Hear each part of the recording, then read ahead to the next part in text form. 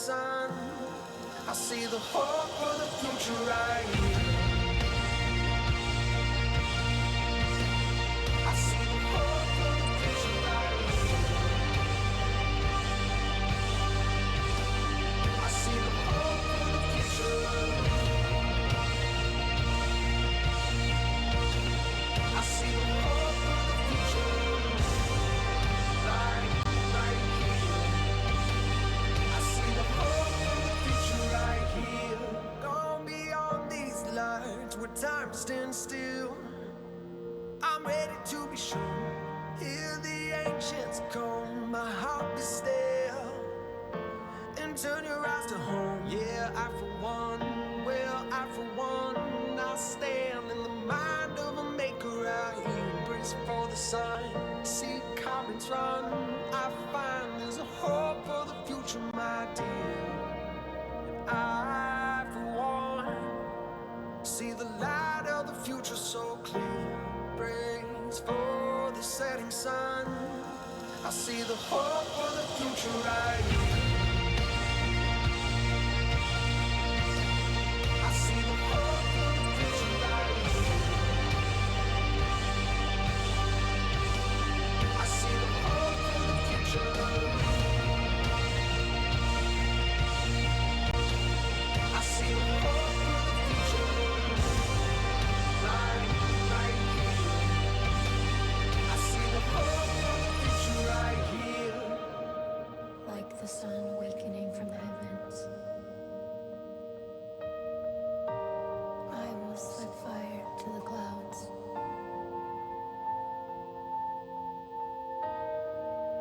setting their hearts ablaze, changing the way they see these I see skies. the hope for the future right here. I see the hope for the future right here.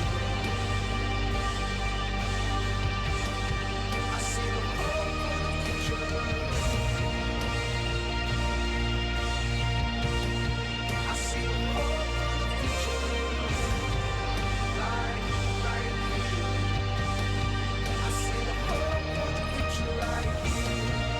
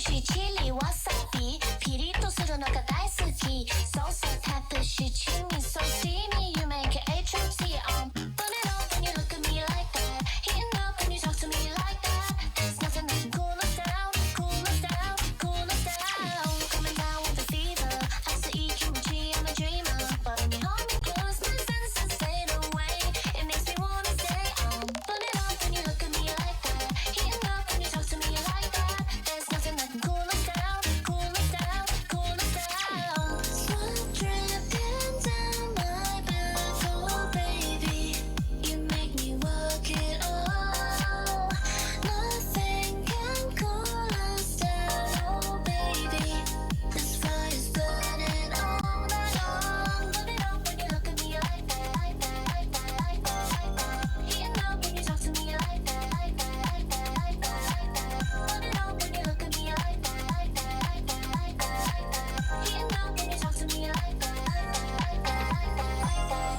I like it spicy I like it spicy Even if sometimes I get icy You know you can surprise me, baby Tokimeku, hajimaru Give me all you got, all you got Amakuchi, karakuchi I just want it hot, want it hot I like it spicy I like it spicy I like it spicy All you got, all you got I like it spicy I like it spicy I like it spicy All you got, all you got I like it spicy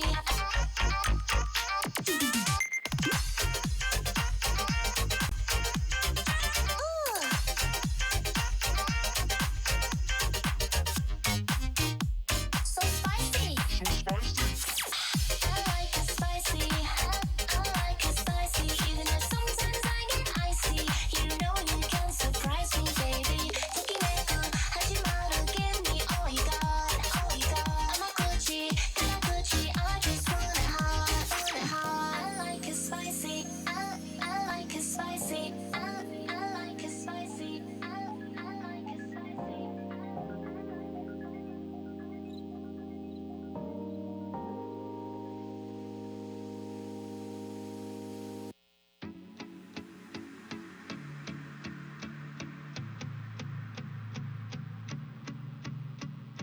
California's calling us, changing all my plans now. Top down with my hands out, baby. Palm trees, angel dust. The answers in the ocean. Run from my emotions lately. California's calling us, changing all my plans now. Top down with my hands out, baby. Palm trees, angel dust. The answers in the ocean.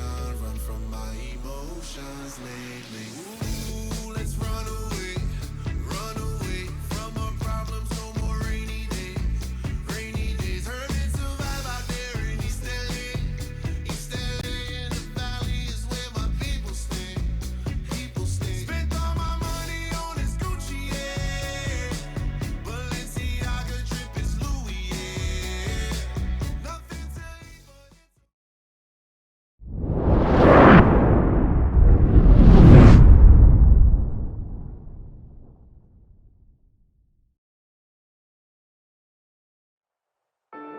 Welcome, ladies and gentlemen, to the Women's Carball Championships, a fun, competitive environment featuring your favorite female Rocket Leaguers in a battle for high-octane glory.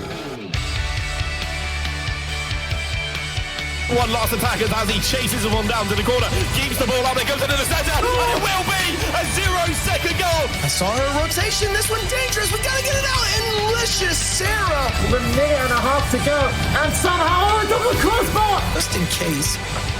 Now Bella keeping the pressure going. Princess Cheeks is there. The pass, and it works out. So sweet. Alisa getting beat now. Ravina on the other side. Maybe get over Quinton. That's a 2-1. 7 seconds on the clock, and Ketchup take the lead. Welcome to WCBC Season 3.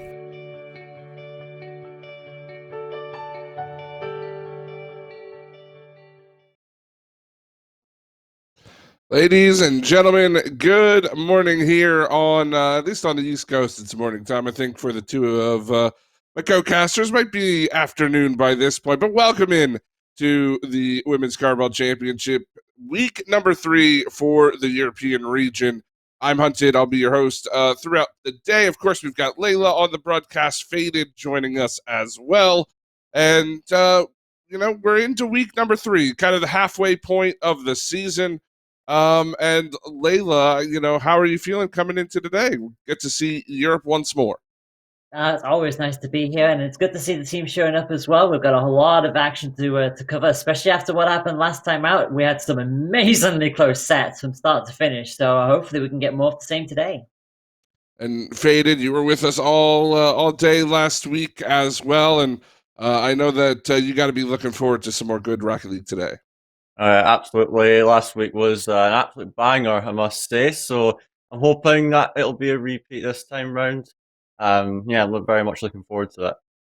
Well, let's go ahead and take a look at the bracket here before we get everything kicked off for you all, so you can see where we stand at the moment. 6 teams today, as you can see, 4 in the top part of the bracket and 2 down there in the lower part. Cat Jam and Arcturus will be our first matchup on the day today. The Sakura Blues and Sammy Smiles in the second semifinal of the winners bracket. Of course, we've got Trifruit and Catastrophe ready and waiting to play the losers of either of those 2 matchups. So today's going to be a pretty good day, and I have a feeling we're going to get some pretty key matchups here. Let's take a quick look at the standings as well, coming into week number 3, as again, this is kind of the halfway point for EU. So as you can tell there, Cat Jam leading the league right now, 351 points. Sakura Blues at 321. In second place, Sammy Smiles there in third with 270. And then you've got Trifruit is actually ahead of Arcturus by only a matter of 30 points. So Arcturus is looking for a good day today to try to move themselves up the standings. Catastrophe sitting with a solid 60 to round out those top 6. But today, it's a different day. It's a new day. You're coming off a tough week number 2 for a lot of these teams. And heading into week 3, we start things off with Cat Jam and Arcturus. And Faded, I want to get your thoughts on that matchup. Yeah, Cat Jam and Arcturus, that one's going to be very interesting. We did see last week Arcturus did actually have an unexpectedly good performance against Sakura Blues, even though they did lose that game. But I think something we have to mention is that Layla from South Smells actually transferred over to that team. And he managed to beat Trifruit, which I think a lot of people would call an upset. So they are, that's definitely an upgrade they've got there. And so I think they've got the capabilities to maybe give Cat Jam a run for the money. But I still expect Cat Jam to come out on top of that, but Arcturus definitely already off to a good start this week. Yeah, we will certainly dive a little bit more into that here while we get a little bit further along in the pre-show in that first matchup. But you got the other top 4 teams here today. Layla, of course, going to be Sakura Blues and Sammy Smiles, and I don't think anybody's too terribly surprised with our top 4. I'm sure certainly you can make an argument for Trifruit to be there, but they always seem to have a good battle with Arcturus and Sammy Smiles. So, what do you think about our top 4 in general here, including Sakura Blues and Sammy Smiles, Layla? Consistency all around, really, from pretty much all of the teams involved. We know Sakura Blues come in, having won the previous season, so that they want to keep that record alive. But we know that Cat Jam have been taking the fight to them. We know they pretty much committed to that from the preseason onwards. So, those are definitely our top 2, and they're pretty much exactly where they should be. Same goes for Sammy Smiles. They're definitely mixing it up and improving every day. And as you say, between Trifruit and Arcturus, we thought that Trifruit would probably be in the top 4 for sure, but Arcturus have been improving week after week. So I don't think it's a surprise that Trifruit might slip out of that top 4 if Arcturus keep on improving like this. Well, it's important to note as well that of course, we had qualifying matches coming into it to see the bracket a little bit there, and Arcturus did take out Trifruit in that qualifying round. So you're right. Arcturus has been kind of on that improvement grind, and I think you could say the same thing for Sammy Smiles. They had a very good week last week. They came in second place, taking out Sakura Blues in the process, and of course, I think it's always going to be a different Sakura Blues team without Karo. As far as I know, Karo is here and ready to play today, so we'll see maybe a bit of a return to form for Sakura Blues, but regardless, Faded, Sammy Smiles satisfied with a second place victory, but I'm sure they'd want to replicate that success at least here today. Yeah, I would imagine they want to go for it. Of course, the roster is different, as I alluded to earlier, but I don't think that will hinder them too much, if I'm being completely honest with you. Of course, Osaka loses Carl, yeah, they're going to be on full form, really, coming into this, even if Carl's not played for a while. So I still think Sorry Spells, they can perhaps replicate that top two finish they had from last week. But it is going to be an uphill battle the whole way. That's all I'm going to say about that. But yeah, they do have high hopes for this, and I think they could perhaps do it, and it would be great to see that happen. Well, looking at the two teams down there in the lower rounds, Trifruit again coming into this one probably wanting to bounce back after a couple of weeks. I wouldn't say they were disappointing by any stretch, just a couple of tough weeks, and they're going to have a little bit of a moment to take a breather and watch some of the teams play here on stream, kind of get their footing under them while they wait for their matchup in that lower round. And Catastrophe as well, of course, dropping to Sammy Smiles in that qualifying round. So they too are kind of sitting down there. And I do want to talk about Trifruit a little bit. Of course, we'll get more into their team when we do come around to that lower bracket. But again, this is a team that, we've talked about it time and again here, Layla, on the stream, specifically for EU as a team that has that potential to climb their way into the top 3. They haven't done it quite yet, but it's still always there, always kind of sitting in the back of your mind. It just takes one win, really, and they can do that. Oh, absolutely. I mean, we've seen Trifruits because their performances as of late. We've seen how amazing they have been. We've seen them sort of rack up their stats bit by bit, but sometimes against teams like Cat Jam and Sakura Blues, and obviously with Sammy Smiles as well, the second they start to fall back, it seems to be quite hard for them to jump back in. So obviously they've obviously they watch the videos each week when they come out, so they'll know what to be looking out for. They know what they need to improve on. But having said that, those early showings where they did have those really good matches against the top 3, you feel like if they can at least just iron out that aggressive side of things, they may have a chance to actually bring that fight back up. But again, they've also got Arcturus now in the mix as well, so there's a whole lot for them to focus on. No, absolutely, and you talk about you talk about different stats and stuff coming in from the first 2 weeks, and one of the most interesting things that I saw from just from the first 2 weeks. And I would pose this question to anybody who watched weeks 1 and 2 here in Europe, and you might be taken by surprise on the answer here. So goal differential, for anybody who doesn't know what I'm talking about, it's you take the goals you've scored and you subtract the goals you've conceded, and there's one team that is leading the way, and I think we can all kind of guess who that team is. However, there's only 2 of the 6 teams today that are positive in that goal differential, and I don't know if the 2 of you have looked, but I want you to take a guess on who you think the top 2 is, Faded, as far as goal differential, because I think it's going to surprise you. Yeah, well, I think it would be an obvious guess. I think most people would agree with me, but you'd think it would be Stacklewoods and Cat Jump, but Hunter, you just said it. I'm going to be surprised by what the actual answer is. Well, I mean, you're right about Cat Jam, of course. A team that has consistently performed. They lead the league in goal differential. They have 33. They're positive 33 goals. The only other team to be positive in goal differential this season is actually Sammy Smiles. Sakura Blues are sitting at -6 on the day. Sammy Smiles have actually scored the most amount of goals. Granted, they've played a series more than Cat Jam and 2 series more than the Sakura Blues, which of course changes things a little bit there.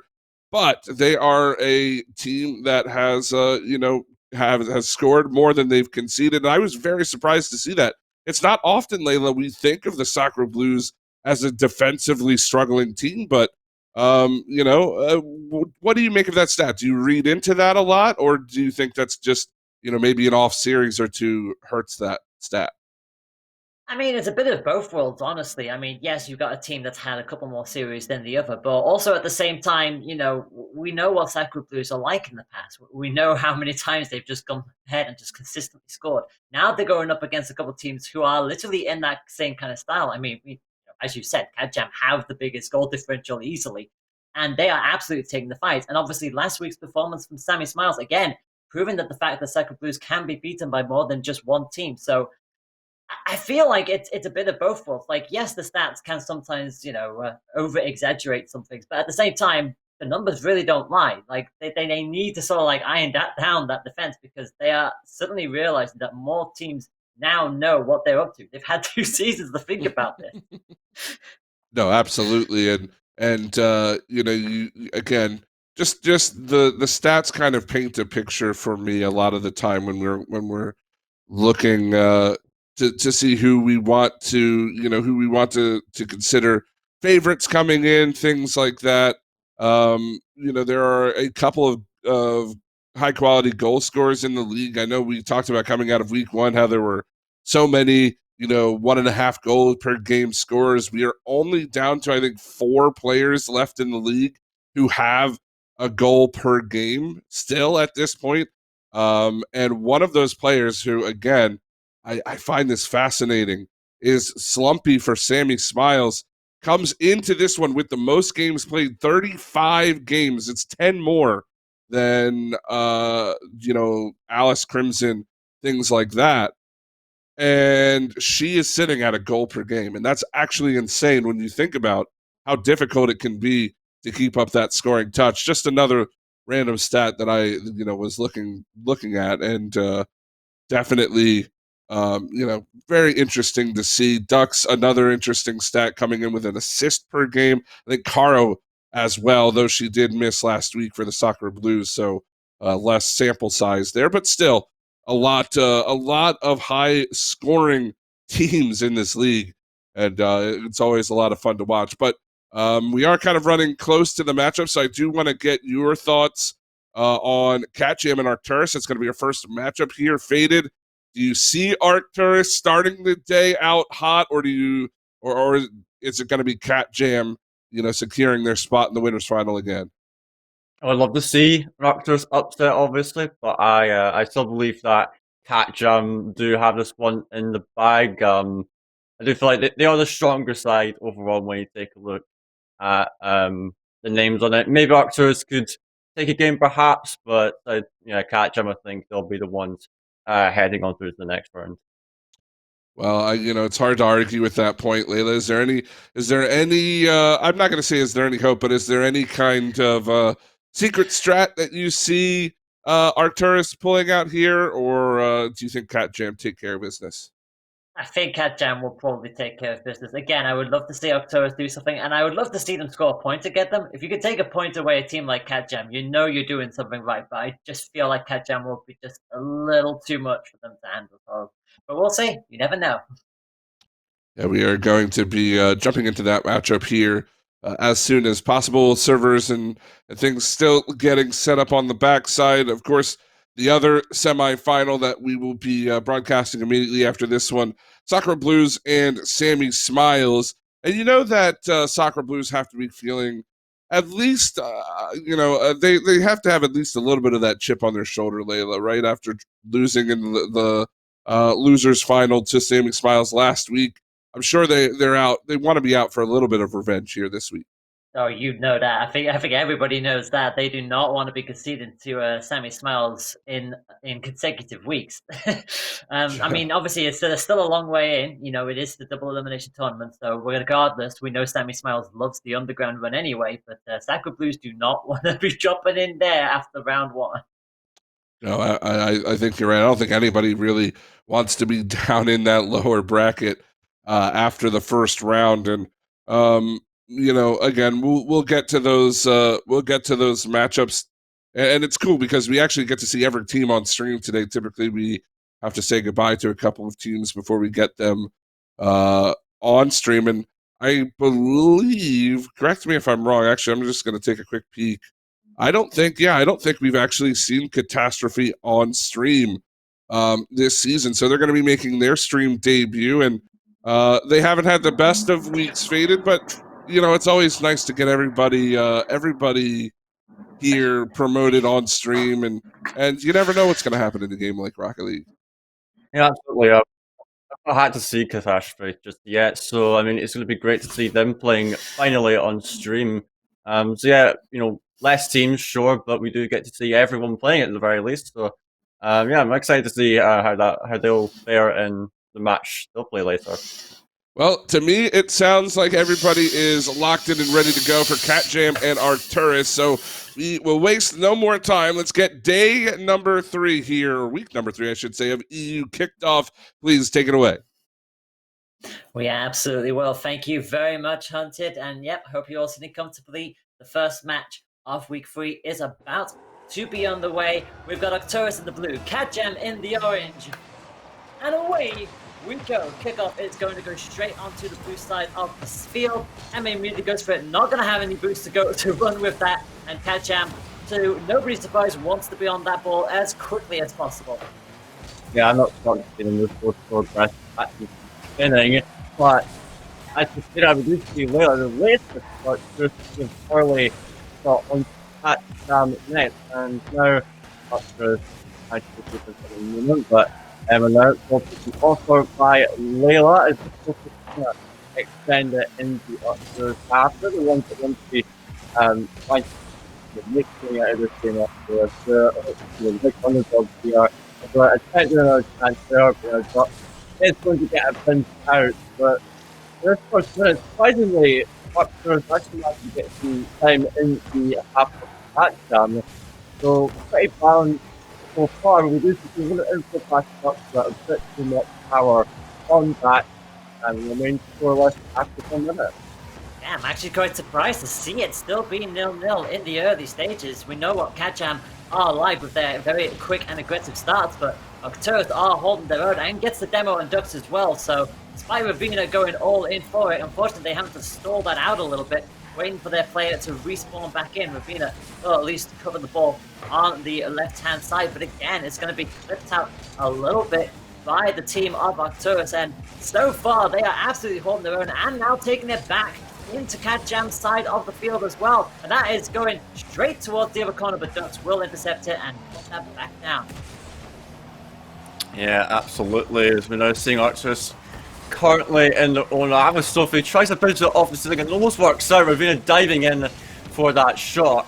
As now Arcturus are looking to get into the opposing half, but Sophie has this, and the ball flicks it over one, and now Layla puts it over to the side, but that's where Ducks is where you don't want to put it there, so Sophie attempts to drop it down. Layla gets it off the line as now Ravina tries to take another shot, but some quality defense coming for Arcturus, and then they have a counter-attacking chance with Sophie. Is back in time to defend it as Ravina tries to extend it out, but then simply hands possession away. Sophie going for a reset, takes it down, but Cat Jam have been having their chances this game, and I'd say the pressure game does favour them, but I must say this defense of Arcturus is looking very strong at the moment defensively, and so maybe if they can find more time in the attack and start to put pressure on Cat Jam, they actually could maybe slip a goal by and take this first game maybe. I was going to say, if they can get the first game away from Cat Jam, that would certainly shake things up big time round, and obviously both sides have had their chances. Unfortunately, Ravina did go off the crossbar earlier on. Otherwise, you would have thought that Catjam would have had the lead already. But with 2 minutes left to go, this is still anyone's game. The longer it goes as 0-0, the more Catjam will probably worry and be concerned that Arcturus might try and screw up for another shot attack, at least getting them on target. Ducks again coming out with another save. Nothing too dramatic for them. Layla's going to get it past one and gets the demo on Sophie, but nobody is there, unfortunately, to get that in there, and it's going to go straight back onto their side of the field. Ravina trying to stall out Ali, but it's not going to happen this time round. Minute and a half left to go, and Layla again keeps it in the corner, pops us off the back wall. It is going to come down, but nobody's going to hit that. And in fact, I think everybody just missing that ball here. Yeah, there's a lot of scrappy coming out in this game, but you see Arcturus had a good stint on the attack there, and Layla putting in a lot of work to try to create a chance. They very nearly could have had a goal there, but I feel like Arcturus, because they've been under that much pressure, they're a bit hesitant to actually push up and go for that chance, because you know they've been the ones to back for the majority of this game. But 60 seconds and counting, Arcturus are showing that they are capable of facing off well against the Catjam side, but it is the first goal coming out from Sophie finally, as the defense of Arcturus does finally break down after all this time. Yeah, unfortunately there, Emma just unfortunately not got the right angle for that, so Catjam finally gets themselves the goal. They scored the initiative with 45 seconds left to go, but you have to say that Turrets have been holding on so well and actually have been going in for a good amount of counter plays of their own, so you never know, an equalizer may still yet come if they are determined for this, and Sophie is going to bring it back down, try to juggle it out, but Layla is going to intervene, pops them in the air, 30 seconds to go. It's a dangerous position here for Catjam. It's off the backboard, it's off the crossbar! Somehow it's not the equalizer for Arcturus. How close do you want it? That was so close for Catjam, perhaps too close for comfort there, but twice off the bar. Tough luck there for Arcturus. That could be their chance, but they're still going for it at least, but Ravina's going to shut down that chance really quickly, and now she's just going to try burn something off the club. But here comes Layla pre-jumping that one, as they are trying to get this out again, but Sophie's too quick to the ball, and now Ducks will just try to kill it, but it's still going up. Emma can't reach it. Catjam with the game one win, and we must say it was deserved for them. They did just barely manage to close it out though. Sophie coming in with a good finish on that opening goal in the game. Arcturus, again, you got to say tough luck for them. They had a couple shots right at the end there, which you got to say should have put at least one of them away. But nevertheless, Catjam do come out with a 1-0 win, and I got to say it was a lot closer than I was expecting. So Arcturus are surprising me at the moment. Even they surprised me a bit already, to be fair, but I must say I'm impressed by them. Yeah, same. And you saw how that game played out. It was 0-0 for such a long time, and both sides had their opportunities to try and take that lead early. And if you look at their stats as well, both sides had 4 saves. Both sides pretty much even on shots on target. I think it was one more for Catjam in the end. But again, Arcturus not only just holding their own, they're taking the fight to Catjam, and you feel like it's only a matter of time before they do find a way through. But we know Catjam, they're just as good in defense as they are offense, so it's still going to be quite hard to break through that wall. But I give them a couple more games. I think Arcturus could do this. Yeah, definitely, and I feel like Arcturus, they're a team that will want to build into a series, of course. Strangely, last week they're a team that actually had a very good start in the series and then fell off towards the end. But we also saw that Catjam, in these first couple of matches, are perhaps slow starters in series, and so I remember last week when we cast their Tri-Fruit game, that was very close, and they didn't look at full strength. You could say they didn't look fully warmed up in that match, and Tri-Fruit were able to have a close game with them. But we're now going to advance into the second game and see if Arcturus can perhaps switch things around and get a game of their own. And looks like they had all the intention to do that. A shot straight off the bat, but now Catjam, they're the ones that are looking to put the pressure on. Yeah, I was going to say that Catjam were thankful that one of them held back there, because that kickoff did not go their way at all. So really brave from Arcturus to go for that. Ravina just jumping and harassing all over the back of Emma there. and finally gets the ball into their favor, but they are going to lose out. They did get the setup from Sophie, but Ravina gets demoed, and it does swing that back the other way, although Catjam does keep the danger alive. Ducks trying to win this out in the air. Will any of the teammates come in for the follow-up? Sophie tries to. It's going to slip past her. Does go to Avina, who will now bring it back towards the goal. Will anybody come up for this? Not quite. Not in the nick of time. And again, they're not quite winning out these confrontations. They're keeping it in the area, but another crucial save from Ali makes it 0-0 after the first minute for the second game in a row. Yeah, indeed, but Catjam, they've definitely been the ones more potent on offense. Not quite managing to get past the final mark just yet, but they're making life very tough for Arcturus at the moment. You can see, they're holding on to possession very well, which is the way Catjam want to play right now. You don't want to give anything up to Arcturus for free, and so I do respect the way they're playing right now. It might seem a bit boring to some people that they're playing this way, but it's definitely a style of play you want to play against, like a team like this. So we are seeing now Layla trying to get a bit of attacking pressure on, but Sophie with a huge dunk, and that might just trickle into net. It will do so. The last defender was pushing a little bit too far on this play, but that is Catjam managing to slip one by. Yeah, that's what happens when you commit just a little bit too far, and unfortunately, it was always going to dip down into the goal from there. So Catjam do score the first goal for the second game in a row. Let's see if they have a slightly better kickoff this time round, because we know again how Arcturus are just right on the ball with that kind of thing. And there is a very dangerous ball right in front of net. Surely don't go in here. It doesn't actually. And Duck has to quickly double back around just to keep that ball alive. Otherwise, that could have easily slipped right past a lot of them. Catjam almost getting a 2-0 lead, but Arcturus hanging on once again.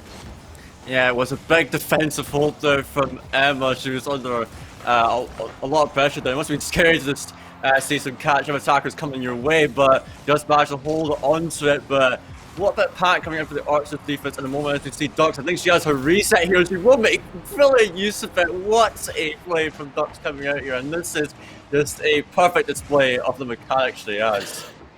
Just look at that. Just so much style and nothing Layla could do about it. That is going to give them a 2-0 lead at the halfway mark, and you got to applaud moves like that. That's just spectacular to watch. Oh yeah, it's just absolutely wonderful, and also, I don't expect much else from Ducks. She's a very mechanical player, and notably she can bring it out, but she'll not be involved in the play this time. Only for the initial pass though, but Ravina just basically taking the axles off of everyone on Arcturus and gives Sophie a nice open net to shoot at. Yeah, and this is where Catjam become their most scariest, because the second they start scoring in these kind of quick bursts, it feels like an uphill battle because you just cannot stop the momentum that they suddenly come out with. And that is going to go straight back into Arcturus' corner again. They still got 2 minutes of this. It's still not impossible, but look at that. Well, now it may certainly could be, because Sophie again is going to get themselves on the score sheet.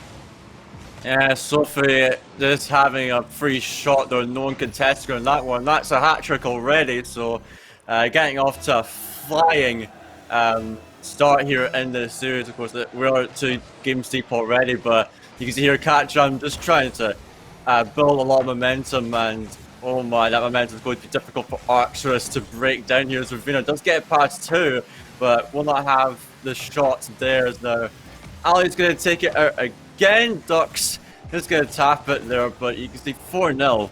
Archers really have an uphill battle in the remainder of this series. As you can see, 2 demos coming out. Emma having to hold on in defense, and she will do so, but oh my, Archers are not having the best game here. Of course, this goal after goal based score here, it could be one more, but they will send it out. But I feel like what they have to do at the moment is they really need to hang on to the ball more, because I feel like they're clearing it into the Catjam attackers, and they're the ones that need to try take control of the play, because at the moment Catjam on a roll. So something has got to change here for Arcturus. Yeah, it also doesn't help that there's just so many demos coming out at the moment, but that is going to be a long ball, and that's going to be a goal! Great little shot from Layla there, nice and long, saw an opportunity, absolutely took it. You have to be prepared for those kind of things. Catch-Jam just relaxing just a little bit too much, and nobody was there to protect that one. So 1 minute to go. Yes, it's still a long way back, but Arcturus crucially do find a goal. Yeah, indeed, and it is their first goal of the series at that. Of course, I will say that Catcham definitely got a bit overconfident on that play, but it's only 1 goal, so I think they'll say, okay, let's just make sure we don't let this one slip away. As Ducks just go straight in for that, alright, I respect the play there, and they are trying to go for more. Archer's defense in a bit of shambles right now, as Catcham will just keep the offense going. Of course, they just want to try bring some momentum into the next game. You want to close this out in 3 as another infield pass comes out, and a demo. Well executed play there from the Catcham side to bring them to 5-1 up, and you can tell now they are warmed up and they are really feeling it at the moment. Yeah, nothing sucks more when you get demoed and you are the person in goal. It's just, there's nothing you could do now. You just have to watch that ball just sail on by. So 30 seconds left on the clock. And Catcham, they want another one because of course they do. They're Catcham. Emma does get the save, and again, the demo coming out, but not this time round. And Ducks at the very least is going to be on hand to get goal line clearance this time. 10 seconds left on the clock. Arcturus are doing everything they can to make sure Catcham don't get another goal back, but with 5 seconds to go, we already know it's pretty much academic at this point, and Catcham will take point number 2. Yep, so this time a lot more of a convincing victory, I must say. I mean, they were just, going all out. They were ruthless. They were not having any of Archer's tricks. You can see the shot differential as well. 15-3. That's absolutely ridiculous. There's no other way to put it. You can tell Catcham, they were not messing about that game. It came for everything. Their pressure, their shots, their demos, their passes. Everything was just going right there for Catcham. Sure, they let one slip, but in the end, that didn't really matter too much. But for Arcturus, it's a positive sign. They managed to get 1 goal on the board right at the very end. They caught Catcham napping towards the end of that game. So it's going to require a bit of a step up here for Arcturus, though. They need to get themselves time in the attack because at the moment, they're unable to generate much, if at all. So they've got to really step it up here if they want to go for this win. Otherwise, Catcham's going to run away with this. Yeah, Catcham really spent most of the time in Arcturus' half, which really tells you exactly what, I mean, you said it themselves as well. 15 shots, I think 7 from 1. It was ludicrous. It's just, again, that's what Catcham do. The second they get a couple goals in the space of 15 seconds, they just immediately go, well, okay, then we're just going to go all in at this point. It's just, and there's nothing you can do about it. I mean, obviously, when they get overconfident, that's when you try to pick out goals like that. But at the same time, that's the only warning that the Catcham need, because at that point, they'll never let anything back in again. Yeah, absolutely. So now we're going to hop into Game 3, potentially the last here by the look of things. Ravina already trying to get a dunk onto the net there, and it will force 2 Archer defenders out again as their Emma's trying to take this one out again. Does beat a Ravina, but it lands into Ducks. It's now a pop coming out again. Layla's going to get straight onto that and try to generate a chance here. Attempt to dunk Sophie, but she is none the wiser to that as the Ravina does take this one up. Goes for the flip reset, tries to take it under Emma, but a good read for her. But Layla's pushed up a little bit too far, but still managing to track back and find the stave. And now Archer is looking to make a counter-attack here. Poor touch from Ducks there, but Ali cannot get the shot there. And 45 seconds in, Archers are now finding time in the opposing half and getting the demos. So you can tell there is a change in their game plan here, as now potential shot coming through from Emma, but you can tell there is more confidence on this side of Arcturus already. They're not willing to take, as fact, they are willing to take more risks in this one, which I think is something they definitely need. They know they need to win this game. They need to get back into it. So they're going to go in for everything if they can. Okay, so they're doing everything in their power to keep it in Catcham's side as well. And for the third game in a row, Catcham haven't got that first goal in the first minute. So you know that Arcturus are doing incredibly well, but they're having a bit of a hard time. They are just about getting back into shape, get the save on, so keeps the score at 0-0 for the time being. It's off the backboard. Ducks will set it back up again, just a little too high that time round, and it's low enough to get saved once, Ravina does not need a second invitation.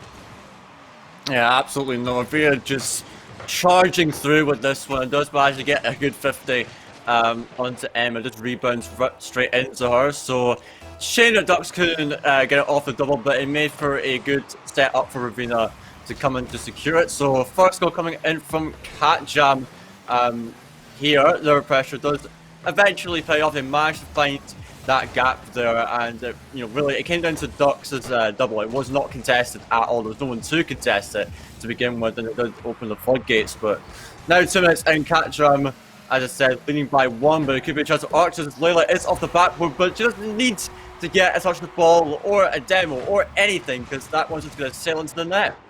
Yeah, a really good shot from Ali. It just dipped, and well, Layla tried to go in for a bit of a diversion, a bit of a distraction, and well, didn't need to worry about it too much in the end. It does slip through, and Arcturus, for the first time in this set, has an equalizer.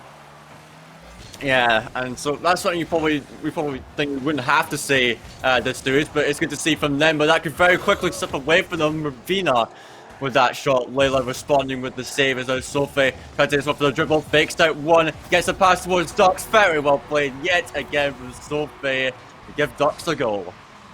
Yeah, a bit of miscommunication initially from Arcturus when they both tried to go for the save, and then the fake out was beautiful and nothing Layla could do about it. Even with the boost, they were not going to get back to intercept that in time. So Gachem were only behind for a few seconds, and just like that, they retake the lead. And with that kickoff, it's going to go in Arcturus' favor again. So they're consistently on top of things when it comes to that kickoff, but Gachem are just able to slowly just poke their way back out from their own half each time. But Arcturus, they know they've got nothing to lose at this point. We're past the halfway mark. They want to do everything they can to make this as difficult for Catjam to get through. And you just know if a second equalizer comes their way, you never know. Arcturus may just have a bit of a something else up their sleeve. Yeah, you never know. But we know that this is put all the eggs in one basket at this point, and that's the way you have to play if you're down in the last game of the set potentially. The game that you need to win to keep yourself in the series. There's another shot that's come in, but Layla, nice save to get it out. Really, Archers just have to really go for it here, and it looks like they will be doing that as Ali does have a hard clear out, and we'll try to get Ravina off the ball, but she's not having any of it as Layla now needs to tap it to the side, and we'll try to go for a solo, but he tries for the shot, but will not phase Ravina in the slightest. There's a good drop to Ali, could go for the shot, tried to go for the top right, but it will not manage to make it out. You can tell Archers do have some good quality chances, but they're just unable to finish it that time, and now Catjam comes the other way. Sophie just slams one straight into there, and that could very well be the game in the hands of Catjam at this rate. Yeah, Catjam are just consistent when it comes to these shots on goals. They always seem to have a good angle on it, and that is a 2-goal cushion from them with just over a minute to go. Again, Arcturus having to start off the quicker off the two sides. They know that they're 2 goals down now, so it's an even harder wall to come back from. They're still taking this fight to them, and Ali will go up and put it straight back onto the other half. Ducks having to quickly grab the max boost, having nothing left on the table, and Sophie will go up. Chance just in the air, pops it again towards the corner. But Ravina is not going to get the hit that they were looking for there, and it's going to go straight back into their corner. If Arcturus can come out now, it would be great, but they're not going to be able to do so because it's once again back down the other way. And Layla has to save this. Does so. Just about keeps them in the game, but with 35 seconds left to go, they've still got so much to do. Yeah, Layla putting in a lot of work in this game. As you would have seen, 5 saves on her name so far. She's been doing big stuff on the defense, but still they are going for it, Archers. They are trying to find those chances, but it's going to be tough. It's Ravina's just wasting their time, and as the clock runs out, it looks like it might be too little, too late, as another shot does go through it. But Sophie will stop it very early, the mark, and that will be Catjam with a 3-0 sweep. Perhaps what we all expected here, but I must say, Archers, they did put up a good fight in this one, so a lot of credit does go out to them. Yeah, they certainly took the fight to them. I mean, the first match really could have gone either way up until that goal for Catjam in the last minute of that game, but then match 2 happened, and it just felt like it was just Catjam who was just going to start to breeze away with it. But again, Arcturus never gave up, even in match 3. Like, they absolutely took it to them. Well, it's 3 weeks in a row now, I suppose, that Cat Jam secure their spot in the winners final, and I think that was kind of the consensus we saw coming into this one on the desk. And Faded, I mean, what do you think of their performance? Do you see them performing the way they wanted to, or they need to up their game for later rounds? I would say in the beginning of this series, yeah, I feel like it was a actually a better performance than maybe they expected. To be honest, they made it really close, but as the series progressed, of course, things broke down, and that mostly came down to the fact that they were stuck on defense for so long, and also I would say the offensive capabilities of Catchum. So I would say yes, there are improvements to be made, and I'm sure they'll go away and see what they can do. In the losers bracket, of course, they'll have to try for it to play. I do believe her catastrophe. I'm not completely sure, but either way, there is stuff to improve there, but they did show some good stuff in that series, so I'm sure they won't be too disheartened about that. What about Cat Jam, Layla? What are your thoughts about them moving into the winners final? Honestly, they know what they need to do. They're generally very consistent when it comes to getting to the winners final and then for getting into grants. I mean, it took them a while to get going there. We know that first set was definitely took them a long time to get that first goal in, and even then it was a very nervy one at that. But from the second match onwards, Katjan they were in their full stride. They're the same Katjan that we're used to seeing time and time again. So I feel like now that they've essentially warmed up, as it were, I'm pretty sure they'll be fine in winners final. No, I totally agree with you. It definitely seemed like it took them a minute to get into the swing of things. But how many times do we say that about teams on the day, right? It's quite often that it takes a couple of series sometimes for these teams to get warmed up. And Cat Jam, of course, doing a great job of securing their spot again in the winners final. We're going to take a short break to get the next winners semi underway. Before we do, just want to thank our sponsors, of course, in Psionics for sponsoring us for season 3, our partner in TGS, running all the broadcasts for us this season, Jordan Wright and the City of Sound for working with us for your intro music and the music you're hearing on stream today, and Girls House and Girl Boss for being fantastic partners and creating fantastic places for women in esports to get together and play their game of choice. So thank you to them for everything that they do for us. We're going to be back in just a couple of minutes to bring you Soccer Blues and Sammy Smiles in the winners final or winners semifinal. Don't go anywhere. So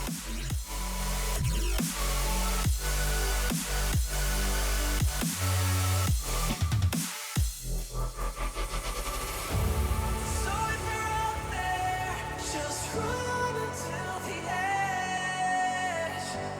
and fall into me and see where this can end. Make our own life and leave this world behind. Can you hear me? Do you feel me?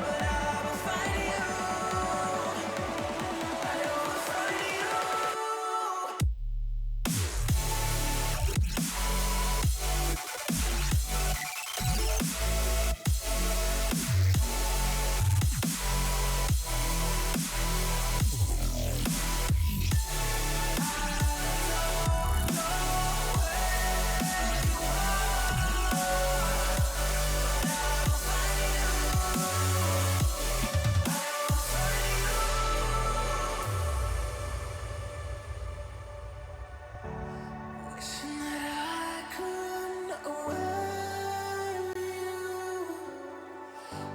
Imprisoned by fear, just pull me away, pull me away. Secret fantasies of me and you. Will they ever see the light of day, light of day?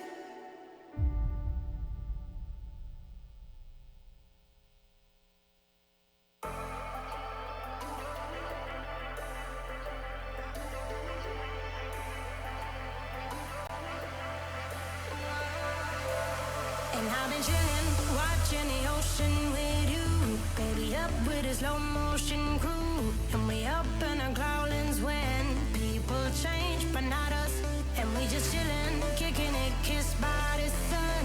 Could be soaked to the skin in the mall soon. I know she got the good vibes when seasons change, but we're the same. Even if I lost all my money, the zero runs deep, honey. And I don't need to speak a single word, 'cause you got me holding. Even if my jokes are funny, my tongue tied up on it. And I don't need to speak a single word, 'cause you got me holding.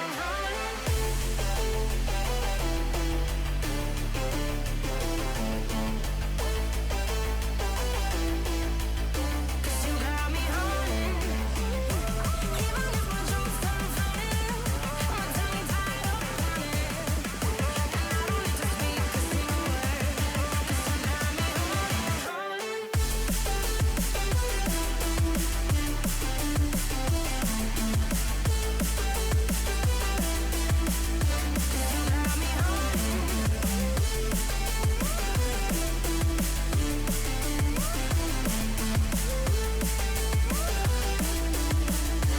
you got me holding.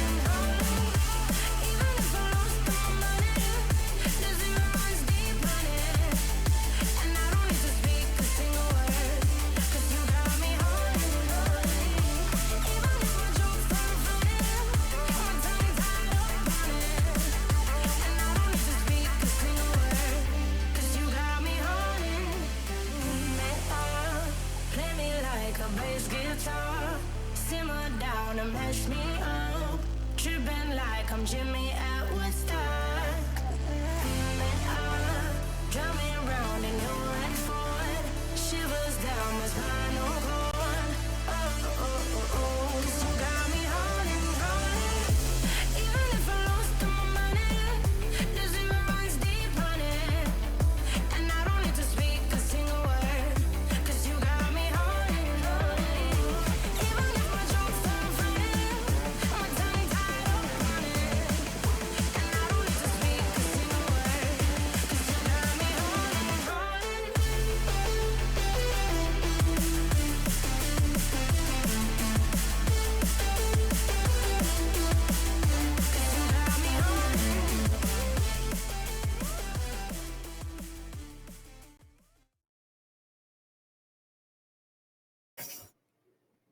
Welcome back, ladies and gentlemen, to the WCBC EU week number 3. Hunted, Faded, and Layla still here on the broadcast with you. And we just finished up watching Cat Jam move on into the winners finals. Arcturus dropping down to that lower bracket. And we are getting ready and set to watch the Soccer Blues and Sammy Smiles compete here in round number 2, as you can see there on your screen. Arcturus and Catastrophe have their matchup. So the loser of this one going to drop down to play Trifruit there in just a little while. But this matchup here, Sammy Smiles and the Soccer Blues, one that we saw last week, with the Sammy Smiles ultimately defeating the week 1 champs in the Soccer Blues to secure their second place spot last week. And now, again, we talked about it briefly in the pre-show here, Layla. I'm sure the Soccer Blues not going to want to make that same mistake again.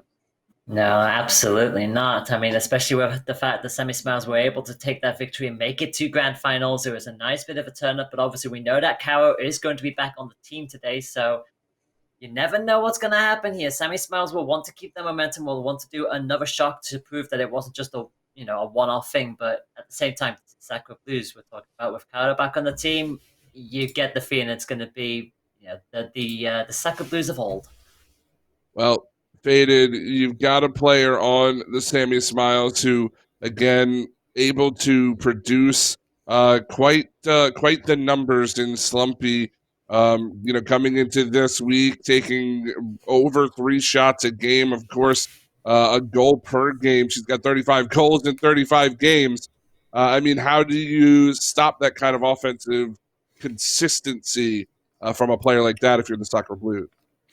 Yeah, really just gotta, like, no matter what, you just basically gotta get in the way of Stompy. If you do see a chance starting to develop, then you gotta be the ones that are making that challenge and preventing those chances from coming around. And I feel like Sacra Blues are a team that will know, what they have to do in that regard.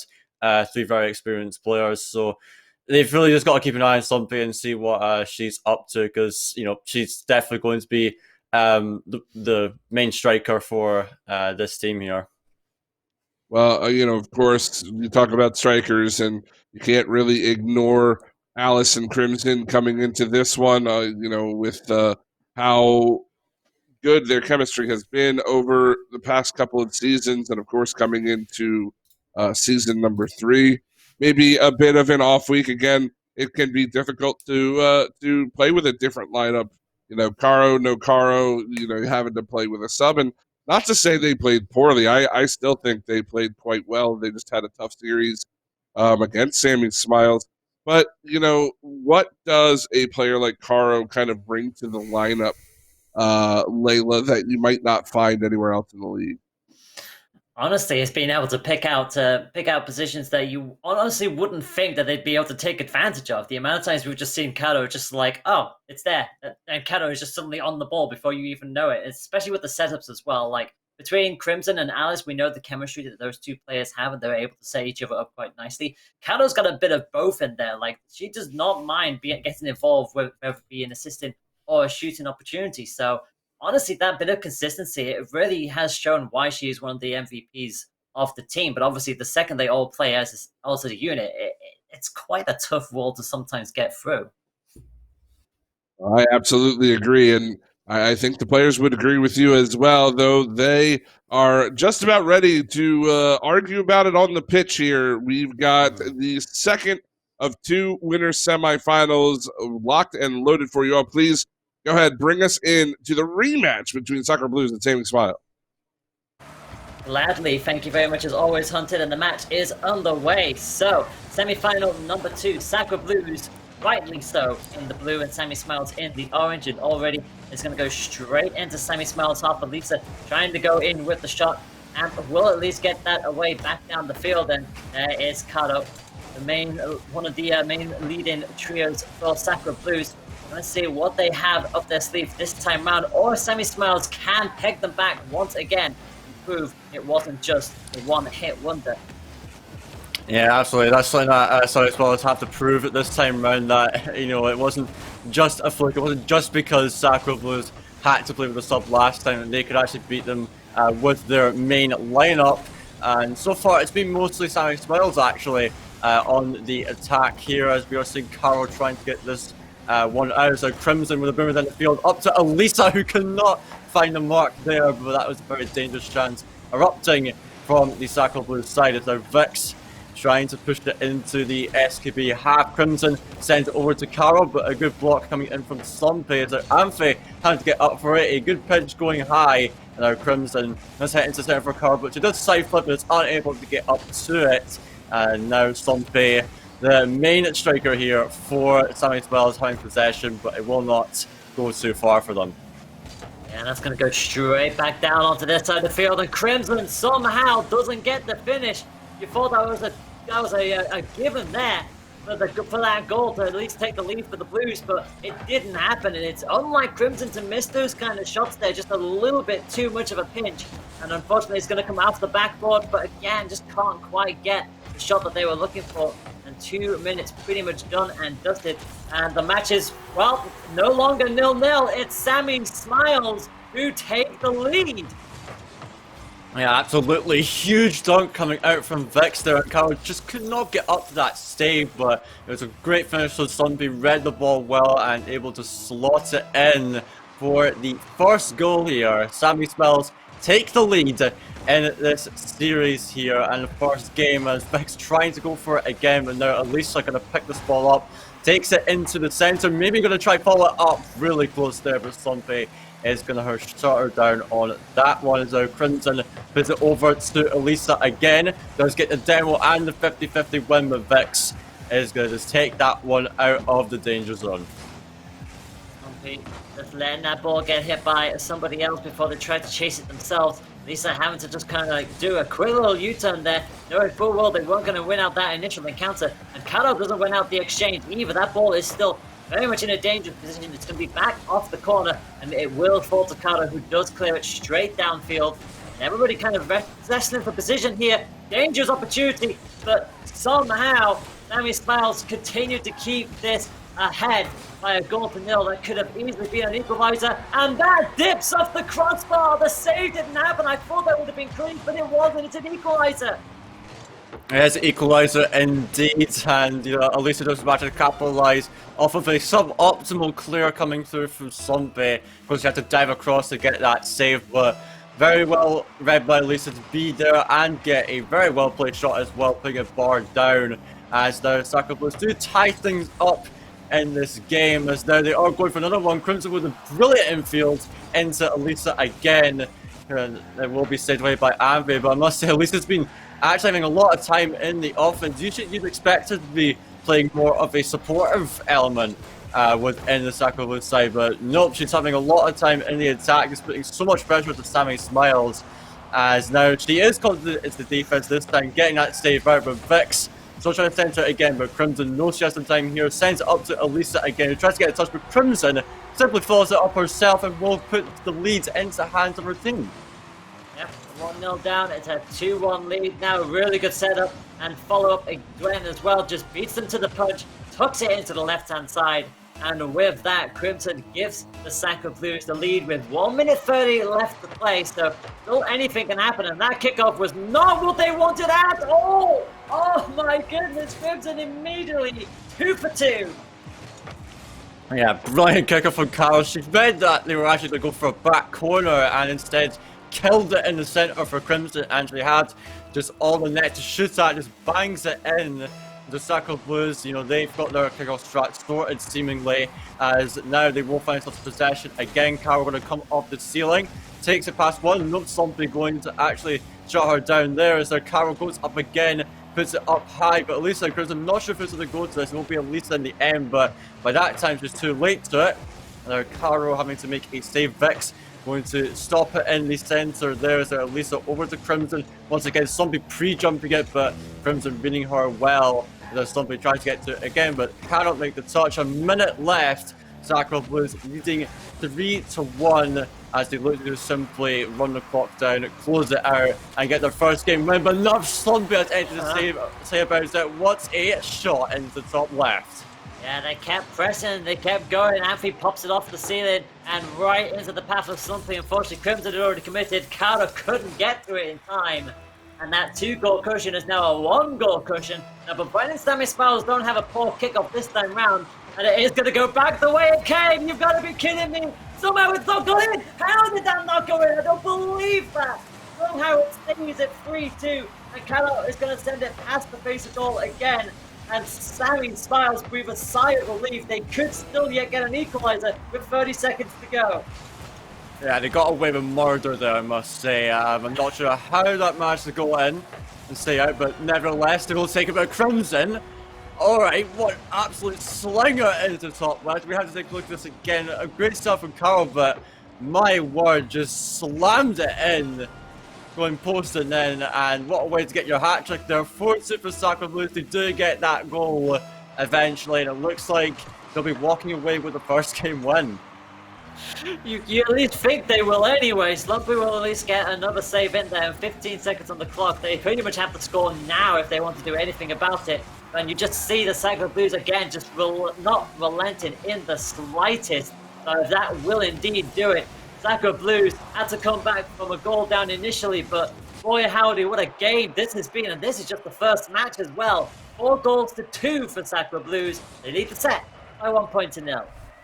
Yeah, they do, and I mean, what a first game that was. It was just really all out for both those teams there, and you could say maybe a bit scrappy in some senses, but yeah, very well played for both Sacre Blues and Sorry Spells, but it is SKB in the end that come out with the win. Of course, Crimson scoring those last 3 goals there, so yeah, I would say this match is living up to our expectations, and Sorry Spells do show that they're not weakened much at all by this recent roster change of theirs. They can keep up with Sacre Blues even with their main lineup. So I wouldn't be surprised if this one does go further than 3 games, honestly. In fact, I'd be disappointed to see this one go out with a sweep. Sunny Spell showing that they are still up to the task here. You're absolutely right. I mean, they scored the first goal, so it really gave them a good indication that, Sammy Smells can indeed take the fight with it, and they were never fully out of it either. Even when, 3-1 was up, they managed to still bring it back with another goal of their own. And you just saw so many opportunities that Sacre Blues had where they didn't quite get the mark. I mean, obviously it didn't matter in the end. They did win by 4-2, but it was just if they continued that kind of run where Crimson was just a little off angle, they would just consistently bounce off the bar the opposite way, Sammy Smiles will take kind of that. Sometimes it can just come down to a little bit of luck, just as much as all of the skill in the world, as we start with match number 2 in the second semi-final. Yes, indeed. It will be Amphy with the early chances going for that double, but just puts it over the bar. Vix tried to follow up, but it will be blocked again. Sunny Spells already with some early offense. Another shot comes through. Caro and Crimson diving onto that, and Vix can't get to it as well. You can see Sacre was a little bit panicky, but he tried to keep things under control here as Caro tries to force a 50-50 there. Now Elisa going up for this, sends the shot onto the backboard. Caro puts it off the waterfall there as now Crimson tries to put it into the box as their Amphy's going to take some control. Caro just waiting patiently for her, but a nice infield pass into Slumpy and just slots it bottom corner. Sammy Smiles get the first goal yet again. Yeah, completely took out Caro there, completely off position, and Slumpy was not going to mess up that one. Crimson again, just a little too far forward to do anything about it. So Sammy Smiles, the second game in a row, does score the first goal, but can they do what they didn't do in the previous match and hold on to it this time round? Well, let's see if they can. They're already going for another one. Vix off the side wall, just barely putting that one off target as their Vix going to get to it again. Crimson going to send it into the centre for Elisa, over to Caro, but a bit too much on that pass there as now Slumpy will get it away. Amphy up yet again, sends it into the corner. Crimson can't get onto it. Slumpy chips into the middle for Vix, who forces another 50-50 as now Caro is forcing another challenge there. Elisa with a long shot. Can Slumpy get to it? Seemingly not. Top bins coming out for Elisa to tie up the game. Yeah, it's always dangerous to try and challenge those kind of balls. Elisa saw an opportunity and it dipped just right. Slumpy just went a little too high there. And as a result, once again, Sacre Blues do find that equalizer. We know what happened last time when we had this position. Sacre Blues immediately went in on the attack with the kickoff goal. They're trying to do it almost immediately again, but it's just a little too high. Too much power from Caro, sends it above, and a good save from Slumpy keeps this score at 1 apiece. Good defender from Sammy Smiles. Yeah, it was looking really scary as that shot from Caro went uncontested to begin with, but the shot did go high and eventually managed to score, and that one being put across the face of the goal by Lisa. It was a dangerous play, but she manages to send it out of her own half as their Crimson offers again, pinches it into the sensor. Elisa now going up for it, putting it into the corner. Now Caro trying to come in, but the bounce doesn't favour her at all, and now Vix will be pushing this one down the side of the field as now it will be out again. Crimson trying to force the 50-50, puts it into the centre of Vix, does cut it out as now Elisa up for it again. It will be forced into the hands of Caro to now set up another attack as she sends it into Crimson, or attempted to at least, but it will be blocked out once more. Very nervy few moments here for the two teams. So we tick past the halfway mark. Amphy's going to get themselves another save on the board, and Vix will win out this aeroplane. Unfortunately, they got no boots to really probably follow on with it, and as a result, that goal line looks a little bit empty. Thankfully, they were able to get back just in the nick of time, and that second shot across the face of goal as well. And Vix also punted away from the goal line just to try and spice things up, but unfortunately, none of the Sacre Blues are really on top of things to get the follow-up. Caro does get the demo on Vix, but actually it is something who tries to just clear that straight downfield, gives them time to respawn back in and get back into some of the swing of things, but Caro, being Caro, will not let that slide and gets themselves the lead against the Blues. Oh dear, Vix wasn't able to get that clear off the sidewall, and Amphy a little late to that challenge, but Caro Very well placed shot to capitalize on it, to slip it past the keeper there. And so Sacro Blues with a rare chance, you could say. They wouldn't expect to get themselves an opportunity out of that one. But nevertheless, they will take the chance when it comes, but it won't last for very long as Amphi does swipe the ball off of Caro to tie it up. Yeah, kickoff goes Sammy Smiles' way this time around. Carter, unfortunately, not with the best hits in the world. Amphi was right there waiting for it. And again, when you're right in front of the goal like that, you just don't want to miss those kind of shots. Don't need too much power on it. Don't need to get underneath the ball properly. Just get it in there, and you've got yourself an equalizer. So, 2-2 with just over a minute and a half left to go. This is still anyone's game here, but crucially, Sammy Smiles do not want to be giving Sacro Blues a 2-0 lead in this set. Yeah, absolutely not. Sammy Smiles are the ones that want to try and bring this game into their favour to at least tap the series, but here comes Crimson. She's pushing down the wing again, trying to center it once more, but no one's pushed up that far for Sacro Blues. There, Elisa, good infield to Crimson, but cut out again by Stompy. So Caro with a pretty big challenge there, and the shot will deflect off of Amphi once more. It's now chipped into the centre again, but it will be cleared out. And now we see Caro picking this ball up. Amphi trying to go for a challenge. Stompy now finds himself with a bit of time to work with. Amphi with a demo on Elisa to at least reduce the attacking force at the moment for Sacro Blues, but Elisa right after respawn will get the challenge in. Yeah, it's always crucial to try and keep that danger alive, and Caro saw an opportunity, but crucially could not get there in time, and Vix gets the save from Elisa's attempt as well. 30 seconds left on the clock. That was dangerous there. But Crimson just about able to get the touch of that one. That could have been very, very different. And with 20 seconds still to go, Slumpy is going to keep this push going off the corner. No boost alive for them, so it's up to Vix to try and square it, but it's going back the way it came. Now it's back into the corner.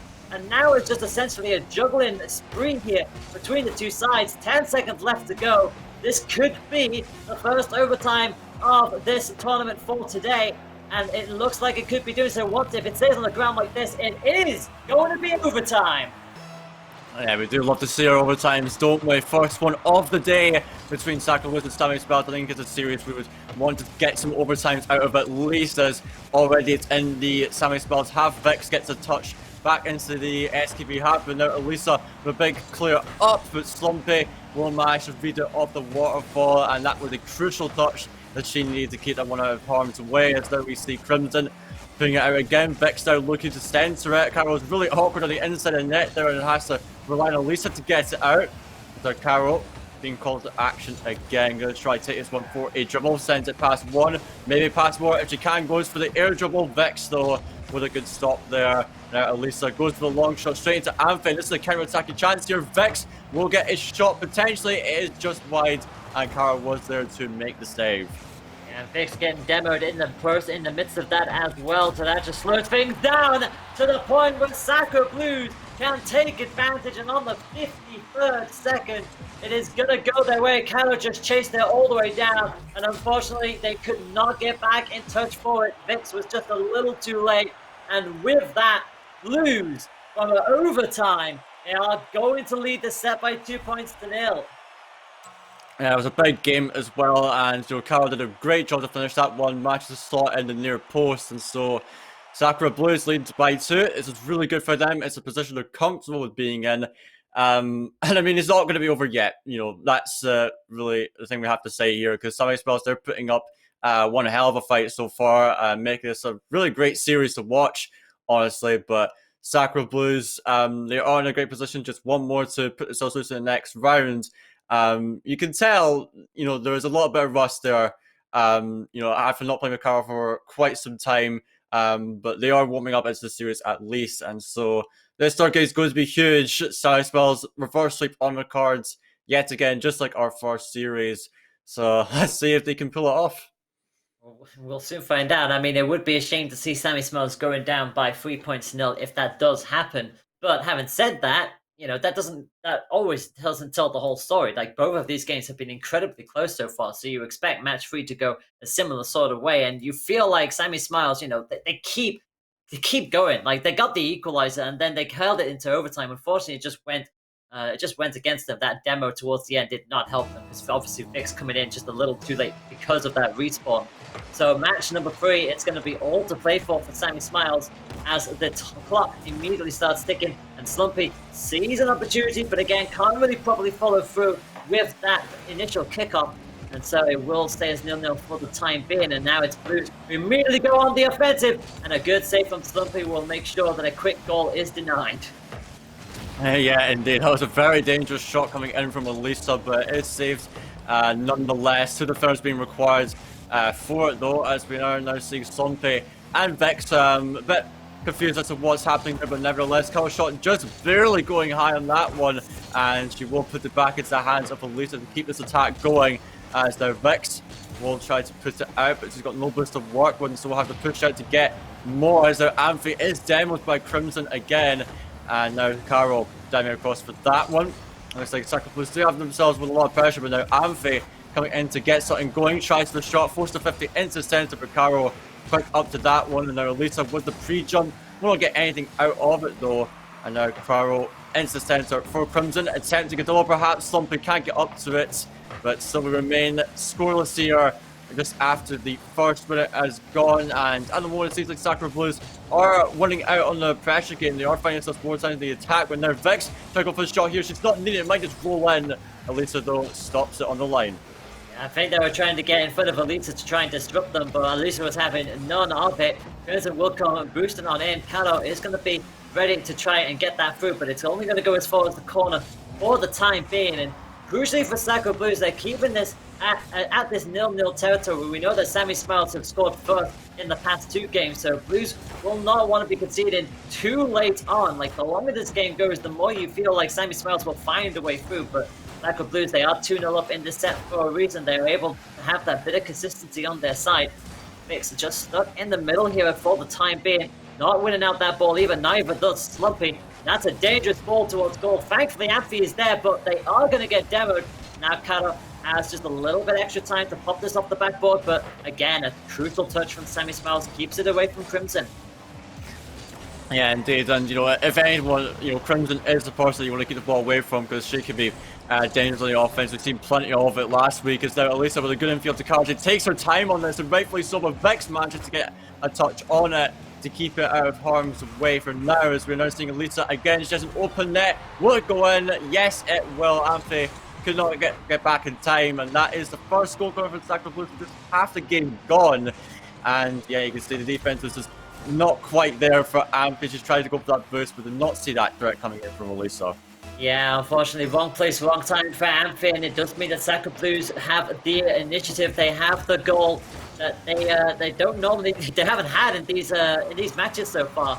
Both times it's been Sammy Smiles who got the first goal, so Blues at least have that on their side. So now it's everything to play for Sammy Smiles here, and that ball is again dangerously hanging in front of their goal. You just feel like Sacred Blues are just turning this up bit by bit now. But Elisa having to quickly rotate back now because the counter-attack is coming, but immediately snuffed out. And Elisa, again, just bides their time, waiting on the halfway mark, waiting to see what the rest of their team is going to do from this play. And another long ball forward. It's off the backboard and just about saved by Amphi. Yeah, I know, it's just still 1-0 Sacred Blues, and Lisa with a big demo on something there will not really matter too much. This means someone else has to go in for it. As Elisa over to Caro again. Great shot, but lovely save from Vex to respond. As Caro trying to go for another shot again. It just goes across the net. As Elisa trying to get to this one. Forced to 50 with Slumpy there. As Amphi going to try to take this out. Caro with the challenge. The ball will just ping across the net again. As now Elisa onto the backboard. Here comes in for the follow-up. Very well played from Sacred Blues yet again. Yeah, really good set of play from all round from both of them. Elisa just pinked it just off that corner, and Crimson was again straight up and centered, manages to pop that down just underneath the bar, and that doubles their lead. 2-0 now is the score. Sammy Smiles got the initiative of the kickoff, but that nearly went straight back against him, and Slumpy is not going to contest that at all. This could be free if they're not careful here. It's off the crossbar. Somehow that's not gone in. It now has gone in. Just on the minute mark. It was slow and it was dangerous, and Sacred Blues take it in the end. Yeah, that shot from Caro, you know she was ideally going to put that on net, but it was a bouncing shot. It was slow enough where it really messed up Amfi on the goal line there. So even though she didn't score the initial shot, she still actually got a pretty good touch on it to make it awkward for the defense. And now she's got another double chance. She can't land it, and Elisa will be unable to finish it there. As now Crimson tries to force a 15 through onto the net, but she will not manage it. Caro now onto the sidewall again. Elisa will try to go up for it, but doesn't get the best takeoff ever as now Crimson bounces off with a little bit of time, gets it past Something, and now half a minute to go in this game. 3-0 for Sakura Blues. Surely they will close this game out as Sammy Smiles are going to try to get something on the board, but seemingly too little too late, or maybe not. Vix, after that demo onto Crimson, we'll get one back for Sammy Smiles. A goal every 10 seconds, stranger things have happened. It was an awkward bounce there from Callum. Unfortunately, hit it straight in front of the goal, and Vix was not going to miss that opportunity. So 21 seconds on the clock. If Sammy Smiles can get a decent kickoff here, which unfortunately they don't, that could all change things.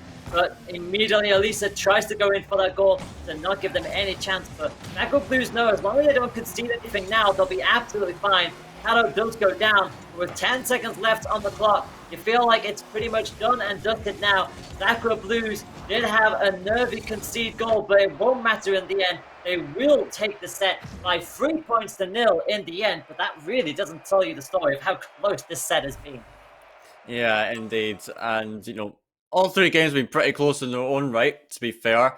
But Sakura Blues just showing they're not hampered at all by Carol being away for the game for a while, but we're joined by Hunted again. What do you make of that series, man? Yeah, I kind of agree with everything you were just saying. Kind of took the words out of my mouth. It seemed like Caro, perfect fit again for this team. Not being hampered by that extended break, whether she wanted to take it or not. I'm not entirely sure what the situation was there, but she looks on form. I know that there were some, maybe a little bit of play that I think they want to clean up heading into the winners final, but able to take down Sammy Smiles in 3 games, Layla, you know that Sakura Blues have to at least be feeling good and hopefully, building toward this Cat Jam series. Yeah, I'm sure they'll be happy with the fact that they did win that in the end. Again, it was a very nervy start from both sides of the field. I mean, conceding the first goal in the first 2 games and having to do an overtime win on the second one as well. So they'll be breathing a sigh of relief, but also know that, again, just like with Cat Jam, they're sort of building themselves up as the set went on. And that third set definitely started to go their way. But yeah, they know that if they go up against Sammy Smiles again, if they do encounter them, if an underground bracket run does happen, they know they're going to have to bolt down a few things because, yeah, they really took the fight to them. And Faded, I mean, what do you think Sammy Smiles are feeling about that series? How do they come out of this one? Yeah, well, I think they may be a little bit disappointed they couldn't get at least a game on the board there. But it did show that they're not hampered too much by the recent roster changes. They're still a very strong side, and there are going to be those small mistakes they are making on the defense that they do need to fix up. But overall, I'd say it was a pretty decent series from them, and so I feel like they've got a lot they can take into their upcoming series against Strive at least. And so I'm excited how that's going to go for them. Of course, I feel like they can still make a pretty deep run in this. So yeah, I hope that result doesn't dishearten them too much, though. They did put up a pretty solid performance nonetheless. Well, for 3 weeks in a row, it's Cat Jam and the Sakura Blues who qualify for those winners final. We will get caught up with them here in just a little while, but we're going to jump down to the lower bracket after a very short break. So make sure you keep it here on the WCBC_RL channel. We'll be back in just a short bit to bring you the losers round 1. Don't go anywhere.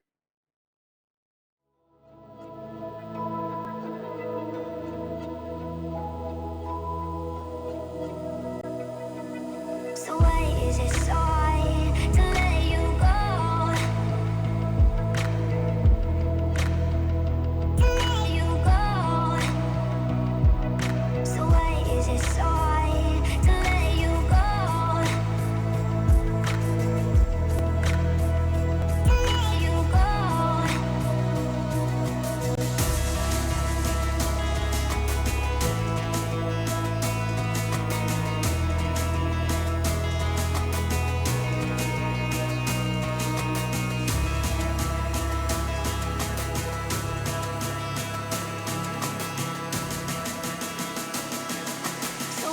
Is it so hard to let you go?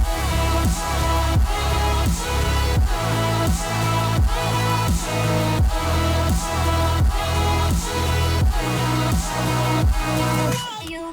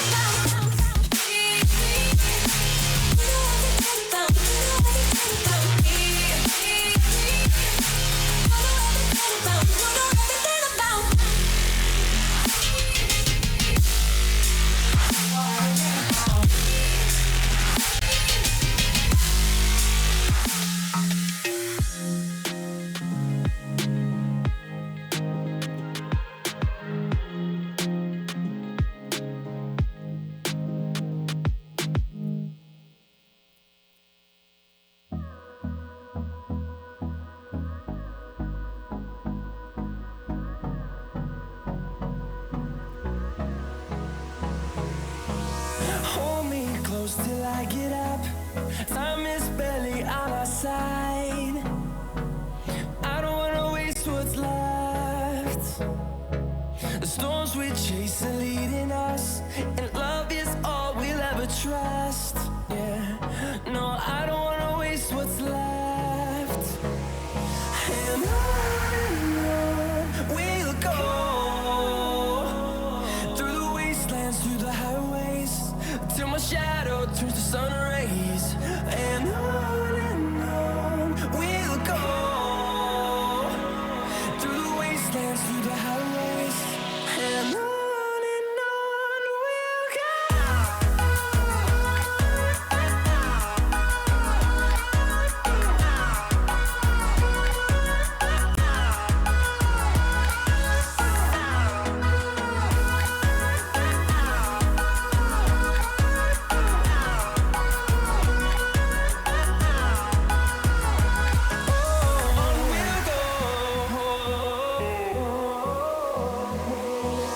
Finding life along the way, melodies we haven't played. No, I don't want no rest. Echoing around these walls, fighting to create a song. I don't wanna miss a beat. And on we'll go, through the wastelands, through the highways, till my shadow turns to sun rays. And on we'll go, through the wastelands, through the highways, and on we'll go.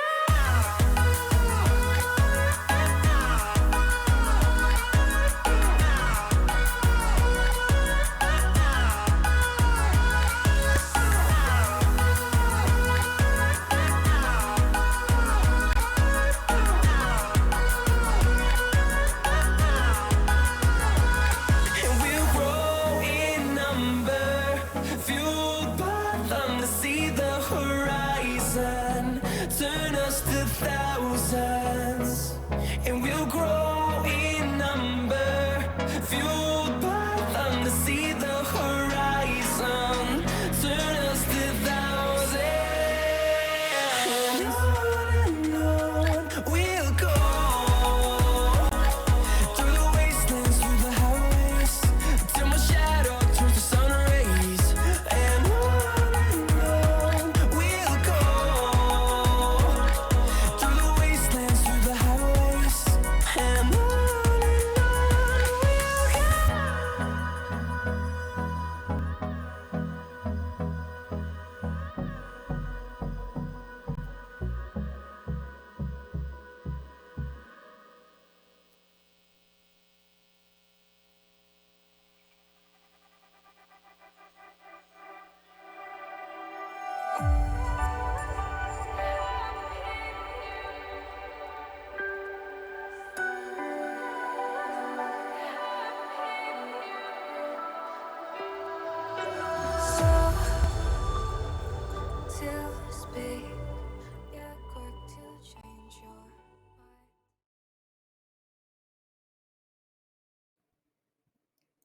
The top two teams are set and ready to do battle in the winners final here, but we need to drop down to the lower bracket for a little while to figure out who will be competing for a shot at the top three. As you've got Hunted, Layla, and Faded here on the broadcast. Welcome back to the Women's Cardball Championship. It's EU week number 3. We're just about halfway done with the season. And, another matchup between Sammy Smiles and Tryfruit. We've seen this matchup before, Layla. We love to talk about these teams and how close it'll be. Last week, they went to all 5 games. Do we expect to see that again? I certainly hope so. We know that every single time these two teams seem to meet, it's just like there's just so much chaos. There's so much happening at once, and as you said, we went to match 5 last time round, so I expect to do so again. I know Semi Smiles are consistently improving with every single time we go. With Tryfruit as well. We know they've been a little bit inconsistency as of late, but we know that they started off so well. So I imagine if they're both on a good form, should be very close. Now, Faded, again, Trifruit needing some more points on the board, I think, than what they've been able to accomplish in the past couple of weeks, right? You know, they're a team that wants to prove that they can hang with some of these top 3 teams. And Sammy Smiles, you know, is I think the most accessible for them. Again, we saw them go to 5 games last week. Do you see a similar result this time around, or do you think Trifruit can overcome the obstacle that is Sammy Smiles? It might be a bit difficult to say. I mean, yesterday Trifruit did lose to Arcturus in the opening round, but that was with their sub, I believe, instead of Azzy. So I expect they're playing with their full lineup this time round. So I would hope for a different result this time round. You know, because the last 2 times I would like to maybe see a change, but I mean, it's always so close between these 2 teams, so I can't really say for certain. But as we say, Southwest Wells, they are just coming off the series, so they are warmed up in that sense. So, you know, I think they have that going for them, so maybe that could play into their favor. But I mean, I just have to see how the first game really goes. It's difficult to say at the moment. Yeah, certainly, and of course, roster changes happening. It seems like it's a tried and true method here in Europe. After every week, it always seems like we've got some kind of roster shuffle amongst a team or 2. And without Cluey in the lineup, a little bit different looking Trifruit here. Layla, do you think they play a similar style, or with the inclusion of MJ, that there's you know, might be a little bit different? Like there might be a similar style. It ends up sometimes it could just end up being a hybrid of the 2. You know, we know what kind of style they'd like to prefer, but at the same time, when you get that new sub in, obviously there's always going to be that little difference in play styles coming up. But at the same time, you know, I feel like they'll snap into a rhythm at some point. They'll probably try both. In all honesty, and whichever one works, they'll probably try and stick with from match 2 onwards. But it's just a case of just finding your feet and hitting the ground running if they can. And that's, I mean, it's always going to be a key. And Sammy Smiles, you know, can't forget about them here. Faded coming into this one. You already kind of mentioned it, coming off that series that we just watched moments ago against the Sakura Blues. Not being able to pick up a game, does that take any do we need to take that into consideration, I guess, is the question coming into this? Well, definitely, but I would say that depends on how some of the spells actually, you know, handle that loss, you could say. And, you know, when you take a look at them, I think they will, like, you know, not, you know, get into their own heads too much, you could say, because it is Sakura Blues after one, so there's no shame in losing to them, you could say. Obviously, you might be a bit disappointed that they couldn't get more out of it, but I would say they've got. I would say it won't affect them too much, really, and they can't let it affect them too much, otherwise they will just not perform as well as they want to. So, yeah, I would say they're still going to be at full force here. It's not going to be too much of a psychological effect for Savage Spells, and I hope they can, you know, put their best out there, really.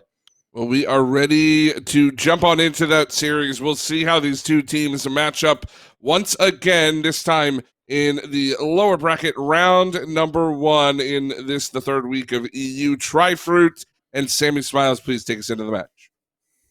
Thank you very much, as always, Hunted, and it has already started, and it's already scored.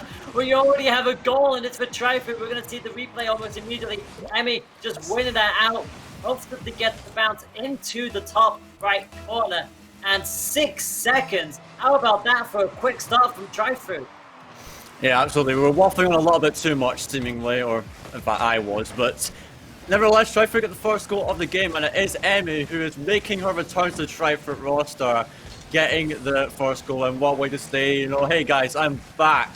And so that is Trifruit already getting off to the starting need, because as we did mention, they did lose to Archers yesterday with a sub Cloudy, albeit, but it looks like it is goal number 2.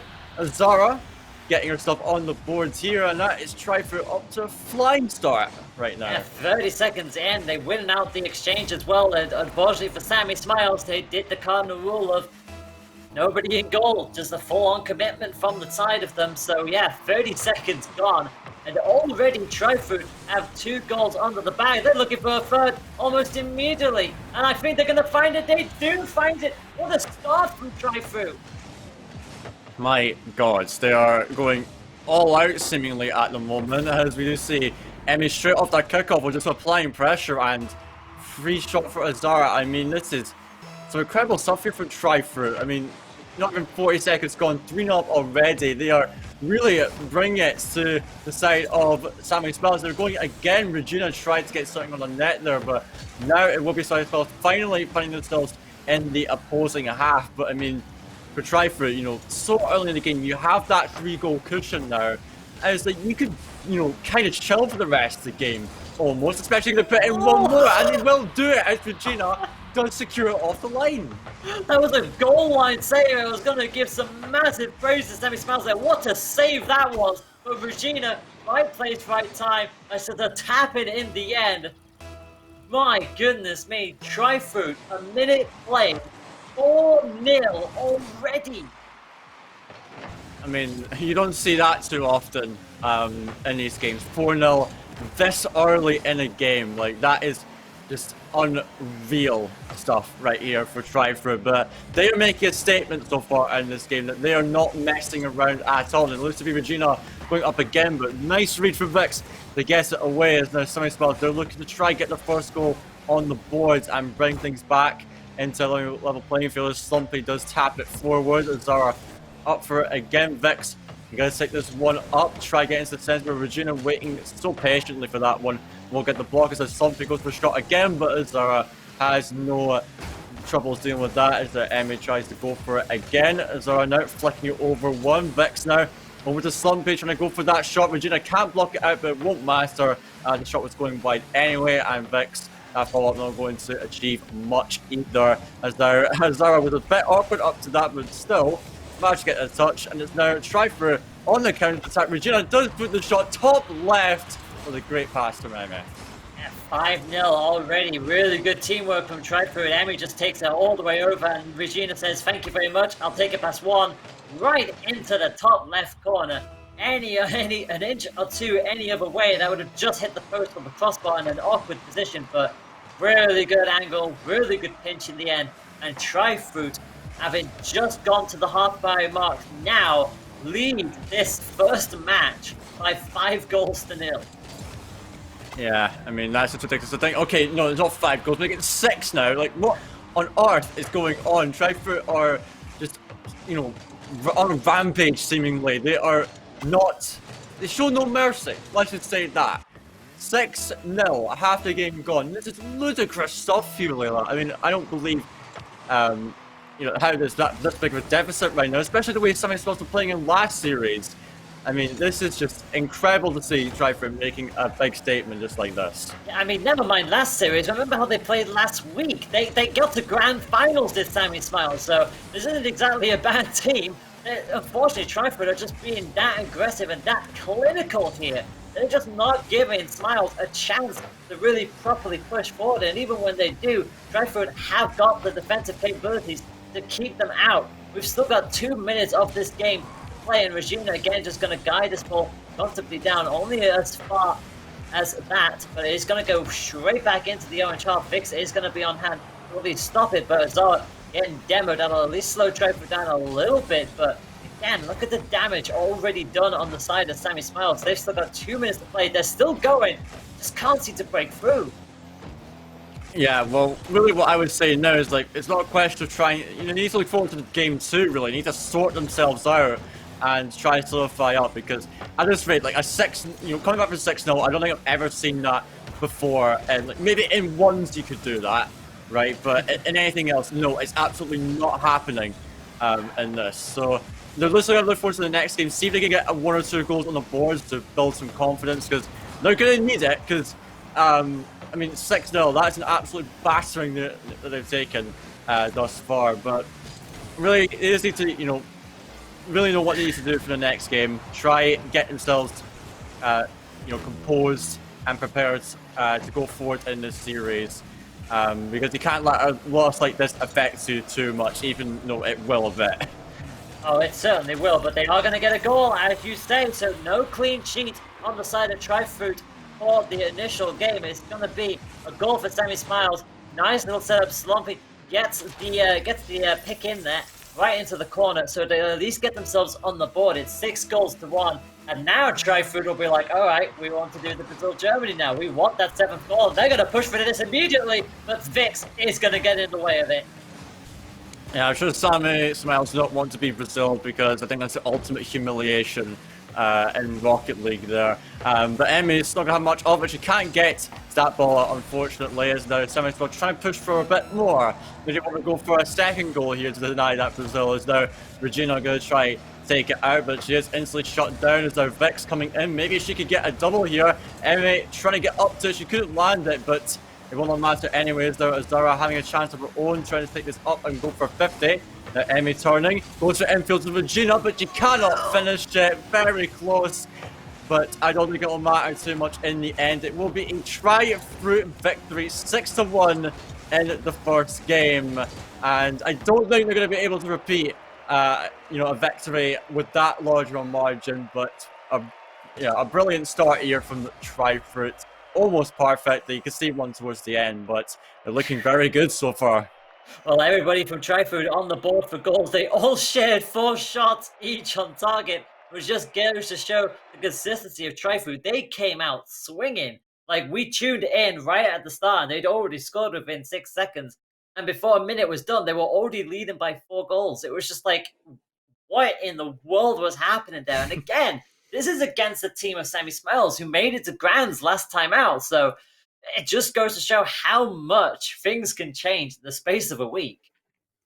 Yeah, it seems like this roster change from Trifruit is, at least so far, paying off. They've taken out Chloe and brought Emmy back into their team. And so with a commanding victory like that, it's the start they want in this series. And so they'll be looking to build upon that. I must say, Sammy Smiles, they did, manage to sort themselves out towards the end, even get a goal back. So I think that will carry through towards the next game and maybe make things a lot more competitive in this series, especially with how Sammy Smiles were playing in their previous series and, as you mentioned, the previous weeks. So, the reigning grand finalists, you can say, reigning runners up, taking quite battering there in the first game, as I said, but now going into game 2, they are looking to tie up the series again, so let's see if they can manage it. Well, so far, both of our sets played today have all been 3-0 on one side of the field, so Trifruit will hope that they can keep that 3-3, but we know Sammy Smiles, we know they're going to be resilient as ever. Will do everything in their power to bring this set back, but a demo against Regine not going to help Trifruit too much, although that is a long and awkward ball. Amphi just about gets there in the end, and just about saves that in the nick of time. So 30 seconds gone and dusted, but that, again, another awkward ball over. Somehow Amphi got a touch to it, no idea how, but it keeps this game at 0-0. Yeah, for Amphi, there was a pretty awkward play to deal with. I think Emmy was trying to play for the 50-50 in that one, but she dealt with it pretty well, in fact.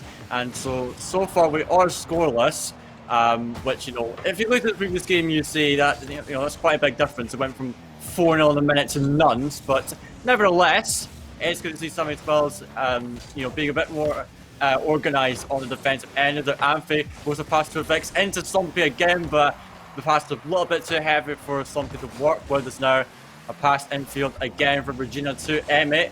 No bounce off the backboard. Emmy going for it again, and now it's off for Slumpy. She can't get to it, as now it is dropped in into the box from Azara into Regina, and Trifruit again open up the scoring.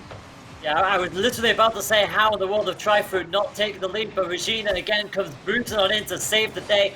Vix, unfortunately, was in the right place, but just unfortunately had nothing in the tank to really do anything about it. They're just unfortunately dangling there in midair, and with a minute and a half played, Trifruit do find the opening goal again. Took them a little longer this time around, so Sammy Smiles definitely learning a lot from that first match and slowing the pace down.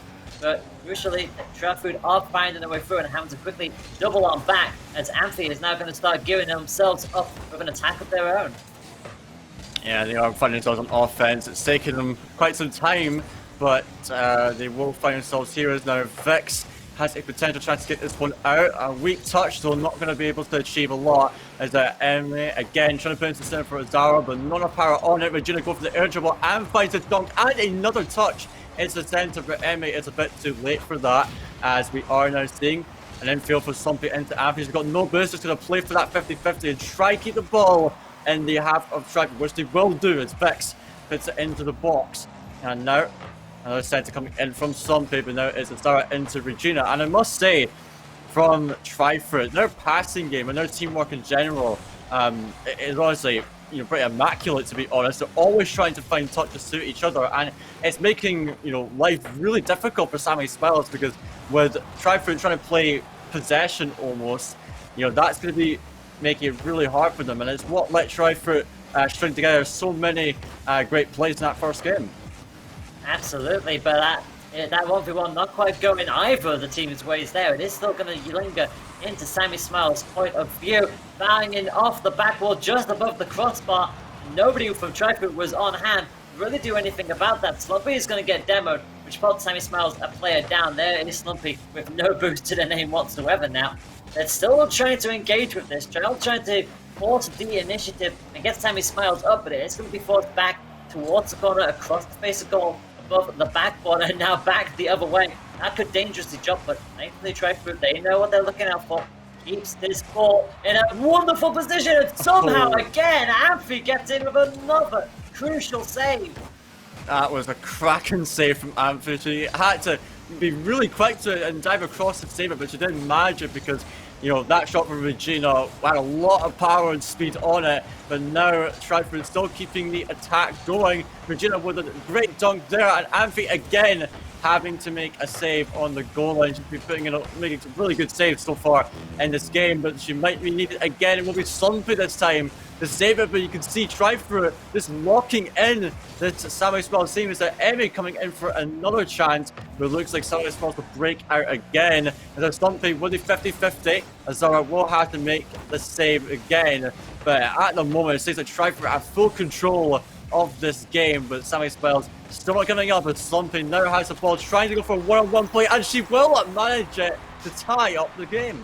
What a 1v1 series that was from Slumpy. Just immediately takes it past one, and then takes it past Azara as well. In fact, it gets a slight deflection off of Azara, but hey, credit where credit's due. They needed to do a push like that.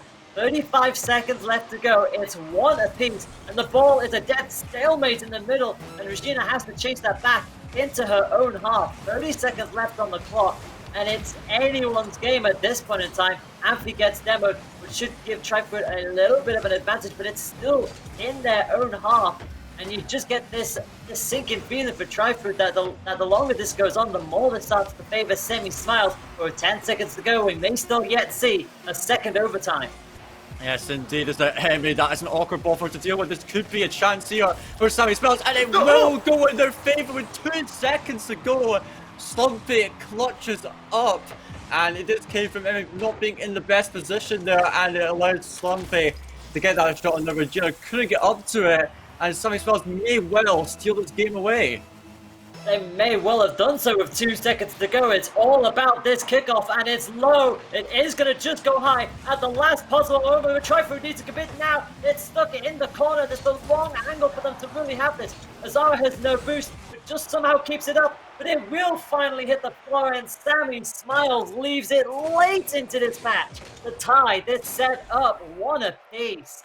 Yeah, it was well late, but they managed to clutch up with this game, and you got to say they all put in the effort there, but in the end, Slumpy getting that final goal. And I was thinking in the most unlikely situation possible, but it just came from an awkward ball for that try for defense, and Slumpy had a brilliant chance, which she took and scored. So that game, though, was very important for Sammy Smiles. They tied the series up, and you can see they're now warmed up there.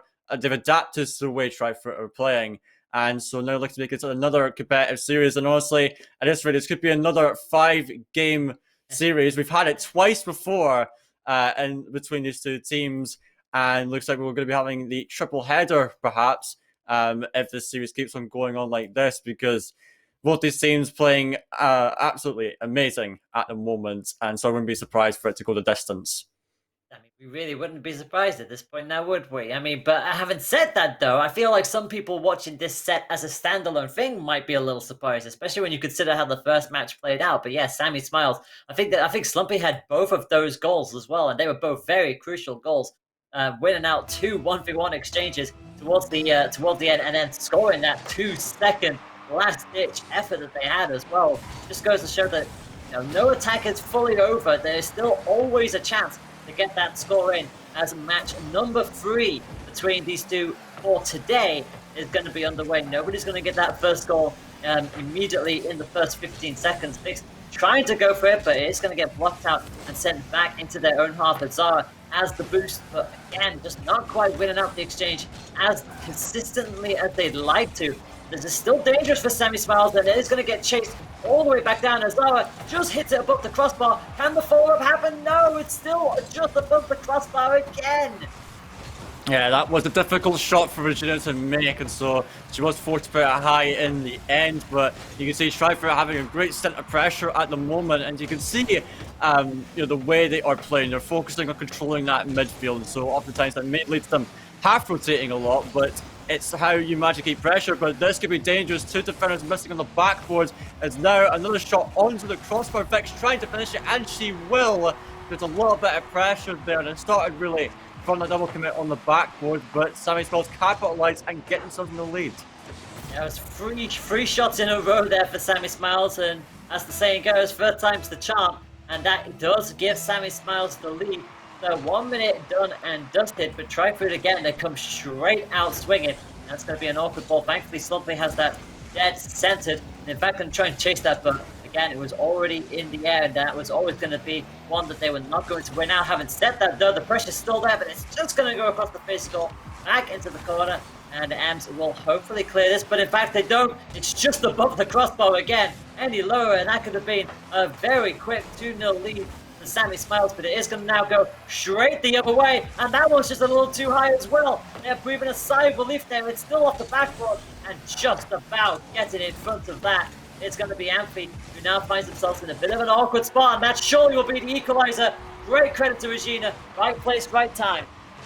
Yeah, absolutely. There's a great touch from Azara into Regina, and as Vix could not get to that ball. It was a little bit of an awkward bounce for her. Maybe a little bit of patience would have favoured her in that situation, but nevertheless, Regina capitalises. They did have that pressure on from Trifruit, and so now they do tie things up in this game, as now Regina going up for it again. A good bounce for her, actually, and now she's going to go for the centre, dropping down. Amphi going to be on that one. Is there Amphi and something pushing onto this one, but very smart demo coming in from Regina to take out something, but the strop came through still from Vix. Is there Azara one-on-one, flicks it past something. She needs to get up to it, but it will instead be Vix to clear it out and away. As now Azara does cut this one out. Vix still chasing down onto it though, but halfway through this game it is 1-1. Azara back into Regina, into Emmy. Can she finish it? Not quite. Just barely couldn't get to it that time. Yeah, just not enough boost there to get them there. We're stuck in, you always see it go right into the corner. You just never know which way it's going to bounce. But fortunately for Sammy Smiles, they get away with it. They get another semi-clearance, although it's only, again, as far as Trifruit. But Vix spots an opening, that takes the shot. And what a deflection from MC. Deflects it onto their own crossbar. Had to do something to try and keep that from dipping down any further. Crucial there from Trifruit. It keeps this game at 1 apiece. Yeah, excellent save from Emmy. She's had to track back and make quite the touch to keep that one out. So very well done to her, as now it's a midfield battle at the moment as something goes for another shot. Regina chips it up into the corner where Zara is ready and waiting. Now forced to 50 with Amphi. Emmy is up for that again. Getting over to the side is there. Amphi going to collect this ball. Regina going for another challenge. As there's something going to turn around and get this. A demo onto Vex will open up the net for Azara. Very well done from the Trifruit players there to put themselves in the lead. Yeah, you always love to see tactical demos coming out like that. It just left the goal open. Nothing that the Sammy Smiles could do about it, and Azara just pokes it straight through. A minute and a half off on this clock, and Tri-Fruit were 1-0 down in this game. They're now 2-1 up in a very crucial match 3. Yeah, indeed. So, Tri-Fruit still, they can't, let the foot off the gas just yet. They've still got a minute to go. They know that Southwells could pull off some last-minute wonders if they really want to. As you see, Vex going off of that, she can't land contact. They will land into Amphi. It's out a shot from Slumpy. It is a roller, and it will be saved up by Regina. As now, this one up high. Regina up for it again, going on for the backboard touch, but it will not be followed up by a Tri-Fruit attacker. There is now final minute. Vex going to go for a shot onto the backboard. As Amphi, potentially with a free touch, gets it into the corner again.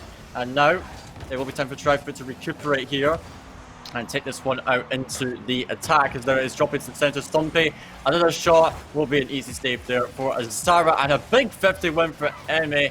We'll put it into the opposing corner as Azara, with 30 seconds left, trying to potentially find another one for Tri-Fruit.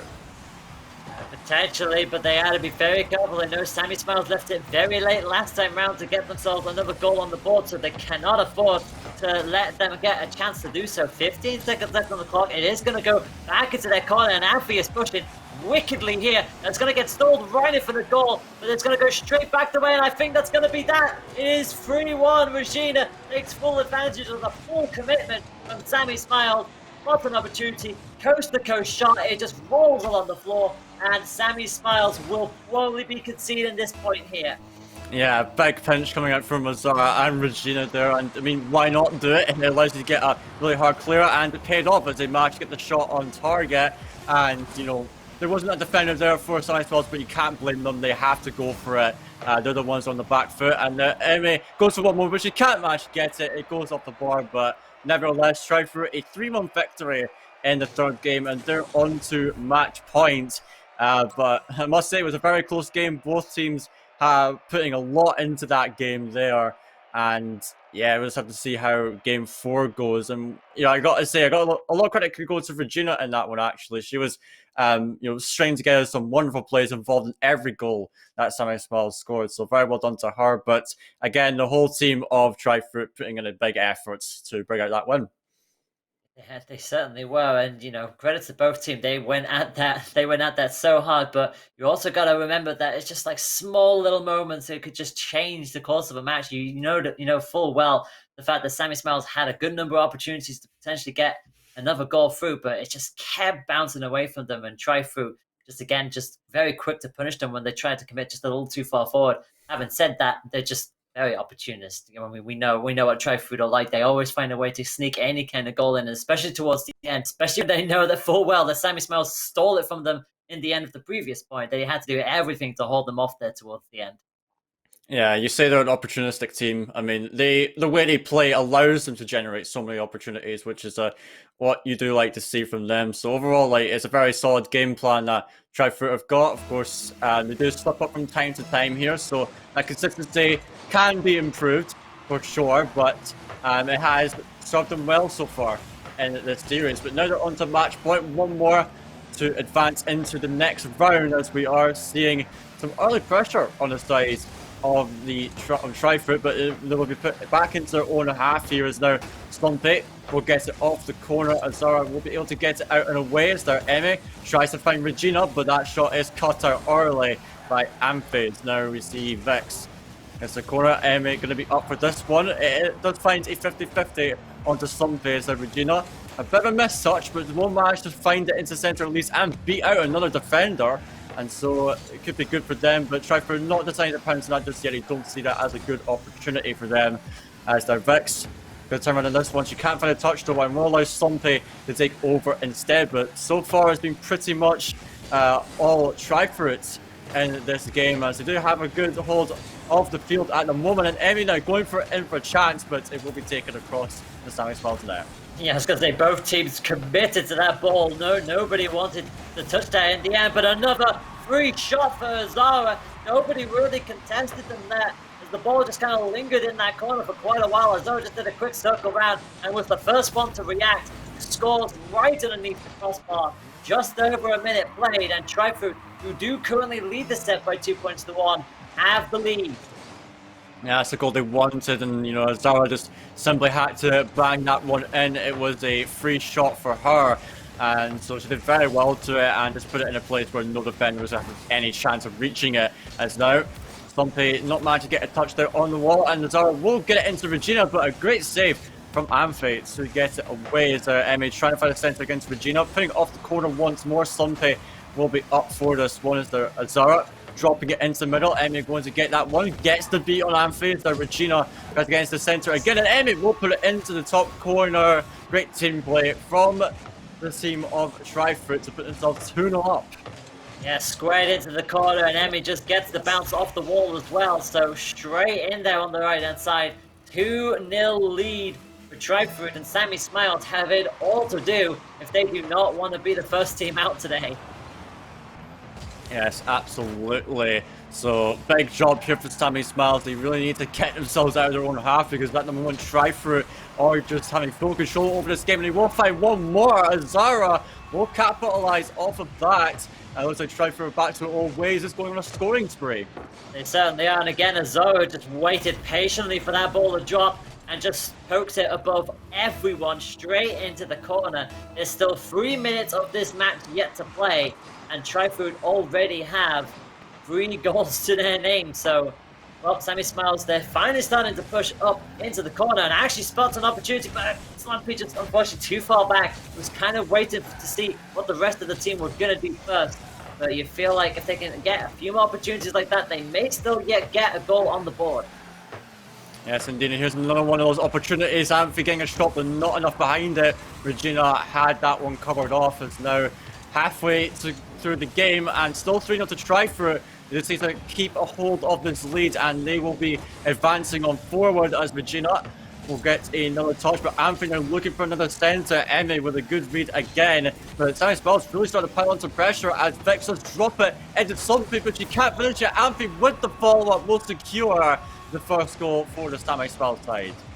You don't want to say come back too early, but you never know. I thought the first shot was just unfortunate, just coming off the post. But again, Amphi, that's what you have your teammates for. You have them in the place like that to be able to take advantage of just a slight miss from there.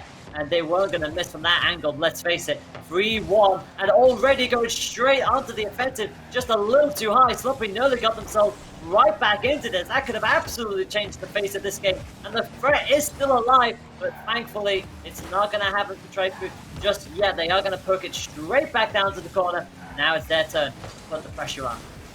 Yeah, Steve Hemme just going for demos there. That just shows how much confidence they have. Like, you can just leave the ball and just go for defenders there and give our team really more space. That's the point of demos. You want to try to take the opponent out and then allow your teammates some time and space to work with, because you can do a lot of things with that. And at higher levels, games of Rocket League, you don't get much space, especially in the 3v3 arena, as we are seeing it. Sorry, still trying to get something going, but they are quite pushed up. Stumpy with a very important cut there. As there Azara goes trying to take it down the field off the backboards. Regina up for it again. Brilliant speed on that, and we'll get a goal. Number 4 for Trifruit, and maybe the one to seal the deal. Yeah, that might do it. Just bouncing off the back wall, and Regina just managed to get there ahead of them. So, free goal cushion has been restored with 1 minute and 20 left on the clock. I mean, there's still a fair bit of time yet to play, but another great start. Regina just couldn't quite get the angle that they would have liked to. Otherwise, that would have easily been a 5th goal for them. And that is still alive. In fact, that's dipping awkwardly. That is a 5th goal. Zara somehow got enough on that to take it through. That was a cheeky touch from Zara, you gotta admit. Just put it right over Vex. She was not expecting that, but yeah, what a way to get another goal there. A hat-trick for Azara in this game, and 5-1 for Trifruit. They are running away with this game right now, and they're putting up a stellar performance right now. As they're trying to go for one more. She tries to put it to center, but my word, Trifruit are just on a roll yet again. It's just like game 1, scoring goal after goal after goal, as their Emmy goes for one more. But I think Sammy Smiles really just want this one to end.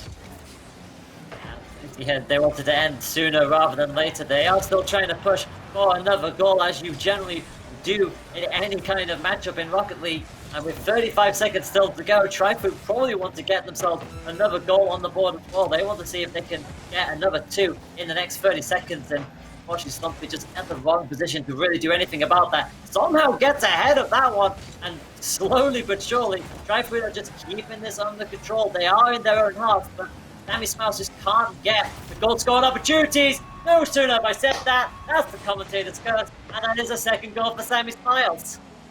Yeah, they do get no goal number 2, but I mean, 13 seconds, I do not think this is going to happen. You need a goal pretty much every 4 seconds at this rate, so it's going to basically take some improbable kickoff wins here for Sammy Smiles. That one does go neutral there, but it will not be enough. Seems like the curse is finally broken between these two teams. You do see Trifood finally get a win over Sammy Smiles, and with the goal number 6 to cap it off, they don't even go to game 5 either. 2 curses have been broken here, but Trifood do advance into the top 4 positions. They certainly do, and they do it in style with a 0-second buzzer beater as well. 6-2 in that one, so 2 games this set between themselves and Trifood were they able to score 6 goals each. Just Trifood absolutely showing up. Sammy Smiles at least trying to bring that back, but just to no prevail in the end. So it's finally happened, right? Trifood, it took them 3 weeks, but they finally take down Sammy Smiles and push themselves ever closer to that top 3 finish that I know that they have been looking for. And you know, you got to hand it to everybody all the way around there. I mean, a close series. Of course, we didn't see 5 games this time around, and it just looked like they're faded in game 4. The wheels just kind of fell off the train a little bit if you were Sammy Smiles. Yeah, definitely. It seems like, you know, they were just not able to get anything going at all that game. Trifood, definitely this, you know, whatever play style they got here is working out very well for them. It allowed them to sustain so much pressure and control of the field, and it was very difficult for Sammy Smiles to break out that. They had no response to it, and then Trifood was able to run away with it and to score goal after goal.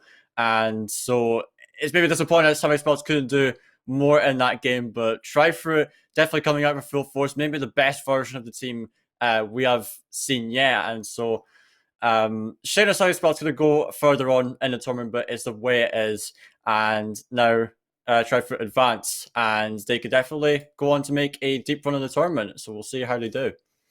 And again, I mean, I think that this result kind of proves and goes back to the point that we were making that, you know, a lot of these teams are pretty close to one another here in Europe, and it's always a good battle when we see Trifood and Sammy Smiles combine against each other. And unfortunately for Sammy Smiles, it doesn't quite work out for them this time around. But again, a big congratulations to Trifood on their victory. They're going to move into the lower bracket round number 2, where they await their opponent in either Arcturus or Catastrophe, and that will be our next match. Layla, anything that you would, I mean, really just any kind of thoughts about Sammy Smiles' day today, or anything you want to say about Trifood before we cut to break? I mean, for Sammy Smiles, it's definitely not been their week. You know, they did so well last week to be able to get as far as they did, and now this time round going out in 2 consecutive sets, it's not been a great showing for them. But we always know that between them and Trifood, it's always going to be a close encounter. And Trifood, they did exactly what they needed to do. They came out of the ball winning. They just scored goal after goal. It was just, it always felt like it was going to go anyone's way. It was Trifood. It was a very, very dominant performance with them. Absolutely. Well, we are going to cut to a short break. We'll be back in just a couple of moments to bring you the lower round number 1 game between Arcturus and Catastrophe. It is the debut of Catastrophe here on the stream, so make sure you don't miss that. We'll be back in a sec.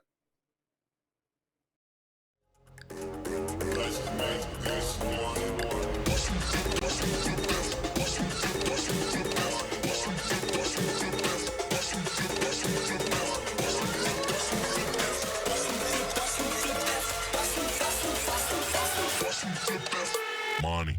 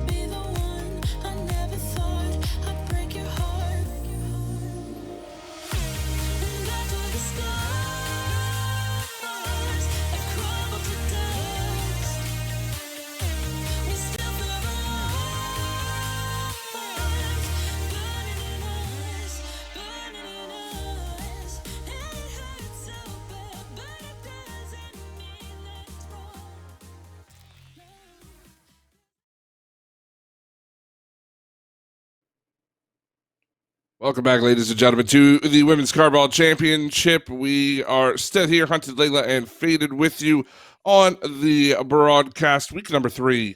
And we are moving right along through this bracket. It's been a pretty straightforward day, a lot of 3-0s, though we did see Tri-Fruit in the last series take out Sammy Smiles 3-1. And now we've got Arcturus and Catastrophe. And we don't know too much about this Catastrophe team, at least on the stream here. But you look at that roster, and certainly players that have been around the league for a little while. And Faded, again, welcome back to the stream, of course. But, we have to say a big welcome to the stream for Catastrophe, who finally get their first good look.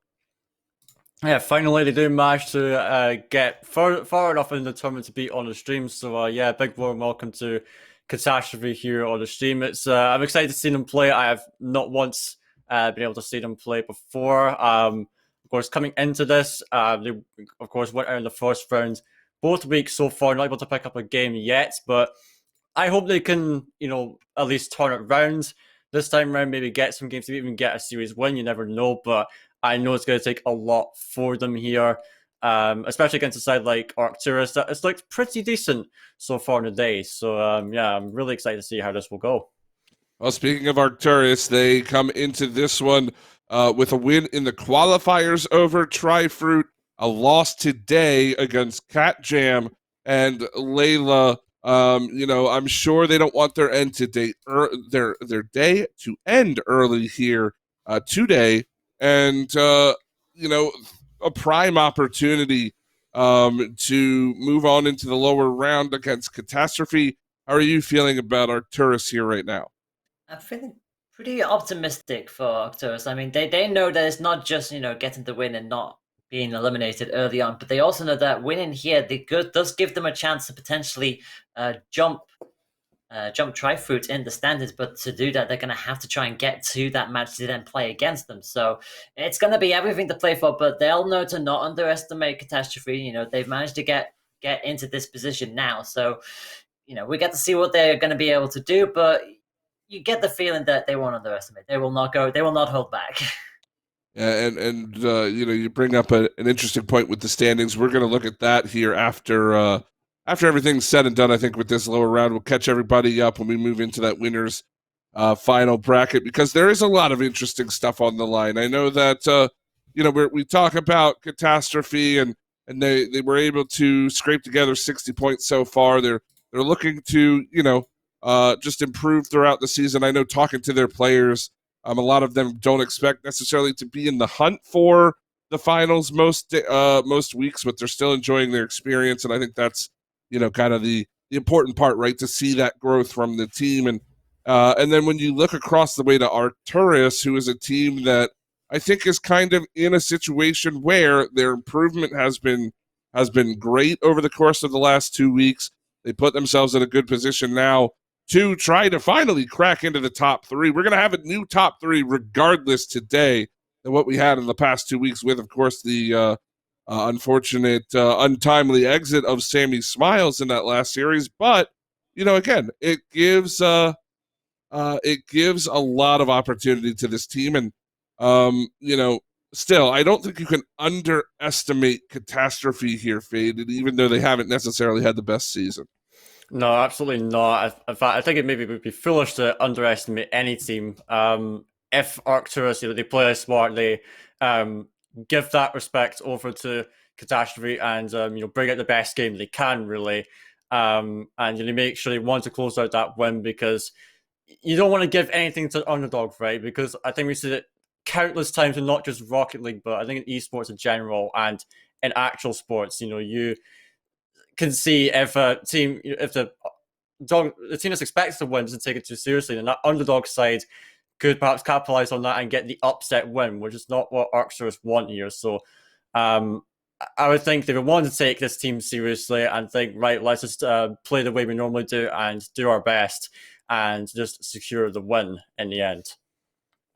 Well, we are a couple moments away from getting everything set up. Still, the server being produced here by our team on the backside. We'll get you into that matchup in just a moment. But again, we talk about how the top three is going to look different here. I'm still kind of surprised that we saw Sammy Smiles drop to Tryford, and we never really got to delve too deep into that one. And I know Tryford, of course, is super happy about their victory, but does Arcturus here, Layla, kind of have an opportunity to fall into the same trap that Sammy Smiles did, coming off a loss early on today and maybe just not looking the best that they necessarily did? I mean, I wouldn't say that.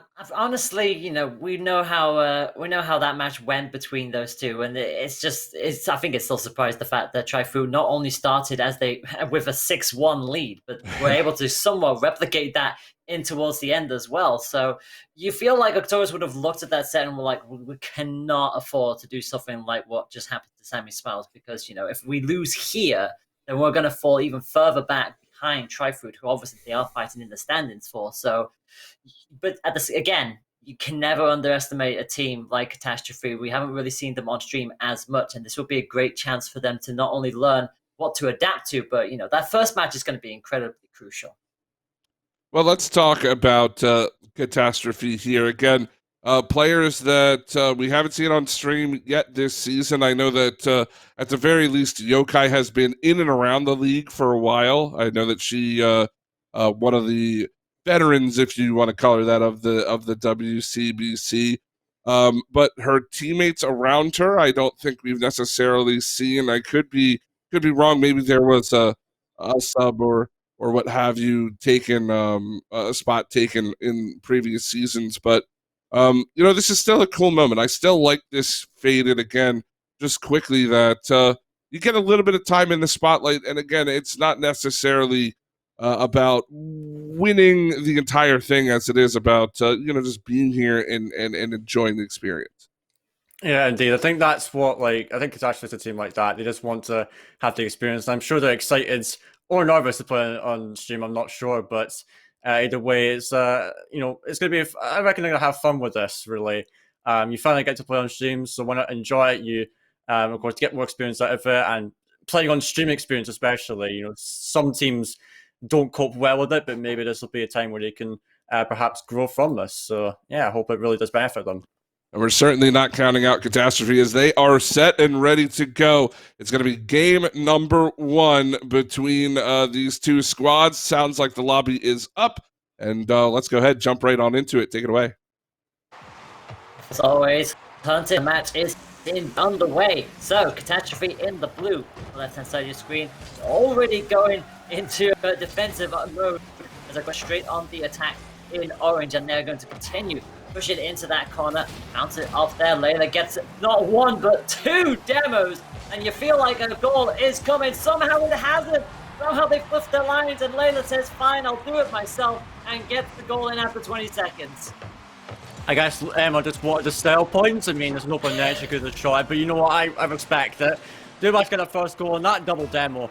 That was nasty. I don't think Catastrophe were expecting that to come out, but nevertheless, Arcturus off to a good start here very early in this game, already putting the pressure on this Catastrophe side, as now they are continuing to do that, as Yokai is going to try and get this one out, and now having to make a touch, but Yokai still putting the pressure on, going for that shot, but it is a bit too high. Sammy does dive in for that too, as now Viking trying to put this onto the back wall. Yokai going for it again, and they are putting a bit of pressure on, but no shots really to speak of, and I'm not really sure if that will phase Arcturus at all. The moment as the counter does come out, Yokai going to be forced to take this one out again. He's in that corner and goes across the face of goal again. Arcturus just continues to pile on that pressure, and Catastrophe do try to clear it and actually succeed in doing so. Gets it towards the corner, but again, only as far as Leia, who comes straight back on in. And Emma will watch that happen, and Ali will come booster in as well. Really good setup from Emma, who just drills it all the way around, pops it off the post, and Ali again comes right on in, boosts in with the 2-0 lead for Arcturus after just over a minute played. Yeah, I was thinking that Yokai was going to get something on that, but she was not able to get the read she wanted, and that kickoff is not really favouring the Catastrophe side much. There will be Leia with a well-executed air dribble to take it past them. You can see Sammy bumping into Yokai. There's not what you want there when you give your teammates some time, and the other defender was just forced to go. Really didn't have many options, as it's now 3-0 to Arcturus. Yeah, Arcturus are now starting to get into cat jam territories, but having said that, that kickoff was a bit awkward. Yokai had a direct shot. Thankfully, Ali decided to hold their lines, but Catastrophe are on the board!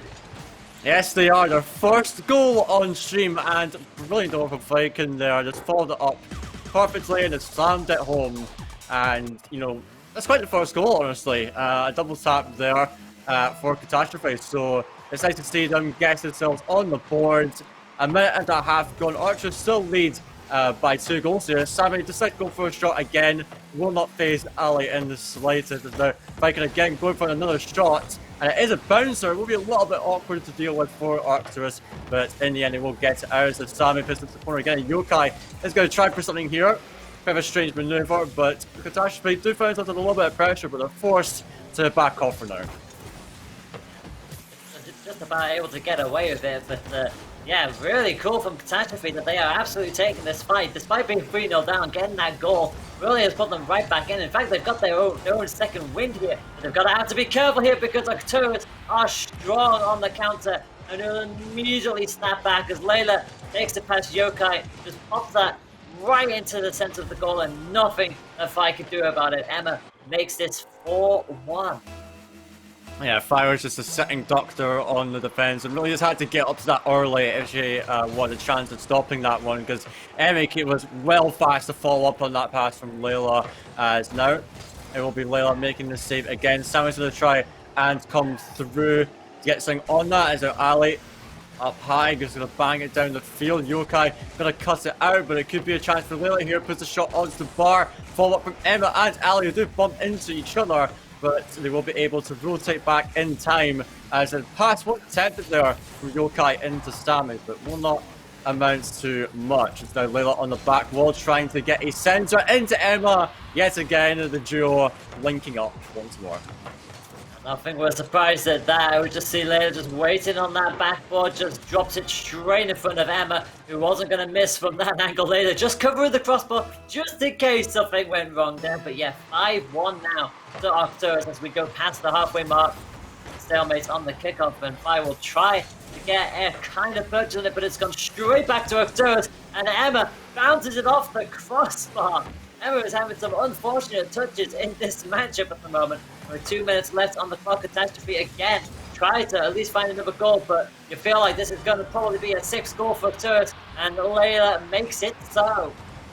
Yeah, indeed. A great initial touch there, and then just had all the space to work with on this, and a lovely flicker to send into the net. No one was there to defend it, and so Layla very quick on the counter attack there. That's a player we know her as, very fast, aggressive, technical player, you could say. And so 6-1 to Arcturus, really having a fabulous start to this series. And this one with a 5-goal lead, and it's still under 2 minutes. They can easily extend this even more if they wanted to. Yeah, we haven't seen the 7-1 yet today. We might see Arcturus try to make that happen, but Catastrophe are hanging on. They're still trying to come out with some plays of their own, trying to get another goal back on the side of things, but it's going to get shunted right back into the corner, only as far as Yokai, but again, Layla winning out that exchange, just force arms away through, just completely shoving it all the way back. I will come in, doesn't have no boost at all, but able to take it past one, but again, deflected away back to the bottom corner. This is what's impressive by Arcturus, they're just consistently on it, and somehow again, the 7th doesn't come. Emma just loves that crossbar today, it seems, and Ali finally makes it 7. Well, first Brazil of the day. I thought we were going to see it earlier, but I guess it will come now as the Sammy could not get up to that one, which is a bit of an awkward position to deal with this shot. But 7-1 for Arcturus, having a wonder start to this series here, proving what they are capable of. And really, they've just been all over this Catastrophe side so far. Catastrophe not have much of an answer to it. It's just that speed and aggression from Arcturus on the attack that's really helping them at the moment in their attack. They are, and Arcturus are not done yet. They want to have more goals on the field if they can. 35 seconds on the clock. Layla just trying to coast this back down, but it's going to get intercepted in the end. Will we get another save? We do. It's from Yokai this time. We get 30 seconds, and look at Catastrophe. They're still going. They're still trying to find another goal on their side, but it's just not to be at the moment. Again, another shot down the field from Ali. Layla will try and come in, but actually doesn't quite win out this 1v1. It won't really matter in the grand scheme of things, but Catastrophe wanted to try and stop the Brazil, but it looks like it is indeed going to be the scoreline. With 0 seconds now finally on the clock, it's going to be Catastrophe 1 and Arcturus 7, although they still want that 8. They're still looking for it, and it's going to be up off the crossbar, and Layla just flicks it the wrong way, and it does drop. It is going to be the Brazil for Arcturus. Yeah, big start from Arcturus in this to get themselves on the board, and Catastrophe, they didn't manage to get that one goal. They found some opportunities, but for the most part, they were really trapped in their own half, and that's really the big issue at the moment. It just seems like the speed and aggression and all this, the plays coming out from the side of Arcturus is really, a pain in the neck for this Catastrophe side, and it's causing them to really struggle to find anything. And coming to this next game, they're just going to have to try and match that the best they can, and just go all out, really, because it's their first game on the stream. They're the underdogs. What have they got to lose? They may as well try everything in the book to try and make something of the series, because it's going to be a really tough task to match with this Arcturus side that have been on the up in recent weeks. Yeah, they've been getting better and better with every passing week, and they're showing exactly why. But yeah, credit where credit's due to Catastrophe. They were able to at least get a goal on the board, which is certainly quite a feat in and of itself these days. So but we'll see how they adapt. See if they can find a way of slowing down what is a very aggressive Arcturus side. I mean, scoring 7 goals, it's always an impressive feat in and of itself. So, but it's going to come down to how they are going to kick off with this match number 2 as we prepare ourselves for the next one up. Remember that this is still best of 5 territory, my friends. So we'll see what Arcturus have in store for us this time. Yeah, I'm sure they're just going to come out and do the same again, because it seems to have worked very well for them. But here we are in game 2 of the series. It seems like Archer decided not to go for that kickoff and try bait in the Catastrophe defender. So an interesting strategy to start out with, but Viking does get a shot right off the bat here as Sammy comes in for another one, and a double commit coming through from Arcturus. So it looks like Catastrophe starting off with an early aggression, and this is what I'd like to see out of them. They need to get in the faces of Archers if they want a chance in the series. As Emmy fakes out, wanted to fake out Yokai again, but it will not matter if Viking will get a clear down the field. It's now Layla going to pick this one up. Viking with another challenge. Ali going to get this one away, but I must say this first minute, it's a different Catastrophe already. They're really going forward. They're not hesitating at all, and they're trying to apply that pressure onto Arcturus, which they severely lacked in that previous game. Yeah, they're really going all in, swinging here. I think the kickoff was just such an odd thing to watch, where Toes were just like, okay, you can have that, and then suddenly realised that's not the wisest decision. And Fi gets in with some very clutch saves. We've seen a fair bit this tournament already, but add Fi's name to the list of that was an amazing save from Fi. Well held, my friend. Danger is still very much alive, and again, Fi just tips it right towards the corner and gets another crucial tap to keep this score line level. Yeah, but it may not last for long, and here comes Emma to dunk it down off this touch here. You see Layla just had all the space to work with and got perfect touch. Emma read it very well, and no one was there from Catastrophe to challenge that, really. And so they made use of that space of time very well. Great finish, 1-0 to Arcturus. And it took them a while longer than it did last time. Catastrophe have stepped up in this last game, but it will still take a monumental effort for them to come out here as they do find themselves with possession and are looking to transition into the attack. It is coming straight back at them, and Fire again is just getting on the board for those saves, but the danger is still alive as Layla tries to get it past a lot of them, gets it past Yokai, but it is going to get cleared out again, gets the max boost and waits for their teammates to get a little bit more purchase on this ball. The threat is still alive, and Fi knows that very well, but unfortunately they've got no boost at their disposal. They're slowing this play down a little bit. Emma tries to stall this out as well with a 1v1 stop, and now the ball is going to come right back at them on the left-hand side of the wall. Good poke forward from Ali, sets it up off the crossbar, but Emma just can't get it low enough to get the second goal.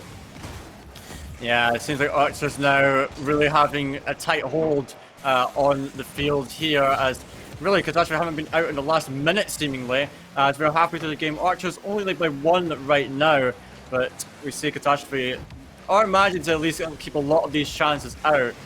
So we do see Yokai going to try to get down the field, but Ali's having none of it, just takes her out of the game, and it gives Layla a bit of space to work with. Chips to over 1. Sammy going to get up to this. Layla tries to go for that dunk as a Yokai needs to get up to this.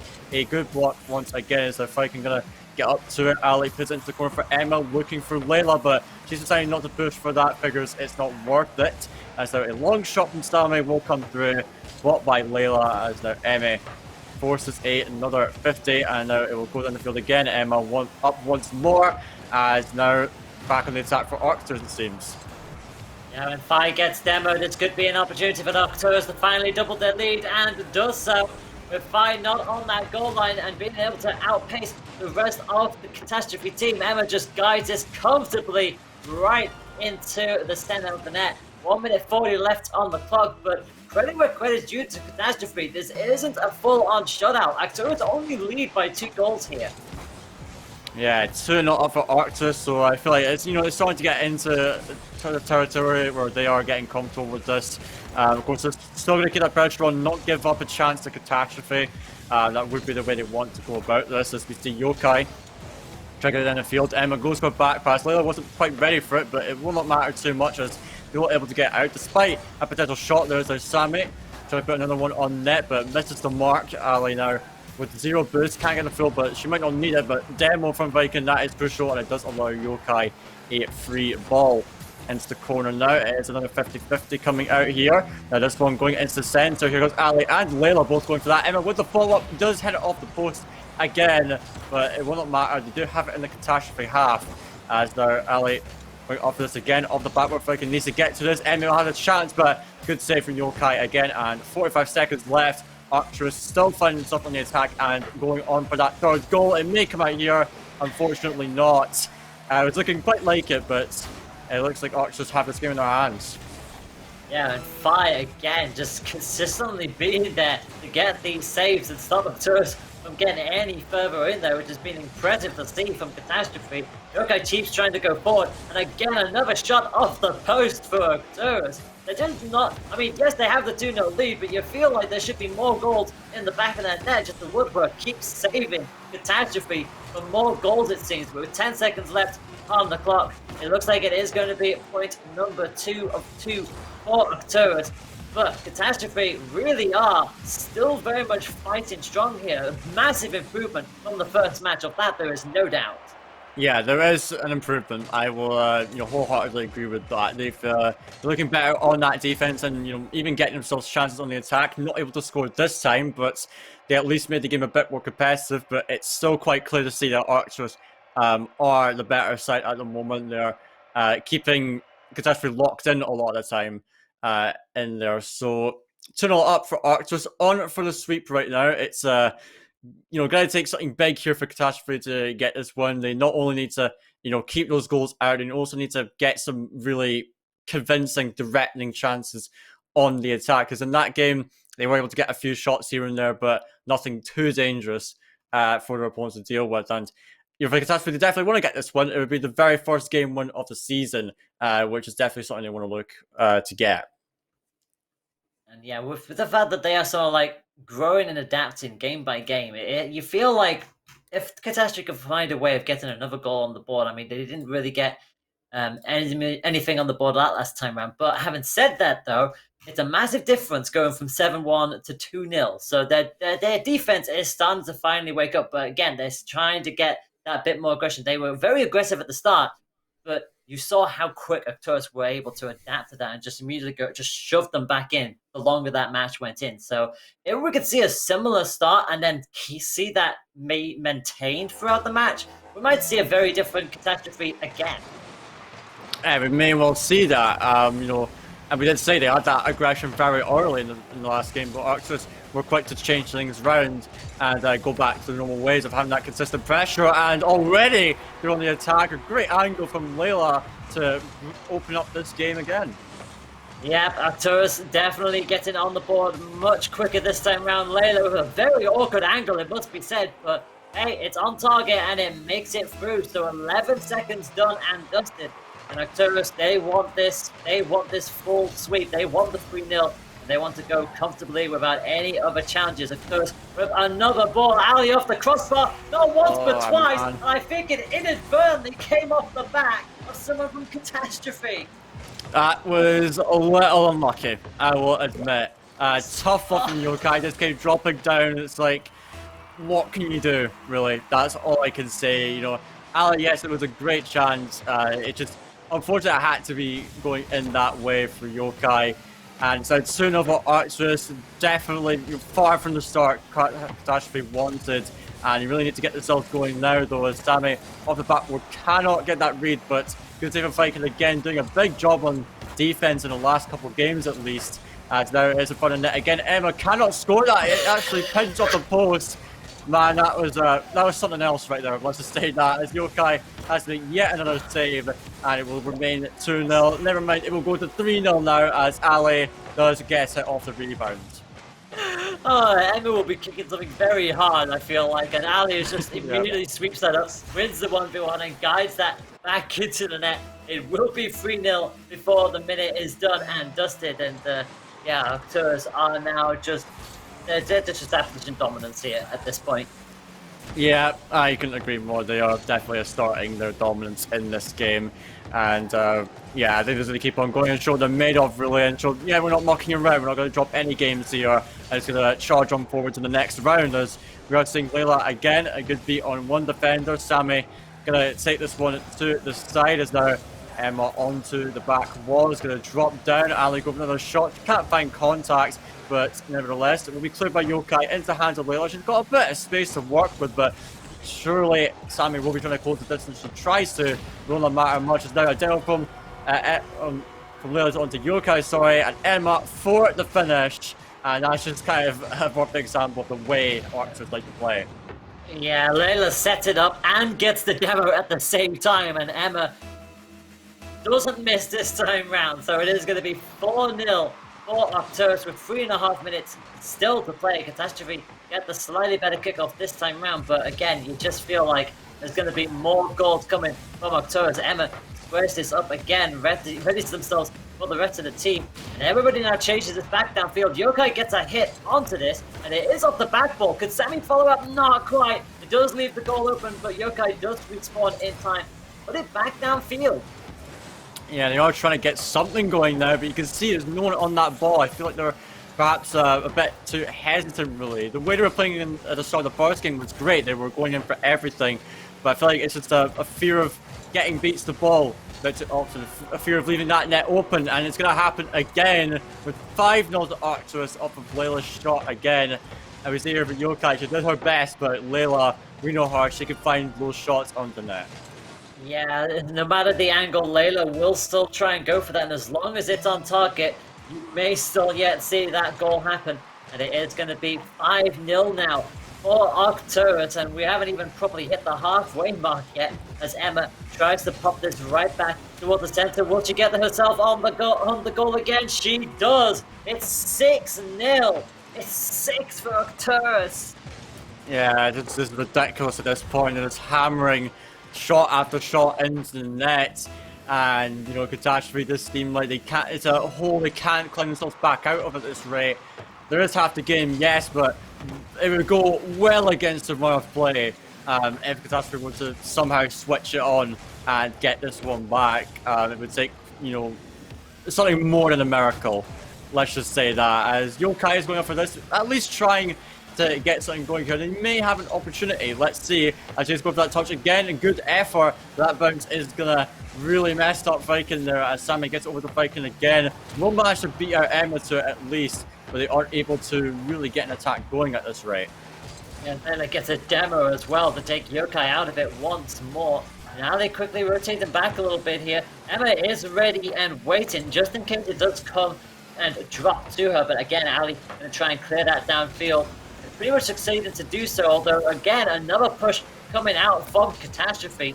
They are still trying to find at least a goal, but they're having to now quickly go back towards defense. And that was an odd pinch there, and it's got straight back onto Arcturus' side.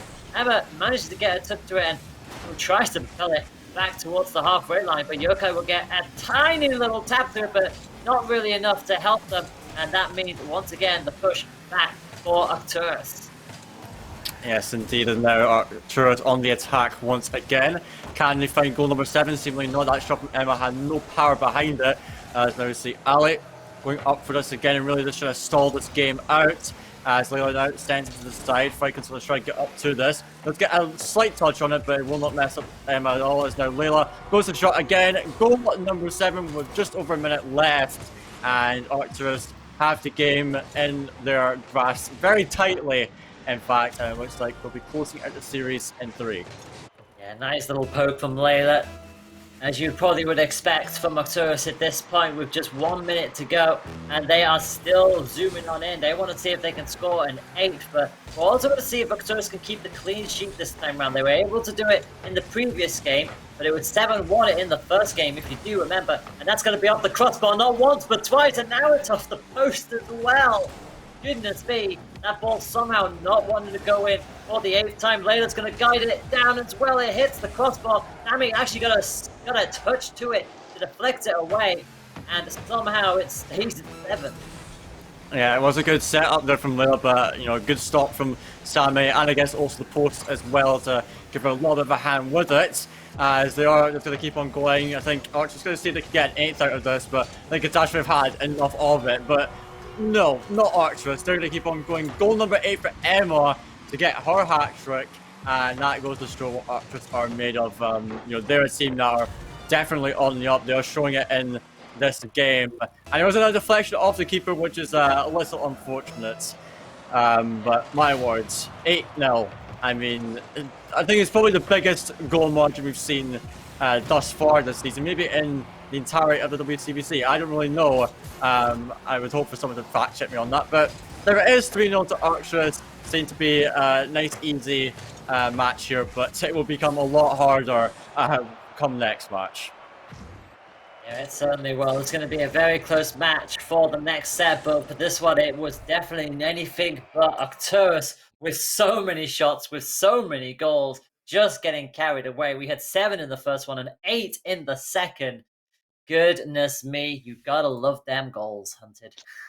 Yeah, well, Arcturus certainly, again, proving why they should be in the discussion for, a top team here in the league. And again, just want to give a round of applause to Catastrophe for, just showing up, being here, having some fun, enjoying their time on this stream. And, again, congratulations to them for making it out this far. And it's always great to see everybody coming together and having fun. But as you talked about it, Arcturus looking quite good, pretty dominating performance there. They've got Tri-Fruit up next, which that's going to be quite the game. I'm really looking forward to that. We have 2 really good games back to back. We have Cat Jam and Sakura Blues, and then Tri-Fruit and Arcturus to kind of sort out who goes where as we build towards these grand finals. And I know that it's hard to kind of break that game down, Faded, but is there any little nitpicky things of Arcturus you'd like to see them change heading into Tri-Fruit? I mean, really, it's just I think consistency is key for Arcturus, really. In this next game is Tri-Fruit, because Tri-Fruit are a team that seems almost flawless so far. I mean, they did drop 1 game to Savage Spells, but with this situation of the roster, I mean, so far today they've looked very solid. So Archers need to be keeping an eye out for Tri-Fruit. I'm looking at Layla especially to try cut out these team plays that Tri-Fruit put together, because that's what's really brought them a lot of success so far. But yeah, apart from that, it's Archers can basically play just about the same old. And to see how it goes and make the adaptations they need during the series, because either way it's going to be quite a battle against the Tri-Fruit side. Well, Caster, Layla, what do you think about player Layla and company up against Team Tri-Fruit? How do you think they fare there? I think it's going to be incredibly close. I mean, we know they're pretty much fighting each other for their respective places in the standings, so it's going to be an amazing match of that. There's going to be no doubt. I mean, Tri-Fruit definitely had to go a little bit longer into their match with Sammy Smiles, but still proving that they are in discussion for that top set. But at the same time, we have seen the consistent improvements from Arcturus as of late, so I feel like this is going to be a lot closer than previous encounters, but you never know. As much as I want to put one team ahead of the other, it's hard to tell at this point. Well, that's going to do it for us here for the lower round one. We're going to take a short break, and when we come back, we're going to figure out how these next couple of rounds are going to shake out, who's going to be our top three today, where they all fall. It's a long day of Rocket League ahead, but it's going to be a whole lot of fun. This is the Women's Carball Championship. We'll be back in just a minute. Now I see we were never meant to be. If only we could travel back in time. Whoa, right where we belong. Maybe we'll never need a reason why. Whoa, dancing till the dawn. If only we could travel back in time. Whoa, right where we belong. Maybe we'll never need a reason why. Whoa, dancing till the dawn.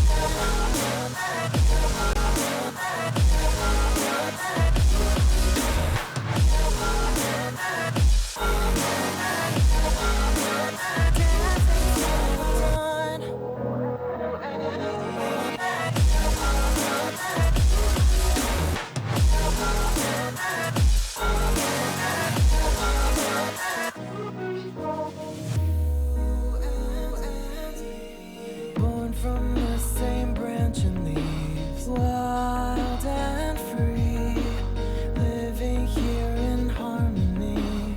Don't you see? This is where you want to be. When you leave, the world is never what it seems. If only we could travel back in time. Whoa, right where we belong. Maybe we'll never need a reason why. Whoa, dancing till the dawn. If only we could travel back in time. Whoa, right where we belong. Maybe we'll never need a reason why. Whoa, dancing till the dawn.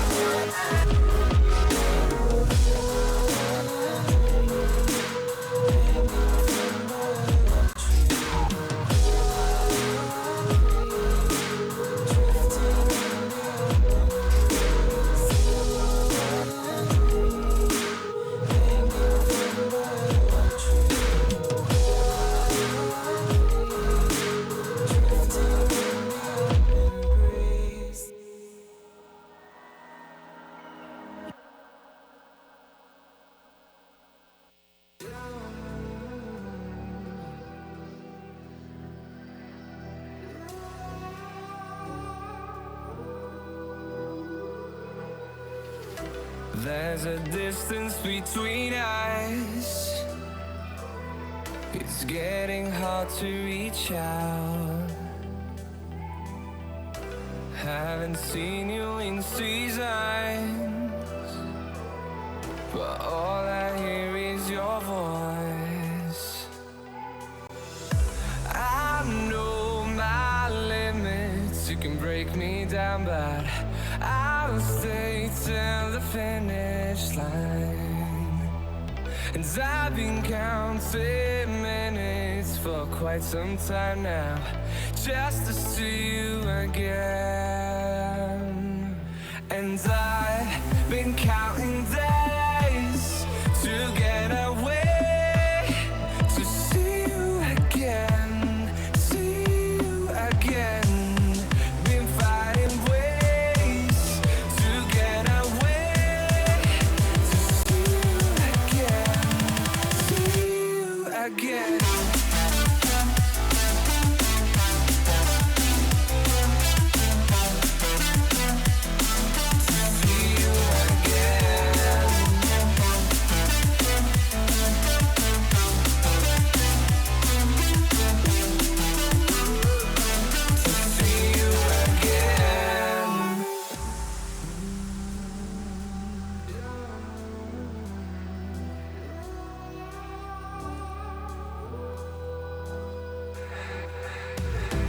We got millions of reasons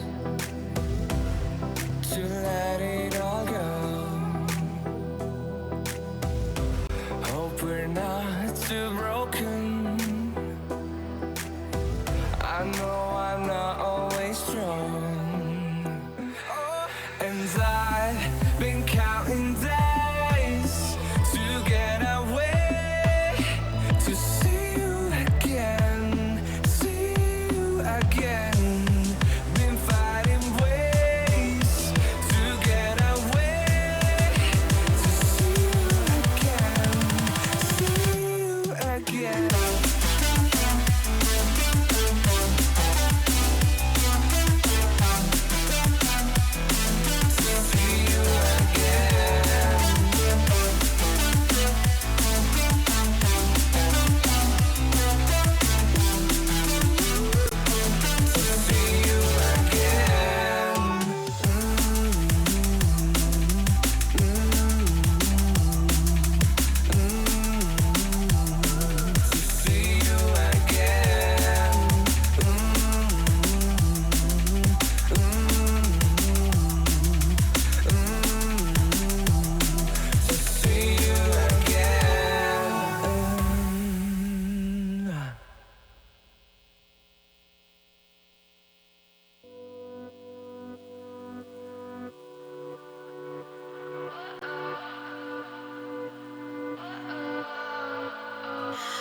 What does perfect even mean? Is there even such a thing? Ooh, can we switch up all the rules and imagine a utopia? Darling, I'm just so fed up with these expectations. They keep weighing me down. My heart is begging me to get the hell out of my head. I'm gonna live inside the upside down for a minute and pretend, honey, I'm a perfect 10. Whoa, whoa, honey, I'm a perfect 10. Whoa, whoa, and if I say it enough, it gets ingrained in my head, and I start to see, honey, I'm a perfect 10. Honey, I'm a perfect 10. Whoa, honey, I'm a perfect 10. Honey, I'm a, yeah. Yeah, I've discussed it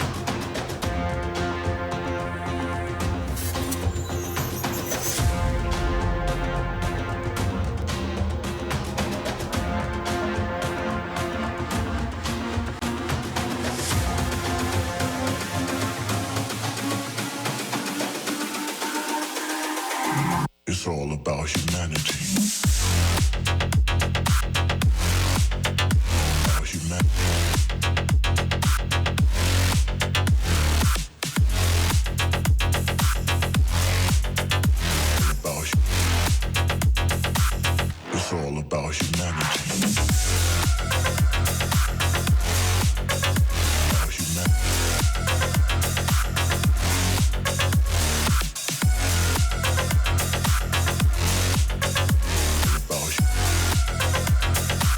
It's all about humanity.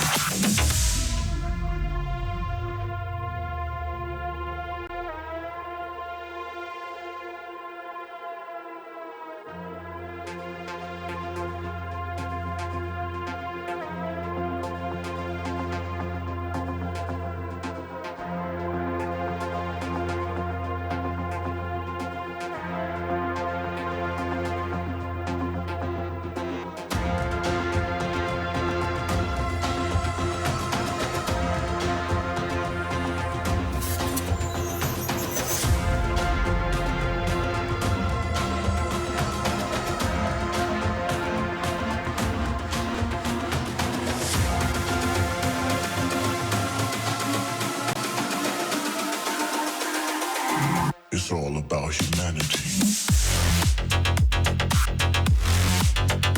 About humanity.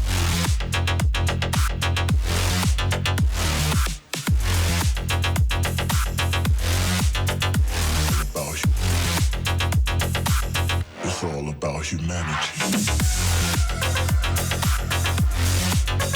About humanity.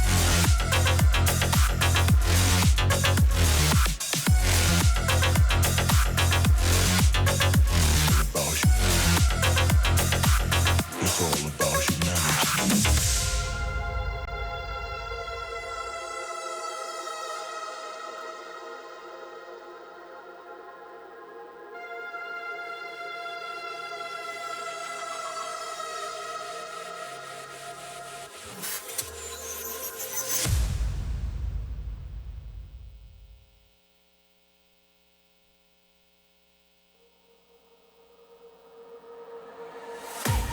I can't wait to leave this town, 'cause lately I've been feeling down. The cold nights just don't feel the same. Oh, like my life inside a car, hit the button, drive real far. But that record only like,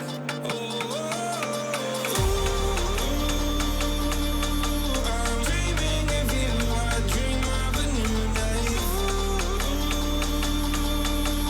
Fighting the dark till we see the sunlight. My love, it's you and I. Close, close, and come back this far.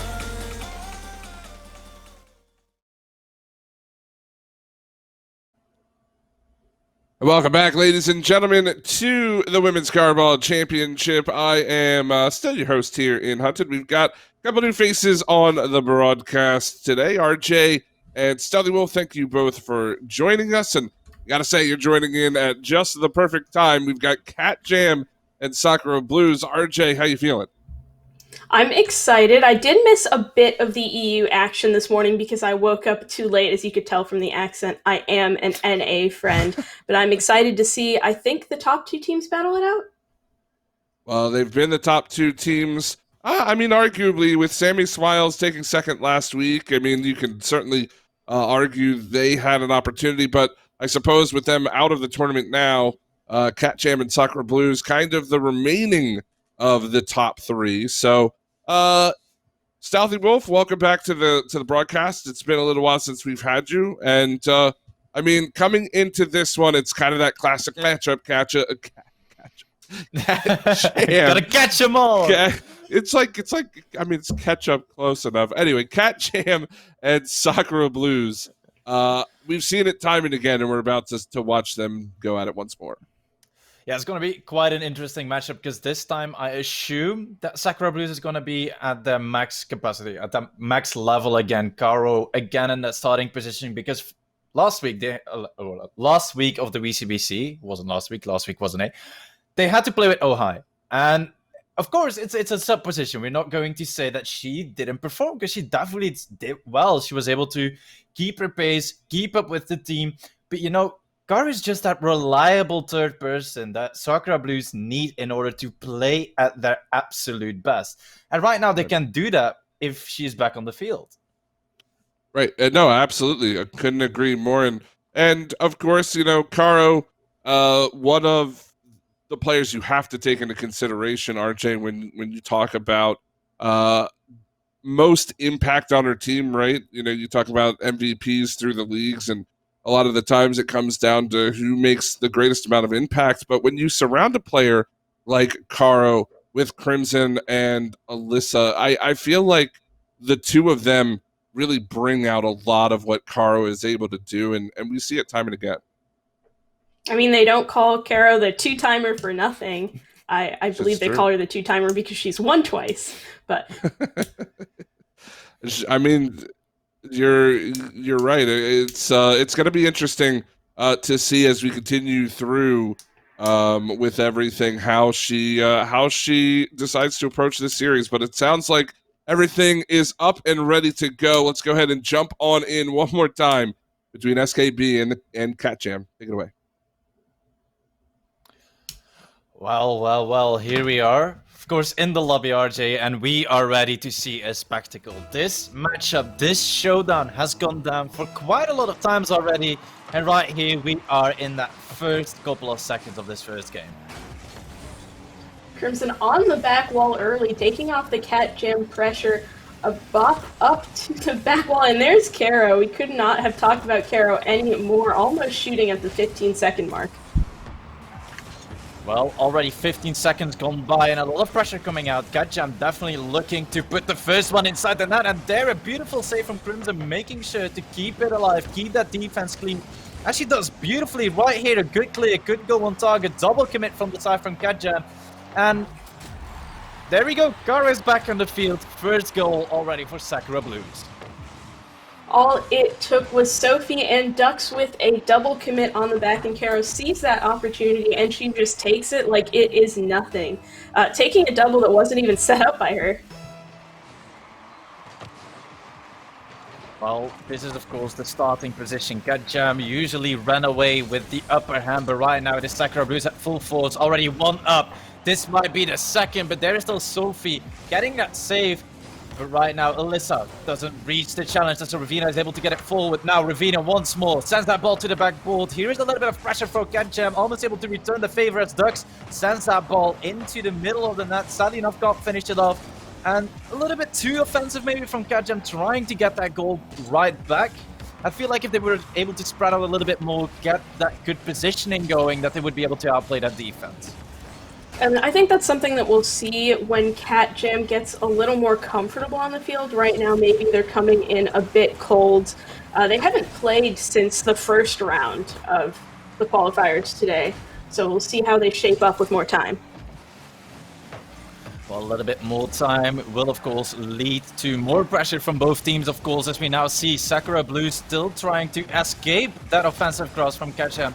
And that's definitely something that they are doing very nice right now, keeping that pressure alive, making it hard for Sakura Blues to get out of their half, as we now see Dux, sadly enough, being outpaced. Now Sophie takes control, tries to get that ball past Caro, is able to do so, but now there is Crimson immediately trying to find Alyssa on the left-hand side. Sadly enough, she doesn't commit to it, and here we feel a little bit of a disconnect between Alyssa and Crimson for the first time in quite a while, actually.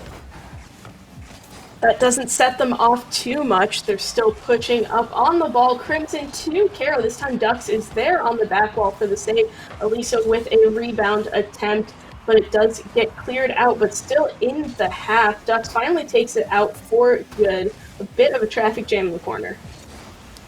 Well, they're all playing out of their minds right now, trying to control, trying to connect to each other.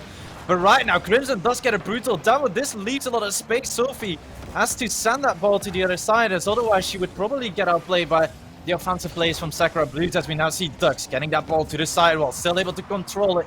Gets it past Alyssa, but Crimson is right there. Sakura Blues definitely very quick in the conversion between offense and defense, making sure that they don't get that, like those very easy clears, you might say. Might be very hard to put them accurately on target, but they would still be there to save it, and that is, of course, what you need. Crimson giving that right to Dux with some air dribble action up to Ravina waiting. It's a bit too wide and Caro puts that off to the side. Sophie pushing up again. 2 touches. It's a pass to the middle that Crimson absolutely steals.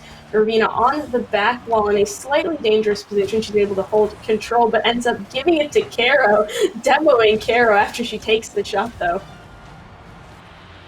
Yeah, right now it is 1 minute and 27 seconds remaining. Catjam still need to score their first goal, and Sakura Blues is locked into that momentum.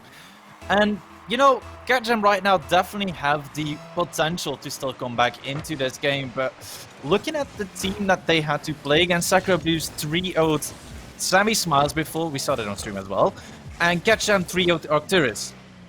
But then at the same time, Arcturus made it further, so you would say that Catjam would be warmer, would be able to put more resistance against Sakura Blues, but so far they are not able to do so, as Dux still gets outpaced there from Alyssa coming from the side, and they're definitely playing those angles where you can't see the offensive player from the other team coming in.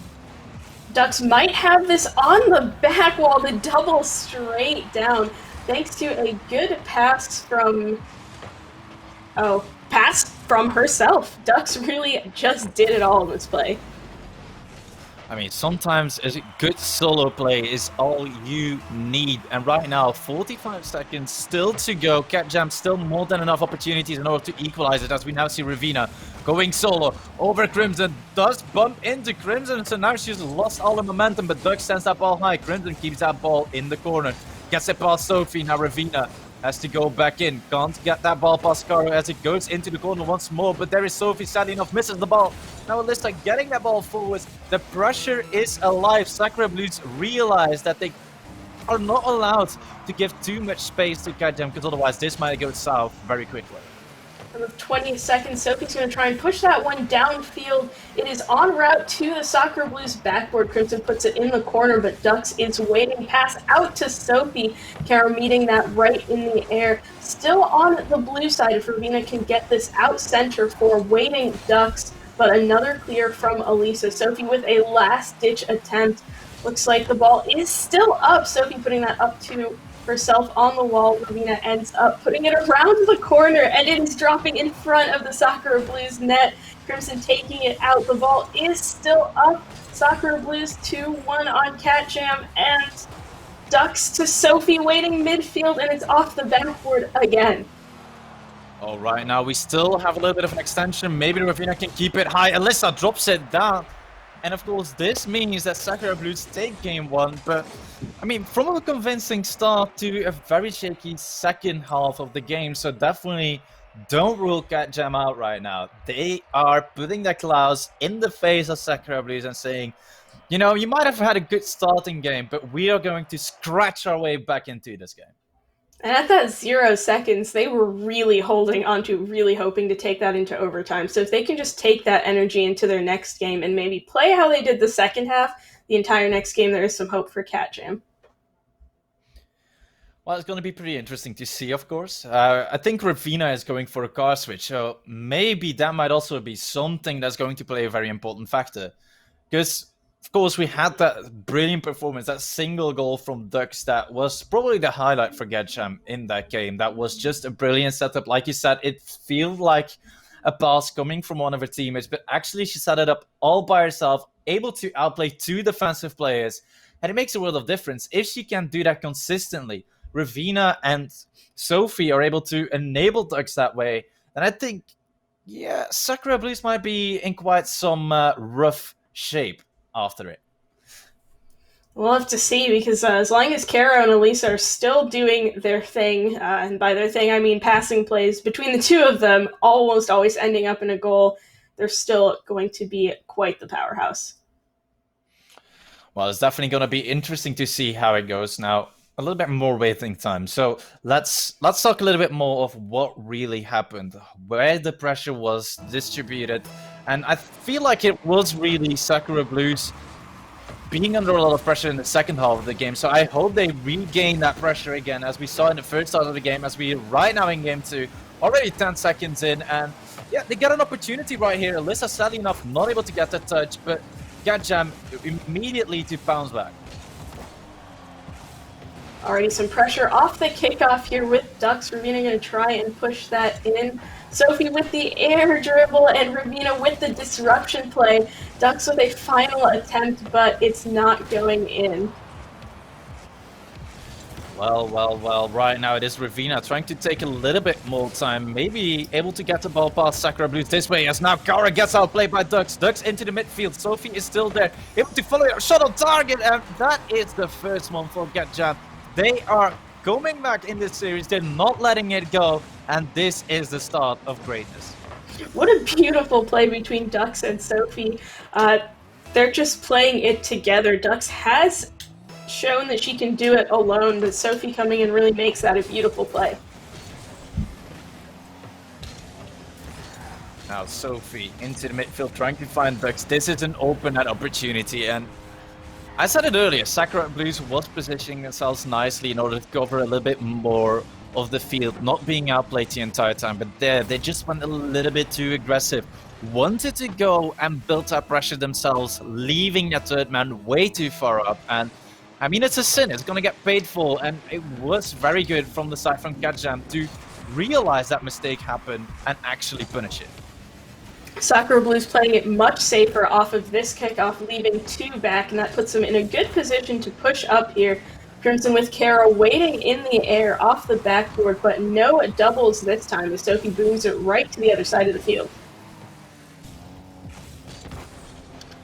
Now Dux once more trying to get that ball to the back ball, but there is Alyssa already. Now Dux with a quick shot, Kara still able to make this save. It is very rough right now for Sakura Blues. They are under a lot of pressure as Ravina launches another one to the back ball.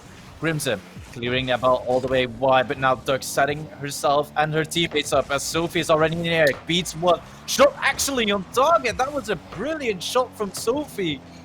Oh my. And like 3 shots in a row, all saved out by Sakura Blues. The ball still on their half as Dux is trying to 50 that one in. It does go out, and almost a redirect from Crimson to turn that one into a goal. Ravina popping that down in a dangerous way. Sophie able to keep it out just for now, but none of these clears are really doing what they need to. Well, maybe up until this point where Ravina is able to take that ball all the way by herself, gets it to the other side of the field. And yeah, I mean, she didn't have the most boost for it, but sometimes you don't need the boost. You just need to stay calm, you need to stay collected, and then you can just outplay by its simple flick, a simple flip into the ball can make a world of difference. That's Crimson tries to look for a bump right now, but it is Sophie that stays calm. Gets that ball forward. Caro right now in an awkward position as Ravina immediately challenges it. The ball stays still on the side, but Dux is there. Now Sophie, ooh, maybe a slight touch might have been able to redirect it in, but she was looking for the bump, she was looking for the demo, and it just shows that Cat Jam is super versatile. They don't only need passing plays, they don't only need mechanical plays, they can still go for strategical demo plays. And Dux coming in clutch to save that one, right up to a banger from Ravina, and Sophie with the finish. I mean, this is definitely a nice follow-up from the side from Cat Jam. We saw Crimson, sadly enough, not getting the touch that she really desired, but sometimes it's hard. There's very little you can do, and definitely when put in the last man position where you have to turn around, then suddenly hit the ball once more, it is definitely hard. But right now it is Kara trying to take that ball up, gets that ball underneath Dux as Crimson is still there, shot on target, Sophie, awkward save. And Kara is right there. A little bit of a disconnection. Alyssa probably hesitating a little bit because she realized Kara was there, but now the bump comes through, and Crimson gets the first one on the ball for Sakura Blues. Looks like that aggressive kickoff worked in their favor this time. Just took a little time with that pressure to get it in for good. This is just a brilliant performance so far. Sakura Blues not backing down, not letting them be pushed into a corner by Cat Jam, because right now the class that I was talking about earlier in between the games has definitely come up. Like, Cat Jam didn't let it go. They are very furious. They're scratching their way through the defense, and it is a little bit harder, but Sakura Blues with Alyssa right now do get another opportunity, do get another shot, and the passing plays are definitely coming through, and they're connecting, not being intercepted from Cat Jam, and that's definitely something we need. Crimson taking that one off the wall and off the ceiling, not able to get that solo play there, but the pressure is looking good. I don't see anyone back on the Sakura blue side. Elisa coming in just in time to save it. Ducks with a high shot. Another one from Ravina. It is out, and with only 48 seconds left, Sakura Blues is really going to have to put it on if they want to take it back. Well, 14 more seconds, 2 goals needed for Sakura Blues in order to push it to overtime, and right now it's all about building the momentum. If you think you can't equalize the scoreline anymore, you need to try and get that as much pressure as possible right now in terms of, like, if you're speaking about the side from Sakura Blues, because they were really pushed back into their own hull most of the time. And right now, Ravina almost getting a pre-flip redirect into the goal. That would have been crazy, but there is Caro already into the air. Gets sending a pass to Alyssa. Alyssa sadly enough can't reach. Didn't have enough boost in order to get there. And that would have been a brilliant opportunity, but with that momentum, I think they're definitely set for game 3. For sure. They really brought it back this game with the 2-goal lead. A bigger lead than Sakura Blues had on Cat Jam the last game. Yeah, right now, Sakura Blues probably got a wake-up call.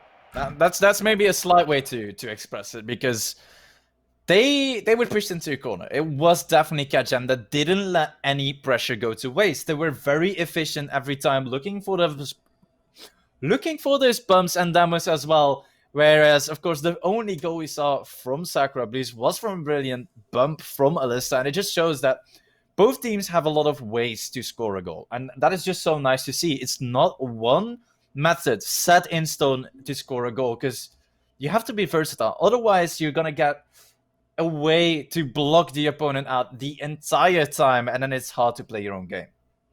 Yeah, and I have such a hard time predicting what Sakura Blues is doing, so I'm imagining that Cat Jam is also having a really hard time predicting, because you never know if the player on hand is going to score, pass, or demo.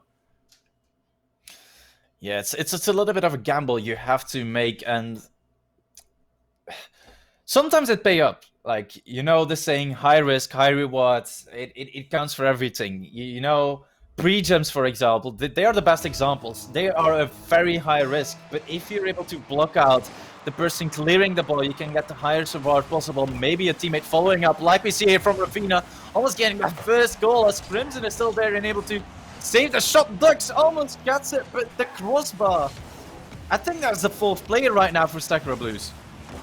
Yeah, every single member of Cat Jam made that push off of the start, and they managed to rotate back fast enough so that they didn't get punished for it. It looks like they're going to try and make another one, really taking advantage of the speed that they have in their game.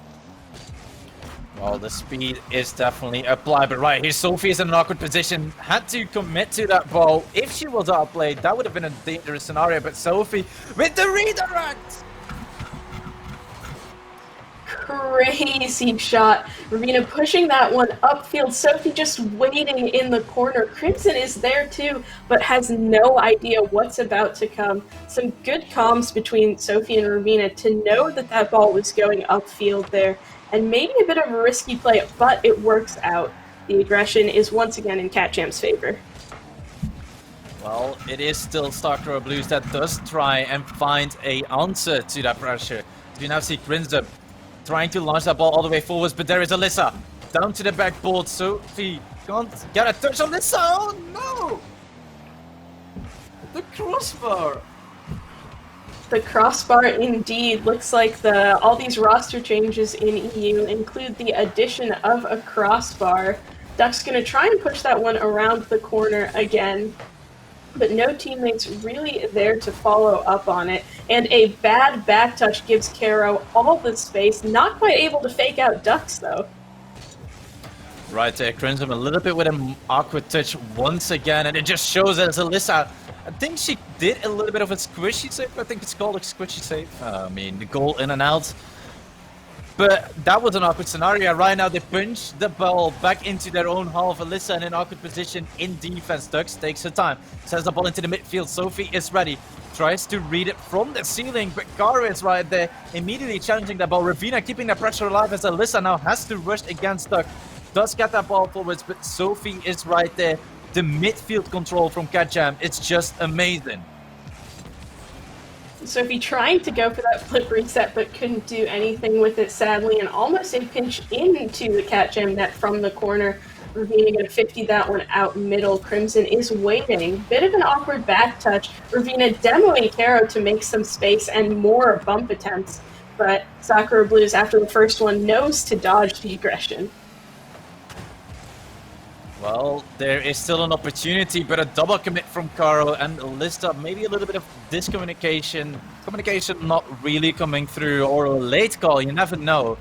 And yeah, maybe that last game was the issue, where they were tilted a little bit by the result. We're not expecting to go down as Sophie hammers in the second goal for Catjam game 3. Ravina off the bat, but the crossbar is not her friend. Ducks in the corner, and Sophie finally in the middle. 3 points of contact before the ball finally goes in, and Sakura Blues not expecting that much crossbar and that much back wall. Looks like the mistakes, or maybe they were just very calculated touches, working to Catjam's advantage yet again. Well, Sophie definitely showing a little bit of control with that air dribble, taking it over one, but there is Ravina launching herself at the ball. Alyssa does get the block now. Crimson launching that ball to the other side as Caro did get down, trying to buy herself as much time as possible, but now Crimson into the air, immediately outpaced by Ducks. As now it is Alyssa. Shot slightly wide as Sophie now tries to take time. Caro just lets herself be outplayed. I don't really know what's going on the side from Sakura Blues right now, but it really feels like they lost their bite a little bit. I don't blame them for letting go of what got them that first game. Catjam is a hard team to play against, especially when anytime Sophie approaches any other player, she just literally dribbles the ball over them. I mean, it's a skill. Sometimes they ask, what good is one's players in threes? And I mean, dribbling might be the most effective skill you can bring to a table in a 3v3 team, because it can create so much space, it can create so much time, and a lot of opportunities even, as we now see Sophie trying to do the exact same thing. Now Ravina does go for a little bit of a harder touch, as Crimson is still right there. Caro pre-jumping. Ravina on the sidewall does not get the touch as Alyssa now tries to go for a dribble. Does flick it over Sophie, but Dux is still there. The pressure from Sakura Blues is definitely coming out, but too little too late, question mark? Yeah, only 40 seconds left here, and Catjam is playing for time. You can see that they're keeping soft hits, making sure that the ball stays within possession. Caro's still going to be putting on that pressure, but Ducks save Ravina with a clear out, and only 30 seconds for Catjam to try, for Sakura Blues to try and get a goal. Well, we are 15 seconds from a doomsday scenario, as it seems like Catjam might go to that series point. One more game to win in order to close out the series as we get... What? Well, Caro does make her second goal of the series. That's a little bit toxic, RJ. Come on. No, I'm not saying it in a toxic way. Oh my god. But a good setup by Ravina. They were teammates last season, upper 90, if anyone remembers. So sometimes the chemistry is still there. It links up a little bit. I guess that's what you're going for. Uh-huh. Yeah. Okay. I mean, I get it. I mean, it worked somewhat, I guess. Probably not what they intended, but right. Game 3 did go Catjam's way, meaning that they are right now on match point. Sakura Blues does have to bounce back, has to get themselves into a good position. Maybe a little bit of a mental reset, you know.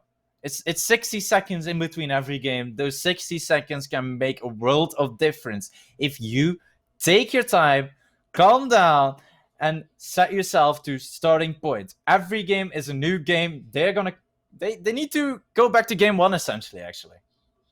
I don't know if you're recommending that the players take time and calm down, or if I take time and calm down, but both. I guess both apply. I mean, that would make a world of difference, wouldn't it? You're right. Maybe I'll stop roasting the poor players, but we are at match point now. Sakura Blues taking the first game and Catjam taking the next two. So we're going to see how this one falls out. And since you're the EU expert, how did Cat Jam and Soccer Blues have played against each other before, right? Yeah, they've played against each other many of times. I think it's gone a little bit between both ways. Cat Jam, I think, won the preseason. Soccer Blues winning week 1, and Cat Jam also. Wait, did Cat Jam win? Yeah, Cat Jam won last week of the year. So even the past can't help us predict what's going on. Yeah, no, it never will. It never will. Anyway, though, we are now in game 4, potentially last game of this series, as Sophie already goes for that dribble. Oh no, Caro!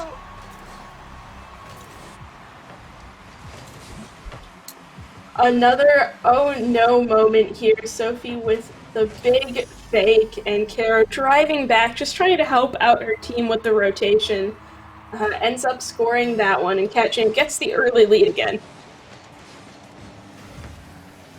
That was a little bit of a painful starting scenario, and I just really hope that Sakura Blues is able to bounce back after this series. There's definitely not the most damage done yet. Maybe they might not be able to make it through the upper bracket to the grand final, but nobody's saying that they can't reach the grand final anymore, you know? Yeah. Yeah. Yeah. Is that the only thing you can say to me? Yes. Fair enough, but anyway, Duck still trying to keep that pressure up. Now the ball into her own corner though, as Ravina does get a soft touch. Now trying to control it, gets that ball past Alyssa. Now Sophie, past Grinzler, can she go all the way by herself? But there is still Caro. This time around she does get the save. So things are looking up for Sakura Blues. Not the same mistakes are appearing the entire time, and Cat Jam double commit. So, you know, maybe Sakura Blues actually does really only need to calm down. Okay, I thought that would have gone in. Yeah, Duck's not getting the doubles that we're used to seeing her get, but this could be a really good opportunity for Sakura Blues. Ducks does read that shot attempt perfectly. Another 50, absolutely foiled, and Caro demoed in net. This could be a dangerous place if Sophie can air dribble that over everyone. She can't pull it off this time, and Sakura Blues, it's going to be a tough one. Well, there's definitely a tough cookie to crumble at this point, but there's still 3 minutes to go. Plenty of time in order to bounce back in this game, but there is already a demo coming through. Sophie shot slightly wide as Alyssa backflip it into her own way. Now able to get a clear. This is an awkward scenario. Sophie has to make a search, but now Alyssa gets a bump. The setup was completed. Just the execution from the other members from Sakura Blue a little bit too slow, sadly. And it looks like their pressure is gone. That was maybe the best opportunity that we've seen them have this entire series. Crimson going to try for another solo attempt to put some shots on net, but it doesn't look like it's going to be working. It's instead a shot to the backboard and to the other team. Ravina and teammate almost doubling that one in. Duck still off the sidewall with a flip ready to push that past Caro, dropping down. The redirect again from Sakura Blues, still not working for them. Yeah, right now they definitely just need a way out. Like, it is very hard. Cat Jam is right up in their face. They're definitely not letting go of the ball, and I feel like Sakura Blues wants to play a little bit more of a run and gun kind of play style, or that's how I call it at least, where you just try and be as dynamic as possible, passing that ball to your teammates. Whereas Cat Jam is very up close. They don't let that ball go by themselves. They need to at least get 50'd if Sakura Blues wants to get that ball past them. Run and gun indeed. You can see Sakura Blues almost falling to the pressure of Cat Jam, but they still have their flair pushing up with Caro. The air dribble, Crimson around the corner with full boost, might be able to do something on her own here, but gets demoed by Sophie in the air before she can even get her final touch. Oh, Alyssa able to extend a little bit there though, as now it's Ravina taking it past one. She can't get it past two because Alyssa is right there, lining herself up for a 50 as well, but Dux does win the 50, sends that ball all the way to the back left corner. This is now Caro. by herself. Does get it past one. Can she extend it a little bit more? Crimson into Alyssa. The passing plays coming through. Sadly enough, no lost connection. 40 seconds remain. Sakura Blues need a goal right now as Caro sends it into the midfield. Crimson is there. The crossbar. Alyssa. Caro, no. The crossbar, Ravina, Alyssa, there are so many opportunities, but Catgem and the crossbar shut them all down. A testament to how stubborn Catgem is. If they have the lead, they're going to hold on to it. And another one that Ravina saves as Kara tries to push up on it. Oh, but this might be an opportunity though. Caro able to get that ball into the center, but Dux was right there. Now Crimson, ball high into the air. Ball is still in the middle. They might be able to do something. Sophie right there. Caro gets that ball. Oh no, she drops the ball down. That was a wildly impressive last 30 seconds from Sakura Blues, and equally so from Catgem, to just shut everything down. I lost count of how many shots were put on net just in that last minute, but it was no small feat to save every single one of them. Wow, what an ending to that game. Me being a caster, I'm always going to be biased in one a 5-game series, but my goodness, did they come close to scoring a couple of times. I don't know how many crossbars and posts we saw in that last moment, and of course, big goal line saves from Catgem as well. Super well deserved, but I mean, Stealthy Wolf, what goes through the mind of a player, or really on either side in those last seconds as the ball's on the line and just not going in? I think at that point you're just really devastated. The same way as I was sitting in my chair, hands in the air, thinking like, oh god, how could this happen to me? Funnily enough though, Hunted, it happens to me all the time. Crossbar in order to throw the game. Well, that's a series losing crossbar from the Sakura Blues, and of course, not to take anything away from the series that was played by Catgem. They go down early in that series, RJ, but they turn it around in game 2 and don't look back. It is definitely an impressive show, and the way you just described that could go for both teams. Struggling in the start, but making it out in the end, though. Even Sakura Blues didn't quite make it. If you just watched the last 30 seconds of that last game, you would think that they were the winning team. Well, they definitely put on an offensive show there. Unfortunately, nothing able to fall, and that will mean that they will be the ones falling down into the losers final, where they await the winner of Trifruit and Arcturus, who we have coming up next. And I know that the teams are going to need a little bit of time to recover. I know that we'll need a bit of time to recover from that series. We're going to take a short break. And as I said, when we come back, it's going to be Trifruit and Arcturus. Which of these two will finally crack the top 3? You're just going to have to find out. We'll be back in a sec.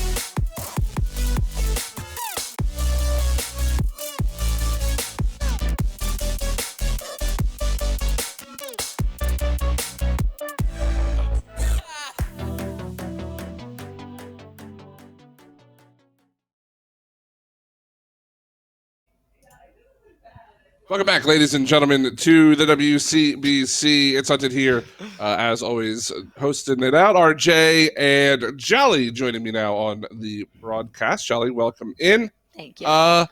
Just watch Cat Jam and SKB for what feels like the 100th time here on the broadcast. This time it's Cat Jam who will walk away with the victory. They are the first team to punch their ticket to the grand finals. And now Sakura Blues awaiting their challenger in the losers final. We've got Trifruit and Arcturus, the last remaining teams. And before I bring the two of you into the fold, I want to take a look at the standings. This is kind of the narrative of things going into it. We're at kind of the halfway point here at the moment. If we can bring up the standings real quickly, we will show them to you on screen. We'll get that for you in a minute. But when it comes to the standings, again, that you come into this halfway through. There you go. Trifruit sitting at 4th, Arcturus in 5th. And they're only 30 points separated between each other. Of course, Sammy Smiles with their 2nd place finish, 3rd place in week 1. They are the team to catch for both of these squads. But Sammy Smiles is done for today, and now whoever wins this one kind of catapults over the other team here, Jolly. I mean, I was able to catch the last few games. There was definitely a big back and forth on that one. It looks like we got lots of cats there in the roster, duking it out week after week. But it is nice to see the point values as close as that going into the standings. Relatively close together, as we just saw Sakura Blues and Cat Jam being very, very neck and neck up there at the top. So lots of feisty competition. I'm digging this already. Well, with coming into this matchup, Trifruit comes off a 3-1 victory over Sammy Smiles, the first time they've been able to beat this team so far in the WCBC Season 3. Arcturus, of course, putting up a pretty dominant performance over Catastrophe. So, RJ, both teams looking hot coming into this game. How important do you think that this first game between them is going to be, considering it's only a best-of-5? I don't think it's going to be game-defining or series-defining. We've seen today that the roster changes and just the energy shifts within EU. Anything is possible. Well, I know that these players are super excited to get this matchup underway. I think this is going to be my matchup of the day, and I hope that the both of you enjoy it. We are moments away from Arcturus and Trifruit. Who cracks into the top 3? Let's find out. Take it away. That's us. Alrighty. Excuse me, Arcturus on the blue side.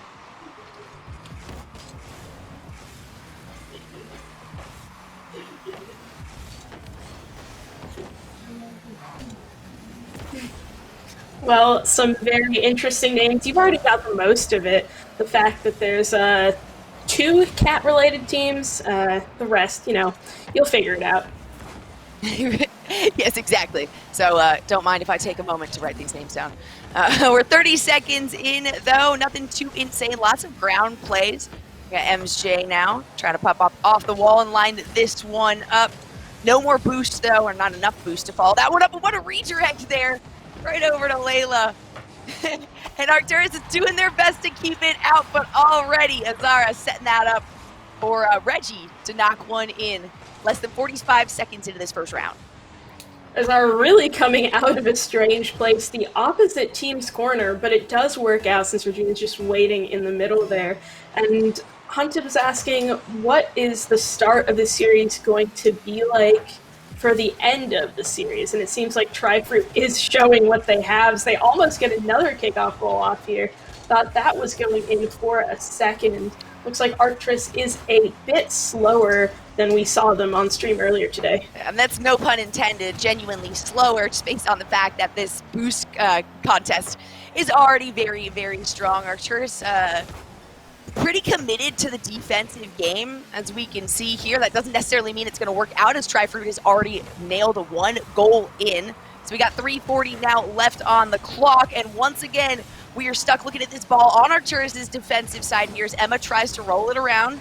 and they do manage to get a clear to the other side. MJ now trying to get this one up and over. Demolition onto Ems there. And a potential setup here for Arcturus. Not going to be quite make it, though. Another clear back over to that blue defensive side. Just continuing to force Arcturus here on the defensive plays. Whew. That's taking that one all the way to the back wall, almost scoring onto it, but Aaliyah May is there. Regina on the side gets bumped into the ball, a bit of a back touch. Looks like Arcturus is playing quite physically. Tri-Fruit getting bumped out of everything they wanted, though they're still on the Arcturus side, which could mean some good pressure if they're able to get control, and Regina almost scoring off of that pass from Azara.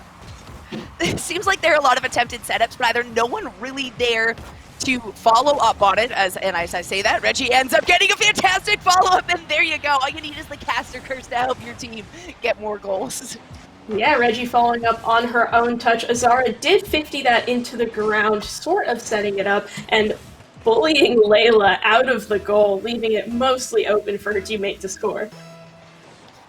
We'll see if they can nail another one in the coffin here, or if Arcturus can put some numbers up on the board, as we are about halfway through this first round between Arcturus and Tri-Fruit. Lots of these stalled aerial plays as well. Hey, there we go. Layla with an attempted shot. Zara's gonna get the save, and Ems has the assist of the crossbar, MVP of this game so far, keeping things at 0-2. A great redirect off of the wall to Regina, waiting mid, not able to put that one in. This time Arcturus does read the play. Layla almost with a push, but Azara is going to take control of the ball, try and take it out slowly. I mean, on the side, Aaliyah with a push up. It's on the back wall, but Regina reads that one perfectly and turns it into her own offensive play.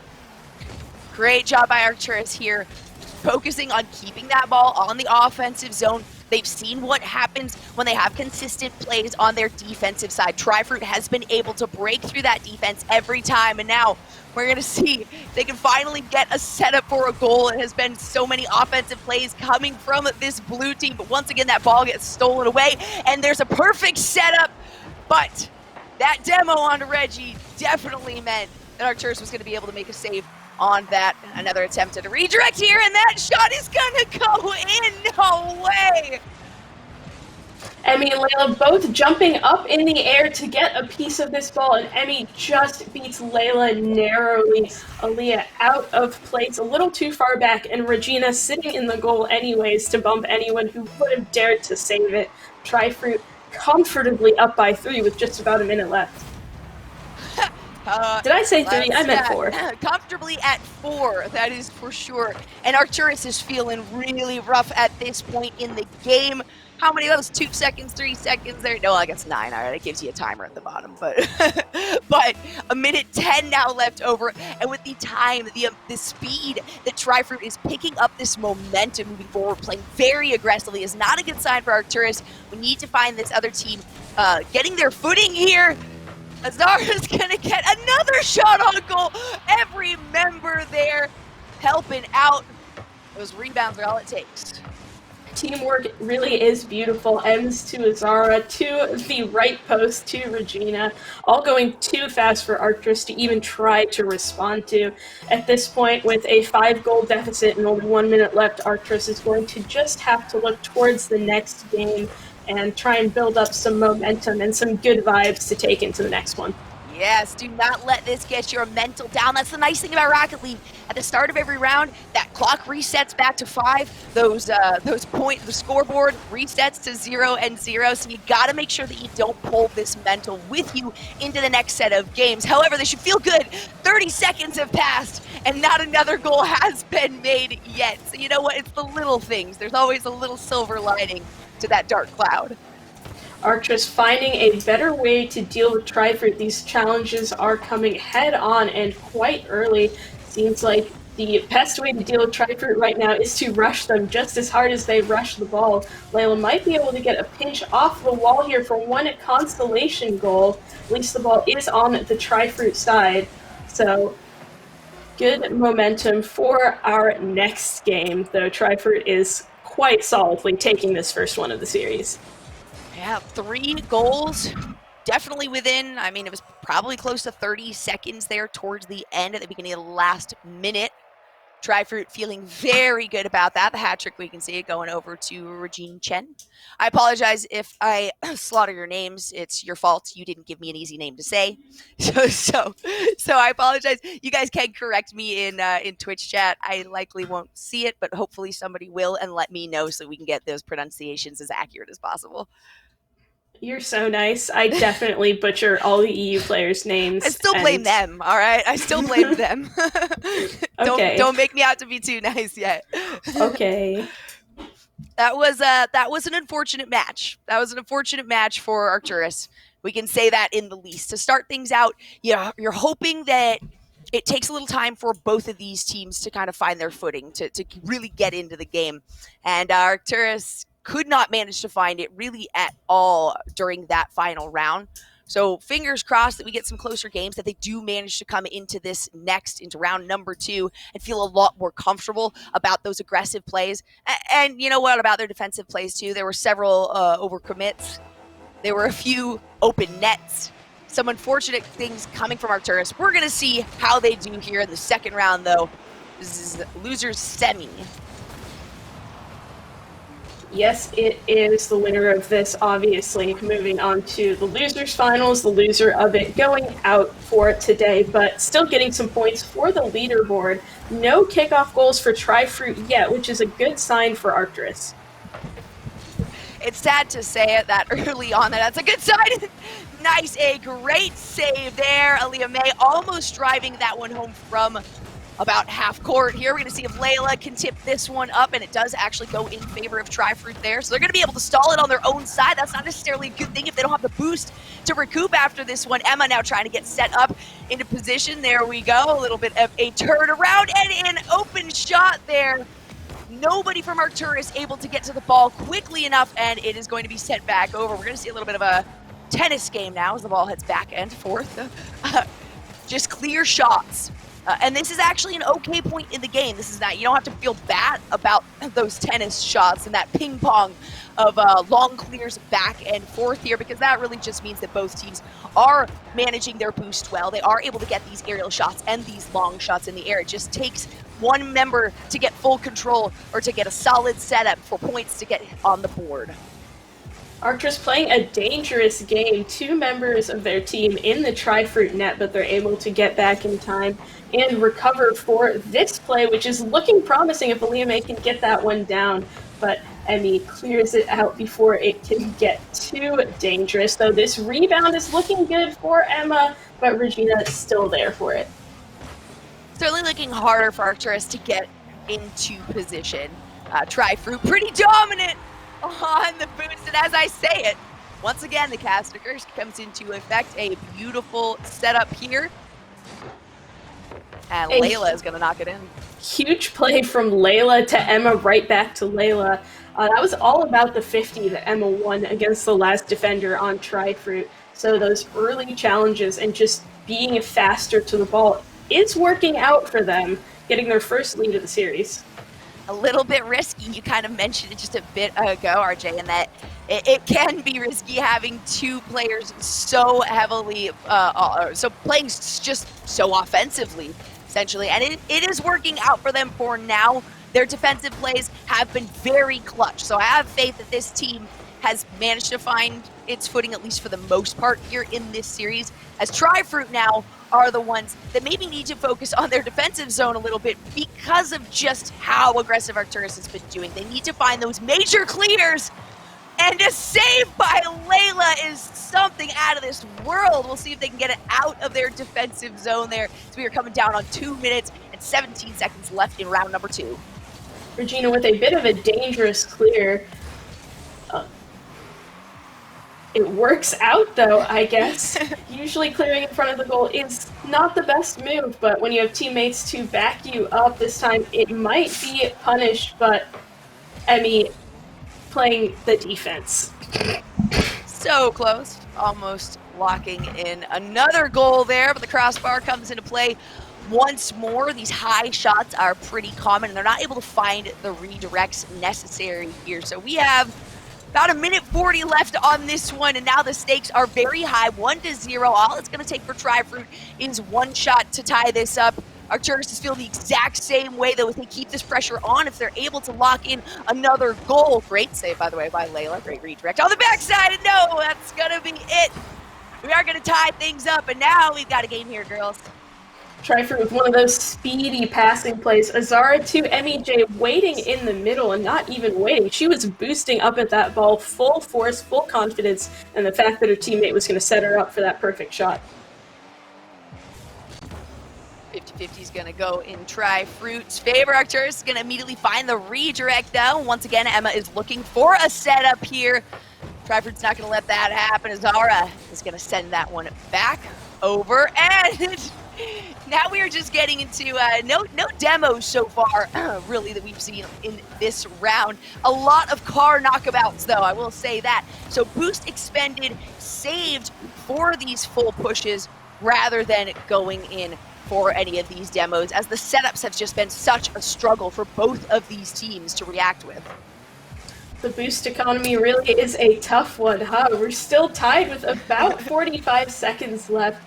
Tri-Fruit putting that on the back wall, but really no follow-up. A huge 50 between Layla and MEJ. This one might just be going in.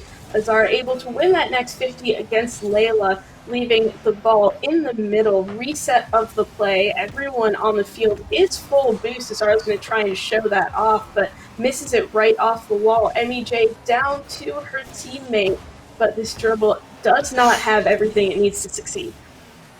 Reggie almost getting a setup there. Arcturus doing a really good job of ensuring that ball goes over their goalpost. Azara now getting into a defensive position, acknowledging, all right, we're in the last few seconds.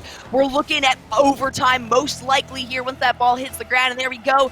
Round number 2, we're already going to see some overtime. So much closer than the first round. Consider it goes 5-0 in favor of Tri-Fruit. Yeah, no sweeps here in terms of individual game scores. Layla has this off the backboard and into the net.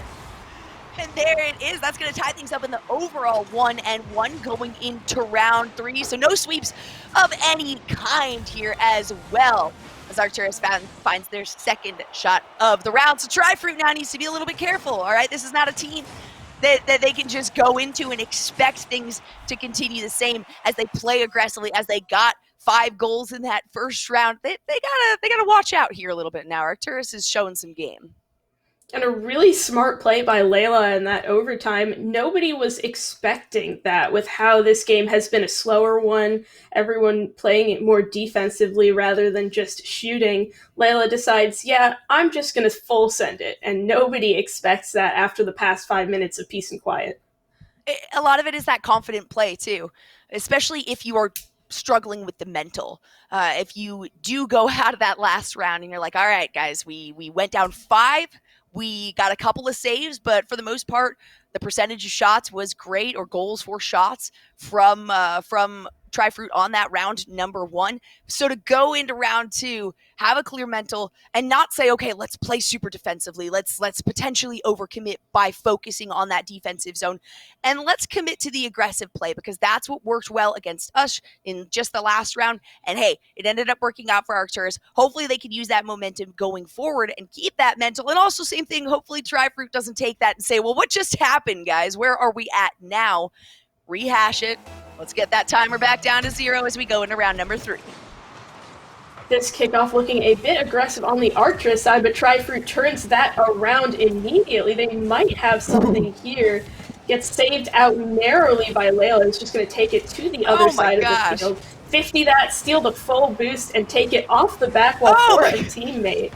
Almost Layla. in. One-woman team right there. Emma actually ends up getting a shot on goal. The redirect followed up there by Tri-Fruit. But my goodness, Layla, the level of confidence in just the last 2 rounds compared to that first one coming from Layla is huge. Allie Mae's going to try to redirect this one. Possibly dangerous as the clear is not really full. It's going to stall at half field.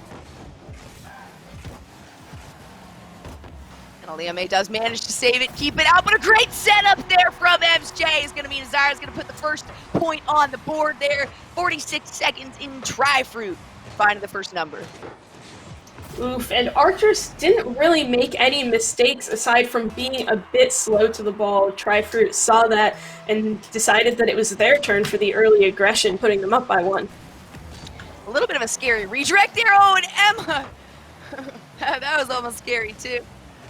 Nothing too close, though. 2 members there of Arcturus who were ready for the, well, almost ready for that defensive play. Trifruit trying very hard to focus on these aggressive pass plays, as teamwork has certainly helped them out so far. I guess that is the name of the game for this one. A little bit of a, not of overcommitting quite, but just of general clumping. There we go, we can see a demo coming out. A potential setup here for Ellie May. Not able to commit on that one though, as Zara gets demoed out. So close, and this ball keeps stalling. It's moving so slowly in front of that goal, and that gets your heart racing no matter which team you are on, trying to position yourself, manage your boost, but also ensure that your team knows where you're at, and you guys have that rotational communication, sure. Emma with a shot on goal. Rotational communication, I love that phrase. But looks like the time on the Trifruit side of the field is over. Some of that pressure is relieved, but oh man, coming with that, nobody's on the Trifruit side of the field, so nobody's there to save Layla, just doing what she does best, and that is scoring. And it's these clear shots, too, that she keeps managing to hit. We saw that was over half of the field's worth of a shot and a completely open net. Not even the fastest moving ball, but Layla is very confident in these pushes, in these long shots, and these clears, willing to dedicate 100% of the boost on that, just to ensure that they can get some numbers on board, and we're going to see if they can follow it up. Oh my goodness, the setup and the secure there by Regine Chen. Let's watch that again. MEJ trying to do some bullying on Layla, and that actually might have worked out. Layla wasn't able to rotate as wide as potentially she wanted to, ends up popping that right into Regina for the dunk and for the goal. So it's kickoff looking a little dangerous here as Layla almost puts in another one. There's a lot of these. I know I keep doing that. Oh, ooh. There's a lot of really close shots, and games now are so very close. We're looking at 1 and 2. Half of this match still left. And Richie Chen is just going to look for another self-throw-in. Doesn't matter. The setup's there, and MJ manages to find the third one for Trifruit. Regina not only passing it, but bumping Aaliyah May entirely out of the way. And Emmy seeing 2 defenders up in her face, bopping the ball down, bypassing both of them to keep the Trifruit going strong.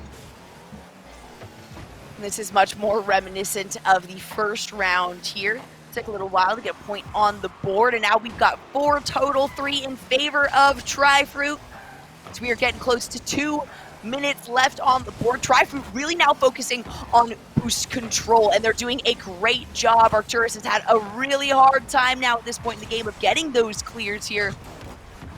And there's another one, but Trifruit's not going to let that happen. MJ trying to set this one up.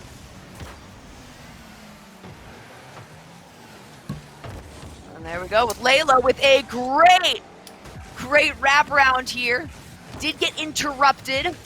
Aaliyah May is going to ensure that it stays on the offensive side here for Arcturus, but no boost means that you cannot get the lift there to try to follow up that play. Layla was there, though, manages to snag that corner boost, and the teamwork here. This is what we wanted to see from Arcturus, the pass plays that have been working really well for Trifruit, that teamwork and communication, and knowing that you're not going to be the only one getting the ball up to that goal. You need the help of your team. Aaliyah May got a demo and then managed to get out of the goal. Layla tried so hard to push that one away, but Regine Chen had the boost necessary to follow up MJ.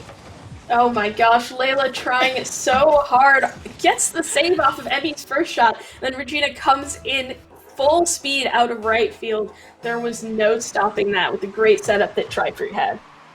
A little too committed on that clears, Aaliyah May, like you said, knocking that one out and then just moving too far beyond, assuming that clear would actually make it when it was in fact redirected.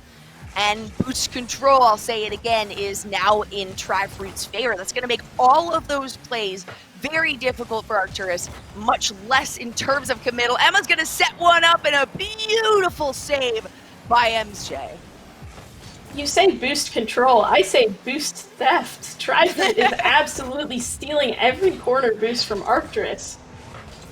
It's almost abusive. I think we're witnessing a little bit of cyberbullying, to be honest here, because they are just not allowing Arcturus to play how they want to. They're forcing them to respond to plays reactively as opposed to proactively, which certainly worked well for them that last round. So this is definitely going to break the tie. We got 13 seconds left, 3 goals up. Arcturus doesn't really have any chances looking at this one now, but they can go into the next round with their heads held high, knowing that they still played very well. Ooh. And there it is, as we all can release that held breath. It does manage to hit the ground. Tri-Fruit find themselves another one. Round 1 going to Tri-Fruit, round 2 going to Arcturus, and now we're back to Tri-Fruit, so this might be a pattern, or it now might be a pattern in the sense that Tri-Fruit has found themselves a victorious play style here. Well, they've taken us 2 match points, so 1 game or 2 games if Tri-Fruit is not able to make it out through this one. I was looking back through the scores from earlier today, and Tri-Fruit ended up beating Sammy Smiles by like a 5-goal margin, and Arcturus ended up beating Catastrophe in one game at an 8-goal margin. So it's wild seeing these games end up being more even when both these teams have had sweeps of days.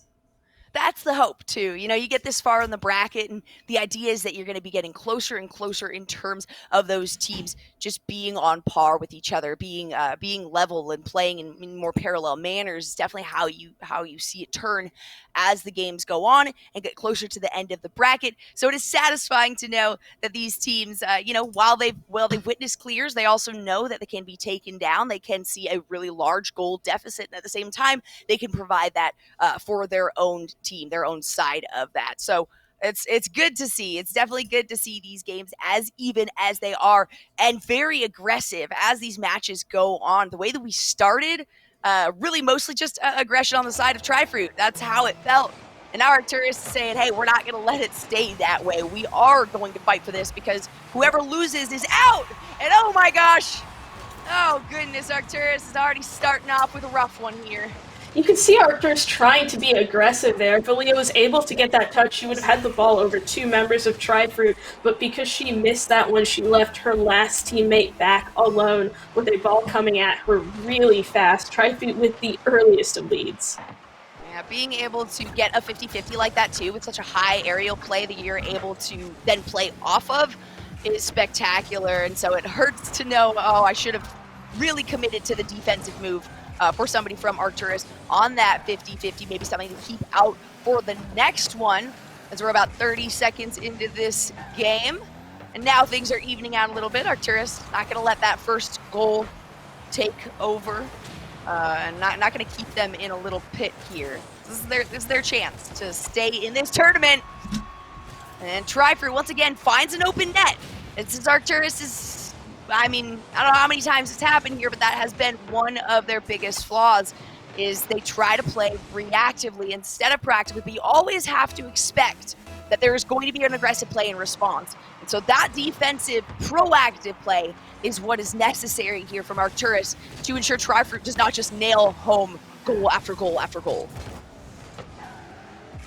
Speaking of Tri-Fruit nailing in goal after goal after goal, looks like Emmy and Regina almost have a redirect pass play there. Regina putting it too high. This could give Layla an opportunity to be Layla if Tri-Fruit can hold off for just 1 second, but they refuse to slow down. Nothing quite there.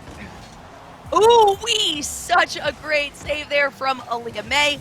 Arcturus now, it seems, is trying to focus on at least keeping some of these corner boosts for themselves. Maybe even taking the end right there, actually. Emma gonna lock one in. That corner boost available, but not necessary.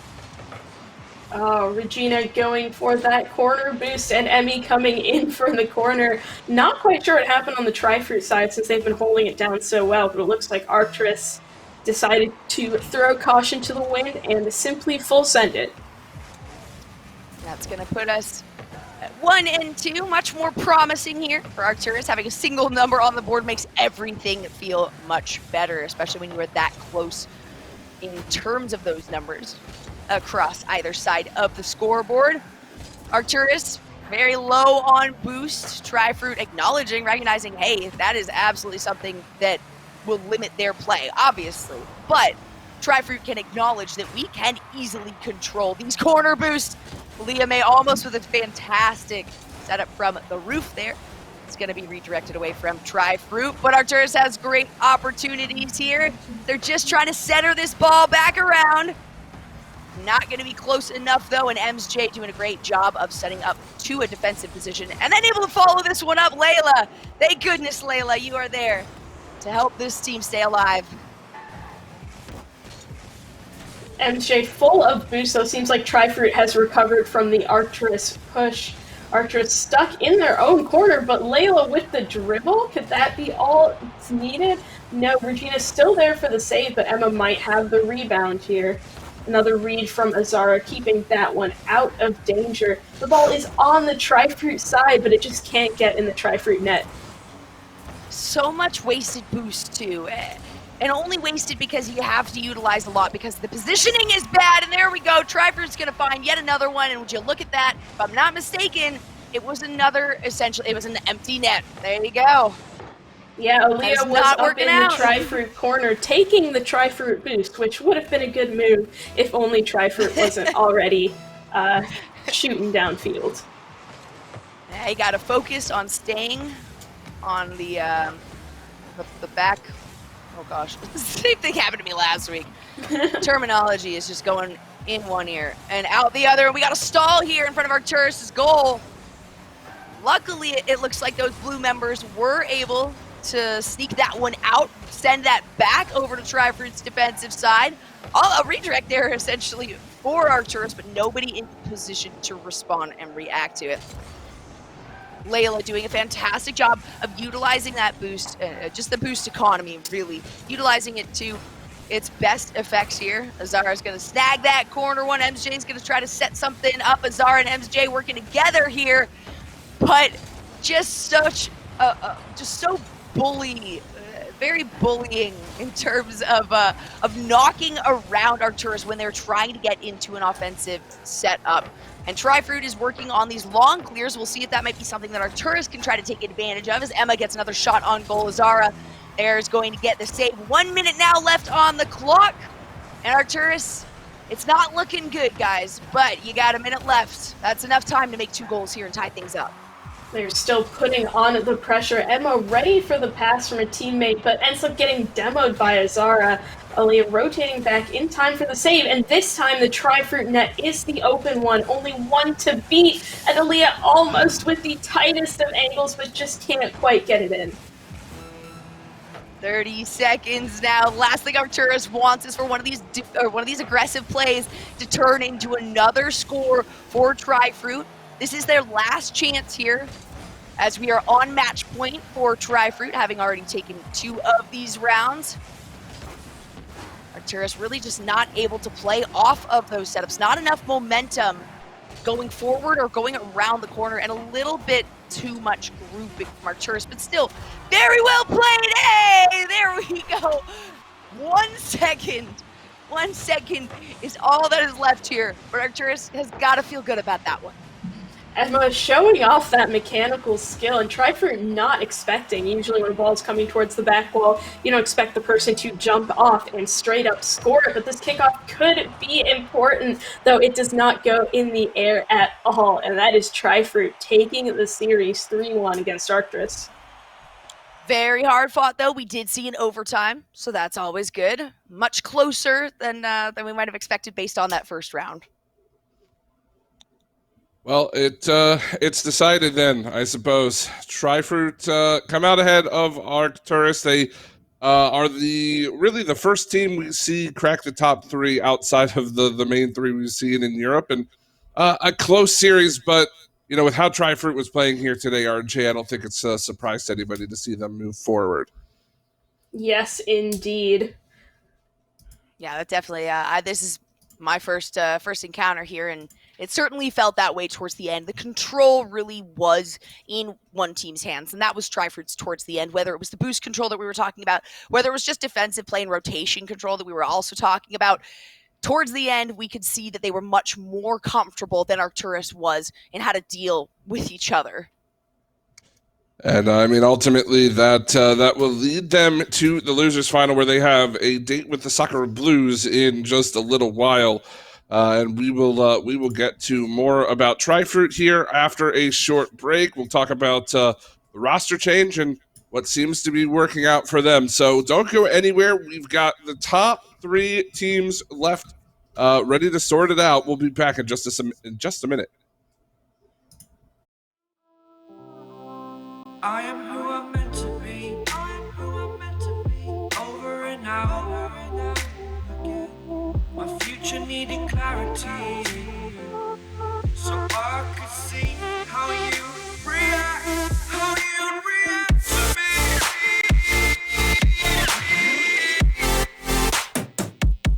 So much differently. I am different. Every time that I look back, I see my fortune. Would you react to me? We are reacting so much differently.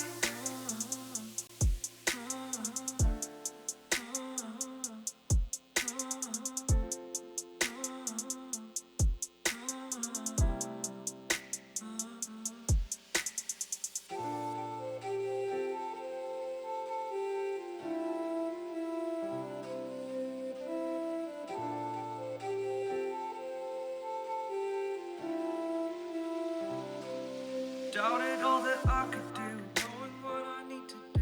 All I can say, the word thank you. I think is what you need to push away from the shore, amongst the waves, exactly where I wanna be. I am where I wanna be. Remember the start, when my future needed clarity. Yes, I needed clarity, so I could see how you'd react, how you'd react to me.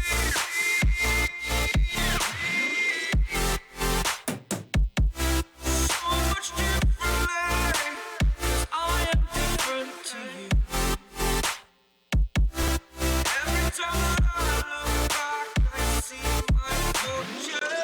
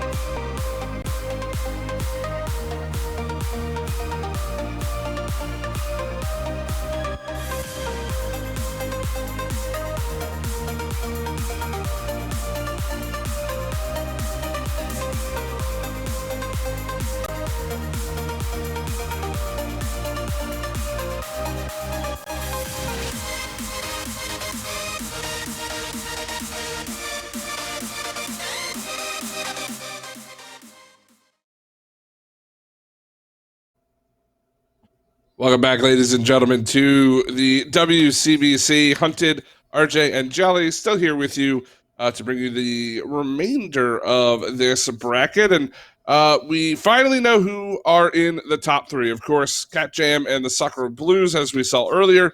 Tri-Fruit making their first top three appearance on the young season. And now we get actually a matchup we haven't watched so far this year, RJ. Sakura Blues and Tri-Fruit finally going to do battle. And since they're a team that we haven't seen, I can't make any predictions. I can't really know what to expect. It's going to be an entirely new experience for all of us. Well, so Sakura Blues last week, Jolly here on the EU side, they unfortunately had their day finished in this round, the losers final against Sammy Smiles. Now it's Tri-Fruit, and it's going to be a little bit different. Caro back in the lineup. Sakura Blues looking pretty good, though they suffered that loss against Cat Jam. I mean, do you see the Sakura Blues faltering here, or do we have a rematch in that grand final? Well, as you know, I did manage to see Sakura Blues and Cat Jam in that game, and Sakura Blues definitely had it was a close game. You know, I think it went out to the 5 rounds, so there's at least a little bit of that. But you know, because these teams have never played, it's hard to predict, and I have little exposure to these teams in particular here, so I would probably feel more comfortable than you guys predicting, because I'm just like, sure, I'll draw a name out of a hat and it could go that way, but the way that Tri-Fruit played off of that last one and maybe going into the next set of rounds with their heads held high with a lot of confidence. And for some teams, it makes it easier to have that continuous play as well, to not really have much of a big break in between these. So they might have a little bit of confidence there as well, that Sakura Blues is lacking just because they've had a couple of rounds off. Well, let's take a look at the road these two teams took to get here to this point. Cat Jam obviously taking out the Sakura Blues in that winner's final. The Sakura Blues taking down Sammy Smiles, and I mean, Tri-Fruit and SKB both kind of in the similar boat, taking out Sammy Smiles today. And then we just watched the Tri-Fruit Arcturus matchup, and here we are now down in that losers final with SKB and the Three Fruits. And it's again a matchup we haven't yet seen today, an important matchup. Really, I think for the confidence of the Sakura Blues, they want to kind of they want to get back on that horse. They want another good finish today. But at the same time, it's an important matchup, not just for, proving what they can do, but also for the standings for Tri-Fruit. So, I mean, this is going to be a tough game, I think, for either side. But RJ, I think we already kind of have an inkling that the Sakura Blues should be the favorite coming into this one, just based on previous experience of the players and of course, how they've done so far in this season. But, I mean, we've already seen an upset today. Why not another one here? It is possible. We're going to have to see how Sakura Blues plays. We're already pretty certain that Tri-Fruit is playing at the top of their game, so it's just a matter of if SKB can do the same. And with the inclusion of MEJ into the lineup for Tri-Fruit, of course, Kluey had one of those roster spots for the first couple of weeks. I don't know if there's necessarily a correlation there, but it does seem like MEJ is kind of fitting in with the team, right? I think that was kind of the question. How are they going to look with a new lineup, new roster?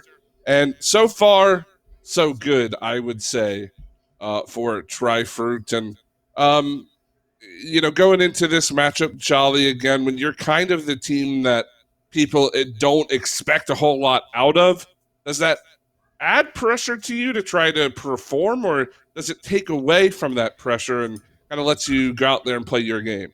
I do think initially it adds a bit of pressure, but I think that now at this point in the bracket, Tri-Fruit is feeling confident enough especially off of that last win. It was quite close. They started really hot and heavy. They got 5-0, and then things got turned around a little bit, but they still managed to make it back. So I think that they've got the mental stability here to come into this one and really not be frazzled and not feel like there's a lot more on their shoulders than there should be, because they have the opportunity to play very well in this matchup. Well, the winner of this, of course, secures themselves at the very least second place. They have an opportunity to play against Cat Jam here in just a little while.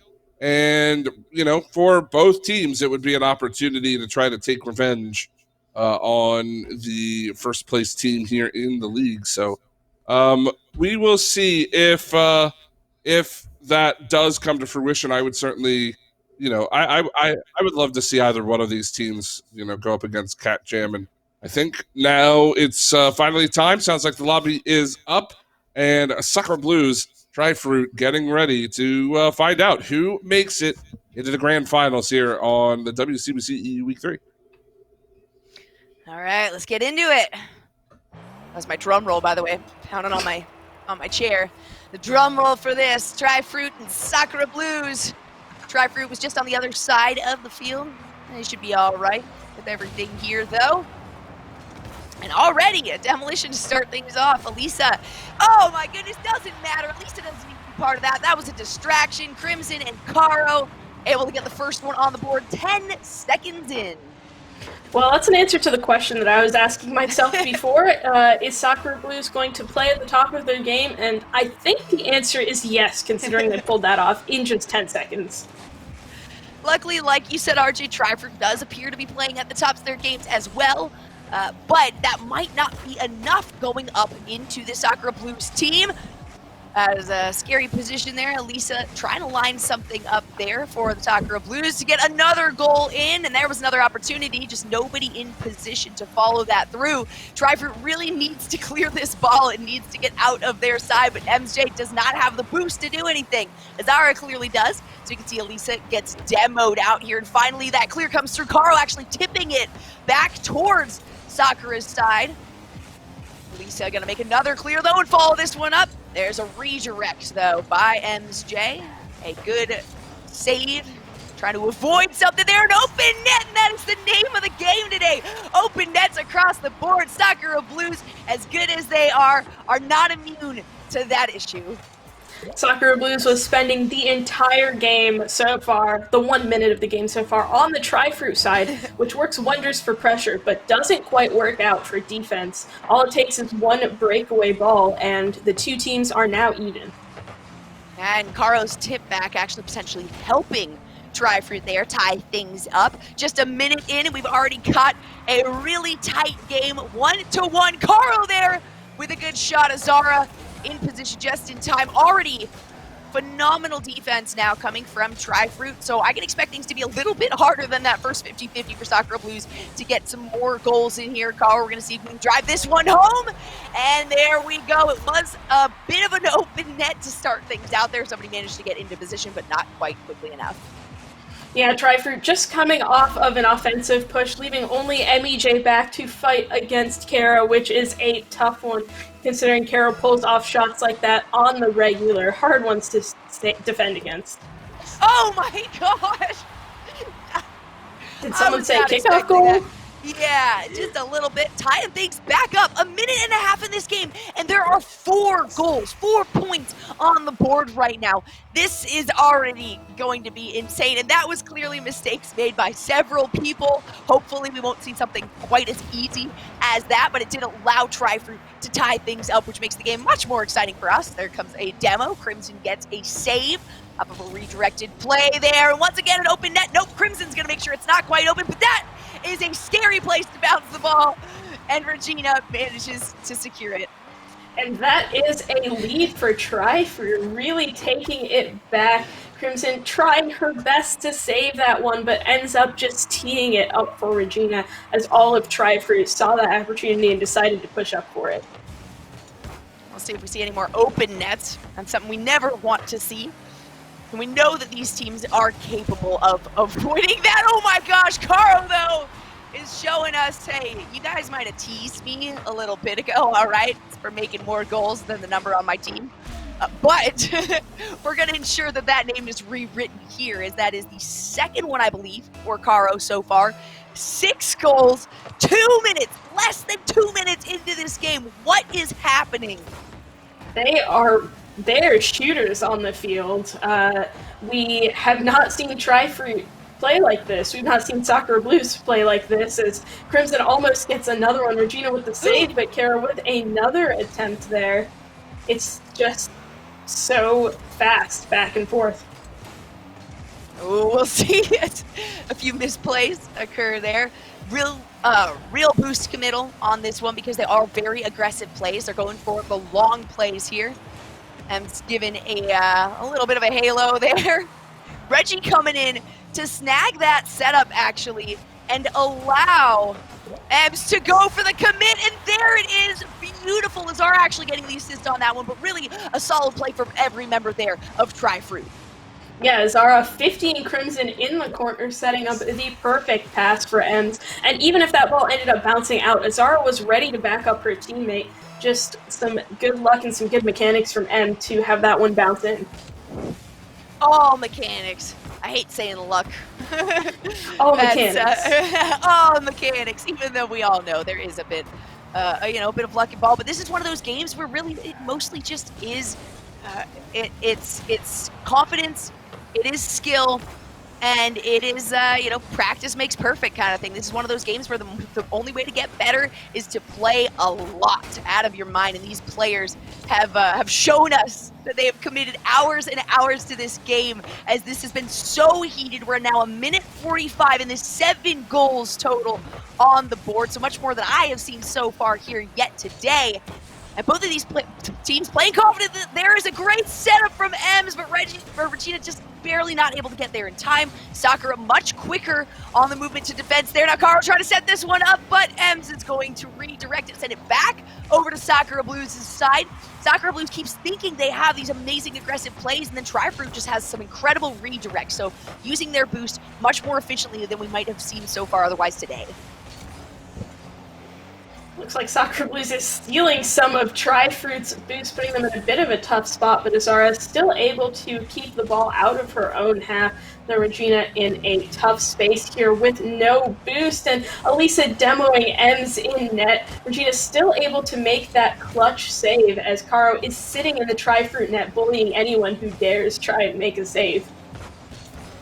We are in it now, 45 seconds left on the clock. This is just the first round in this best of 5. Both of these teams want to at least get that second place position locked in. They want to be able to go up against Cat Jam here, potentially take home this week's victory and the points that go along with it.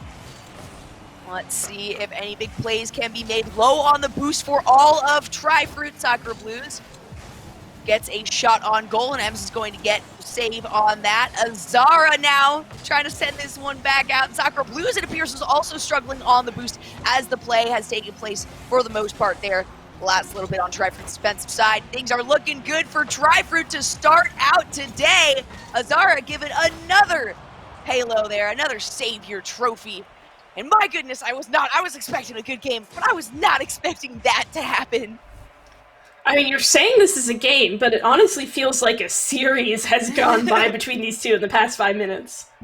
Yeah, and not only that, but this is the first time in this season that we are seeing these two teams play up against each other. So they go into this immediately acknowledging, hey, we're on a pretty even keel. We can go into this one with a lot of confidence, and I'm glad that we're seeing it go through that way. We were talking there with Hunted just before the matches started, and he did bring up that he thinks that he's pretty confident in saying that that Sakura Blues can take this one no problem. But clearly, just based on that, Tri-Fruit's like, no, don't sleep on us. Don't let us go that quickly and that easily, because we figured things out now, and we are going into this next set of matches confidently. I love to see that from a team that maybe went in with a little less confidence than the other team. And not just confidence, but I'm guessing the Twitch poll that WCBC runs at the start, not that I have chat open, but I'd expect Sakura Blues to be the predicted favorite, sitting at the top of the points leaderboard right now. But points mean nothing to Tri-Fruit since they have plenty more to prove. Oh, absolutely. And that's exactly what I love to see in these games. It's really easy to have that mental broken, especially when you've been playing all day, you've been going through matches, you've had to take time off in between, and now you're really in the long haul. Because if Tri-Fruit does make it through this, they're immediately going to have to follow this up in that winner's bracket going up against Cat Jam. So things can get pretty difficult for them here. Sakura Blues is not out of it yet, though. That was round number 1 only, and already things off to a hot start as shot on goal occurs in the first 6 seconds of this round. Ooh. Another attempt, a little bit of slow moving here. Got to snag all of those boosts. Tri-Fruit, I think, has probably recognized now that Sakura Blues has kind of maintained control over the boost. Clearly it didn't matter, as Tri-Fruit was still able to take that first set, that first round here. Crimson gonna go for the redirect. Not gonna be enough. Elisa with a shot, but it was just too far to the right. Caro's gonna try to set that one back up, but a little bit of a long shot may actually give Tri-Fruit the opportunity to clear this one out of their side. That is gonna do it, yep. And hey, this is a much closer game now. We've got almost a minute in, still 0-0, and it should feel anticlimactic, but it absolutely does not. Yeah, the fact that nobody scored is surprising considering the entire scoreline of the last game and how so many of those goals were early. But it looks like Crimson is going to try and change that with some dribbles and bumps on Azara. Kara with the angle off of the side. Wow, I almost didn't even see what happened there. Thanks to the shot that we had of that. Yeah. Crimson barely missing it. My gosh, what a shot. And using the crossbar. That crossbar's on my team now, is what Sakura Blues is saying. Nice try, Tri-Fruit. There we go, 50-50 kind of stalling. That early lead, the same that they had in the last game. And let's see if they can hold on to it, though. Or maybe that's all Tri-Fruit needed to get their boost going. There's Crimson for another one. What a shot. Elisa with the assist and setup. What is with these angles? Sakura Blues coming out with the shots from the corner. Tri-Fruit just not ready to defend at such sharp angles. It's literally almost flat, the shots that Crimson and Kara had. And normally, you know, you're sitting in that defensive zone. You're sitting at the back post. You know, that's the best way to defend. Focus back post, but as I say it, I need to stop because, oh my gosh, Ebbs with the carry around. What a play all the way across the field. And Regina with a demo on whoever would have been front post, throwing off the SKB game. Looks like all it takes is a dribbler and a demoer for Tri-Fruit to put themselves on the board. That's what we like to see. Now 3 goals have occurred really in the last like 40 seconds, I believe. We were right around 4 minutes before Sakura managed to put the first one on the board. So things have started rolling and it doesn't look like they're gonna stop anytime soon now. Azara trying to reposition this one for the team, and Regina is there, but it's going to be quickly redirected by Crimson. A pop-up. Crimson's going to go back for that corner boost. No, it's going to be left available there. Azara now back to the defensive side. Picked up that full boost. Ooh, just barely went underneath the vehicle, though. Actually boosted a little too quickly. Caro is going to try to get this one out, but Ems is going to set it up once again. No member of Tri-Fruit, though, ready for that full commit in position. If they can manage to set somebody up there, if they can communicate that rotation, somebody needs to be on the backside with a bit of boost, ready to send that ball in. They have had so many amazing setups to knock in or lock in more goals. Now, about halfway through this game, Sakura Blues is still feeling the lead, though, at 2-1. If I was Tri-Fruit, I would be too scared to push up on the offensive for precisely this reason. All of Tri-Fruit committing to that ball, it doesn't work out. And all it takes is one hit from Elisa on Sakura Blues, or really anyone on their team, and it is an instant goal for them. We know that Tri-Fruit has the potential to keep a solid defense. We just saw it in that last matchup between Tri-Fruit and Arcturus of constantly watching that rotation and maintaining one player on the defensive side. And there we can see they're probably focusing on it a little bit more as we watch that rotation occur. Azara moving back, but a little too far forward. Luckily, it didn't matter as that boost hit was able to clear it. And that is a great setup there for Sakura Blues. Nobody there in time, though. Crimson gonna try to keep this one on Tri-Fruit's side as they have overcommitted once before. on thinking they had a clear or repositioning to an offensive play, and Crimson's gonna find a great shot. Crossbar, though, once again aids Sakura Blues here. MJ with another attempted setup. Caro finds a great shot on goal. My goodness, the shot numbers. I gotta know after these rounds what the numbers of shots on goal are, as Crimson gets another one. Ems gets yet another Savior Award. And this is one of the, I say, closest games, not in terms of score, but just in terms of ball having very minimal movement, and so many of these players grouped together. Another one! But Regina's going to be able to lock it in. That gets things much closer for Tri-Fruit. Looks like Sakura Blues did not have the rotation communication. Elisa trying to clear the ball out. We're not going to talk about it, okay? Okay, I understand. Talk about it. We saw it was it almost looked like that could have been a saving play. Ended up actually being a little too early and redirecting. But that's it. I said I'm not going to talk. Stop it. I said I'm not going to talk about it. Gosh. RJ. All right, going into here, we have 1 minute left. 1 minute left on the board. Tri-Fruit needs to do everything they can to tie this up. They are feeling so confident. They got the first round on Sakura Blues, the favored team in this matchup here. A demo is going to knock Elisa out for a little bit. Can Tri-Fruit make a play off of this? Very close. A little bit of a quick movement away. Azara there trying to make a play, but no boost available here. So the clear from Sakura Blues does occur. And the defense was not there. Open net. How many times do we have to say it? That cannot happen. The second Caro 50s that with Regina, you see Emmy running back, but just not able to make it in time. The play shifted so fast between a good offensive opportunity for Tri-Fruit and a goal for them. That's just the danger of Sakura Blues and their quick conversions. Was a good attempt, but we cannot see, especially this late in the round, we cannot see these open nets. If it's a tie game, you can be a little bit more aggressive in the hopes that you break that. It is also incredibly dangerous to leave that open net, but when things are not really in your favor, the last thing you want to do is allow the enemy team to just tally up points, and there it is, Carl, with another one, the hat trick locked down, 6 shots on goals, 3 of those made it through, so a 50% average there. That is very good for Caro, who I'm sure is feeling exceptional as we look at the last second of this game. Sakura Blues gonna tie things up. An anticlimactic kickoff ends up hitting the ground and doesn't change the scoreline at all, as Sakura Blues does indeed tie it with a bit of a dominant performance this game. Yeah, just a bit, and it does feel like it wasn't even so much that Sakura Blues was playing very different than the last round, to be honest. It was just that we saw a lot more things up in the air for Tri-Fruit. We saw a lot of those open goals. We saw a lot of overcommits.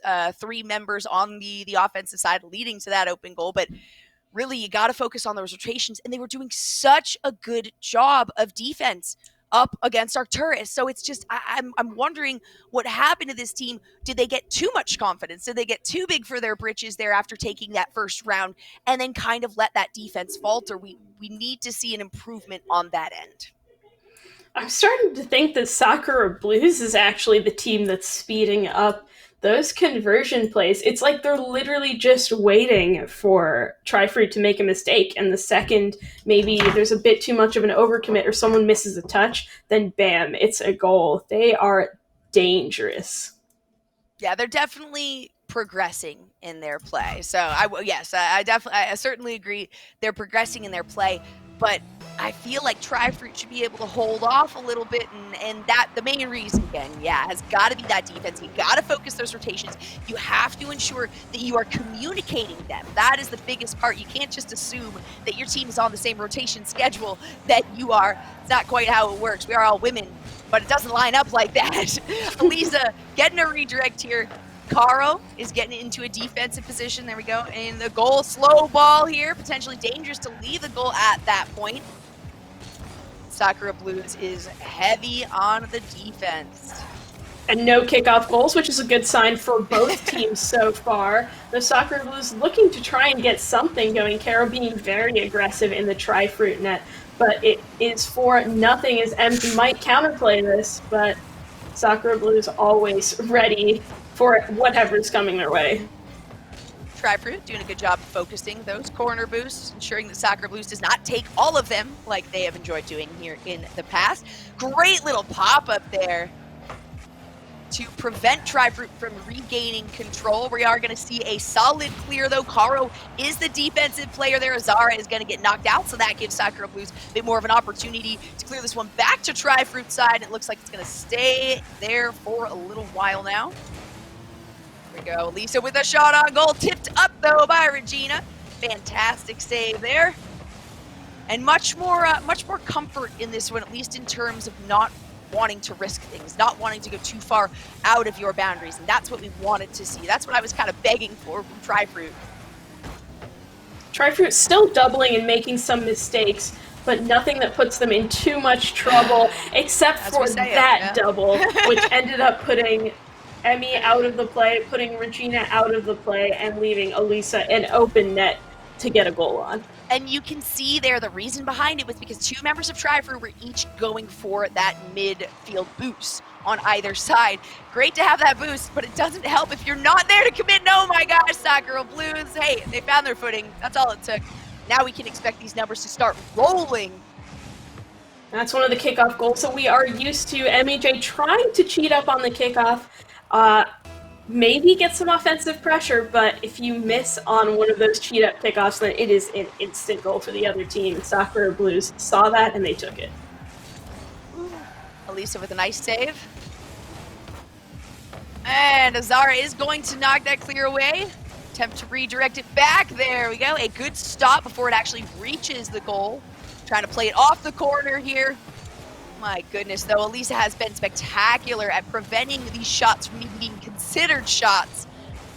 Is deserving of several more halos than she has received, and Crimson now trying to carry this one over. A little bit too much good momentum in terms of that car, kind of flipping all over the place. Was not able to use the boost properly to drive that ball in. Karo there, gonna send this one away. And Sakura Blues' defense is just on point. See if Trifruit can make a play out of this. There's a stall from Karo onto Regina Shen, and no boost to follow it up there as well. So Sakura Blues really taking advantage of the boost control that they have once again regained here. Oh, another shot there, but Karo is the savior everywhere at once. And now Crimson's going to be knocked out. We're going to see Trifruit do anything off of that. Not enough time, though. And Sakura Blues with their lead, they're just so comfortable right now. They're not pulling off their aggressive plays. They're really just passing the ball between each other, just lobbing it up in the air. Really just playing for the time here, and Trifruit has no choice but to just go along with it. MJ may have actually stolen that. I would have to go back and rewatch that, but it looks like that was going straight into Sakura Blues' goal. You actually had Elisa going for the corner boost instead of going back for the defense there. Crimson is going to manage to knock this one, and even with two members of Trifruit there, they just were not far back enough in the goal to respond to that. And still a very slow, leisurely play from Sakura Blues, though Trifruit not quite in the right place to defend against something coming straight down like that. A minute 20 now left. Trifruit, this is the biggest struggle that we have seen, not being able to get a single point on the board here. So the pressure is on. And this will break the overall tie, as currently we are 2 rounds in. It is 1-1. Trifruit starting things out very, very well. Sakura Blues quickly recognizing, acknowledging maybe some of the faults and flaws that Trifruit has had, especially in their defense, and really taking advantage of that. Putting salt onto the wound. Hey, as we say it though, still a minute left. And that at least feels good. That brings your confidence level from literally nilch to at least something. Zilch, nilch. I made a word, guys. I think it's a great word, and perfectly encapsulates what Sakura Blues is going on right there. They slowed down so much so that Trifruit could just steal the ball from them and put it into the net. So expecting Sakura Blues to speed up again, realizing that the game isn't just over yet. Absolutely not. They're not going to give it up that easily. Ems is going to try to redirect this one, and there we go. That's the defensive rotation that we wanted to see as Azara manages to get the save on that. Ems going to prevent Crimson from rolling that one in front of the goal, and now they're going to send Sakura Blues back on the defensive. They are just so quick to move to it, though. Trifruit not really able to make a play off of a quick-moving ball, and that is because Sakura Blues has had much boost control, and also, again, their defensive rotations have just been very solid. They know exactly when they need to fully commit to that defense. Kara just hanging out with the ball, holding it on the ground. Sakura Blues have this game, and they're taking it to a series point. 2-1, looking very good, though not as good as they did last game. Looks like Trifruit is slowly inching back up on them, getting what got them that lead in the first game of the series. And there we can see the, it was, I guess, for that one, 6 shots. So if I'm not mistaken, the team overall, Sakura Blues got 50%, which is pretty amazing.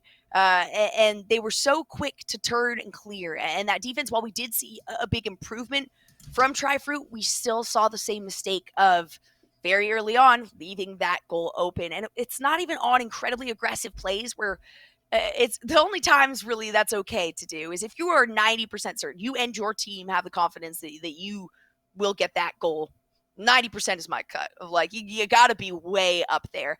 And if that's not the case, then you need to have somebody on that defensive rotation. You need to have somebody focusing on back post or front post, depending on, you know, how they're approaching these, but generally starting on back post. We see almost none of that. We see their recession far into the goal box.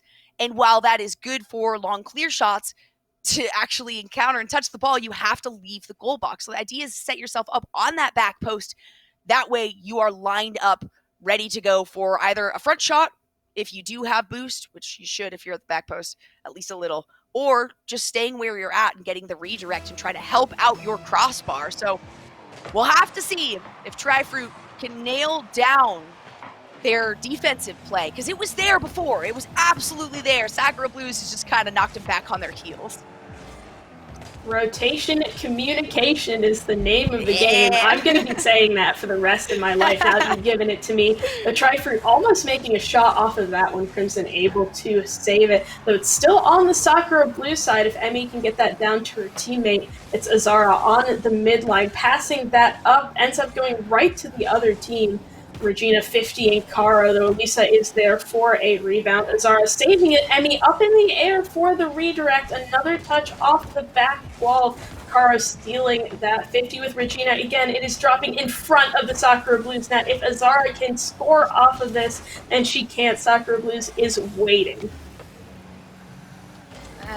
It was close. It was close. And you had all of Sakura Blues sitting there. Oh my gosh! Em's getting a great save as Elisa just drives that ball into the goal. Crimson with another shot. Ems with another save. And now Trifruit has it on the offensive side there. Try to lock this one in as Ems gets the carry through, but there are 2 defenders. Caro gets the save on that one. Ems is going to snag that corner boost away from Sakura. Trifruit's defense has been much quicker to respond. And I think that Sakura Blues, while their rotations have been on point, they're also so incredibly quick to respond. Kind of going hand in hand with each other, I suppose. Elisa now trying to line this one up. Ooh, Azara, though, finding a nice clip away, and that's going to send it back over to Sakura Blues' side. And Ems is trying so hard to get one of these aerial carry-throughs. Just trying to line it up, trying to really drive it home because of how good Sakura Blues' defense is, and they're not able to find it. And Trifruit being way more patient than we saw before. 2 minutes and they haven't been scored on. Even when they make those offensive pushes, they always make sure that they leave someone behind. So that rules out some pass plays. And even with they had a person behind. Just Kara's Crimson shot was too much of a banger. Regina not able to get to the top of the goal in time. And that's where a boost gets scary. When you get low on boost, when everyone on your team gets low on boost, and you are constantly having to defend from those rebounds, that's when it gets a little terrifying, because your position needs to be pristine, immaculate, just so that you are able to stay in a safe spot here. Caro, still feeling good. Excuse me. 2 saves on Ems, though, who has been playing very, very well this round. Gets demoed right there from Crimson. Tri-Fruit's going to keep this one on the offensive side. Azara trying to set this one up. Elisa getting into position. And then the clear over to the side of Tri-Fruit. But look at that. Regina was there on the defensive side, was ready to prevent that play from happening. But this is where things get scary when Sakura Blues can continue on with these rebound plays. It is almost impossible to get it out unless you find a solid clear between. How can such a cute team name like Sakura Blues be so terrifying on the field? That's true. I absolutely love the cherry blossoms that you've got as well on the majority of the cars, that decal. So they are repping the Sakura Blues pretty hard. 1:50 now left, so just under 2 minutes here for Tri-Fruit to try to tie things up. But this is a good sign in general. Only one goal on the board here. Tri-Fruit knows that if they cannot even things up here in the next minute and a half, that it is the end of the day for them.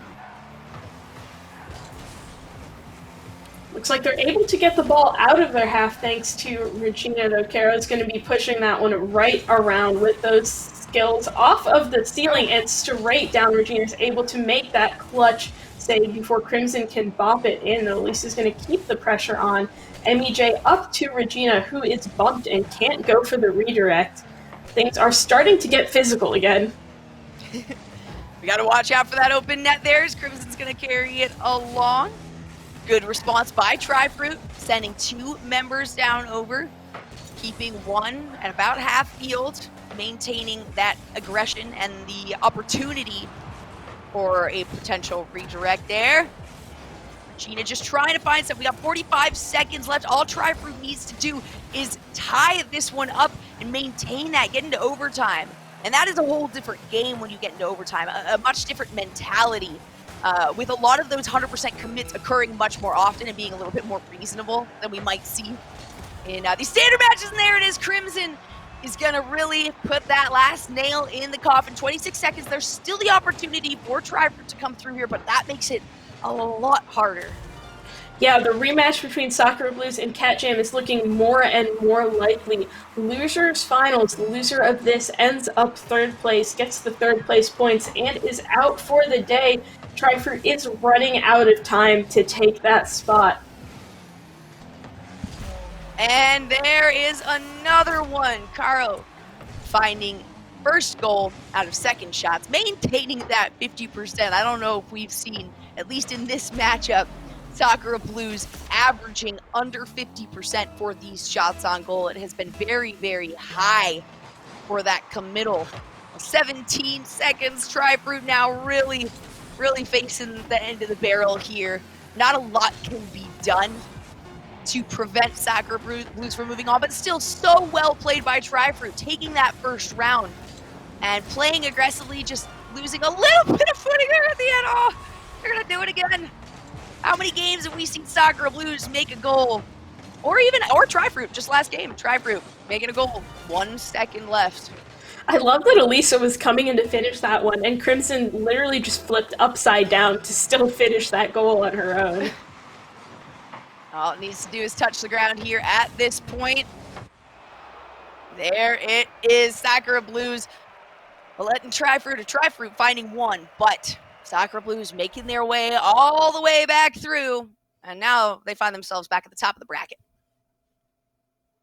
Well, it's an unfortunate ending for Tri-Fruit's run. I don't think too many people will be surprised with Sakura Blues back in the grand finals, but hey, they made it a series, right? I mean, you take game 1 off of the Sakura Blues, make it pretty interesting, but that combo, that trio of players, is always going to be a tough matchup for anybody.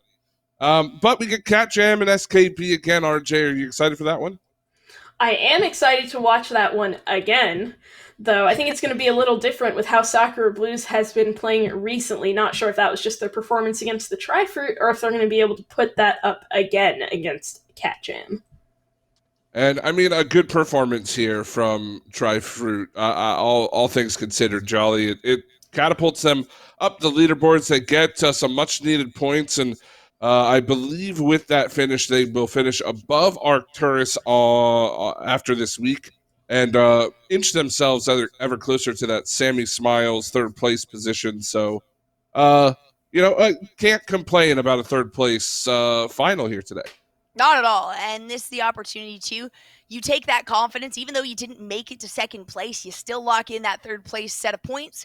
So taking that confidence into the next week, saying, all right, let's figure out what we did right and wrong. And, their aggression, their offense was great, as we saw in that first round. 7 goals total put up. 4 of them were by Tri-Fruit. So they took that first round with a considerable amount of points there. But it did seem that Sacra Blues was able to take advantage of their dip in defense. So just focus on that, and this is a team that we can see climb the ranks in the future much, much more. Well, we are going to take a short break, folks, and when we come back, we have our grand finals, the last series on the day here for EU week number 3, and we're going to find out which between Cat Jam and the Sakura Blues will become our first repeat winner here on the WCBC. Don't go anywhere. We'll be back in just a moment to bring you the ultimate matchup of the third week of EU.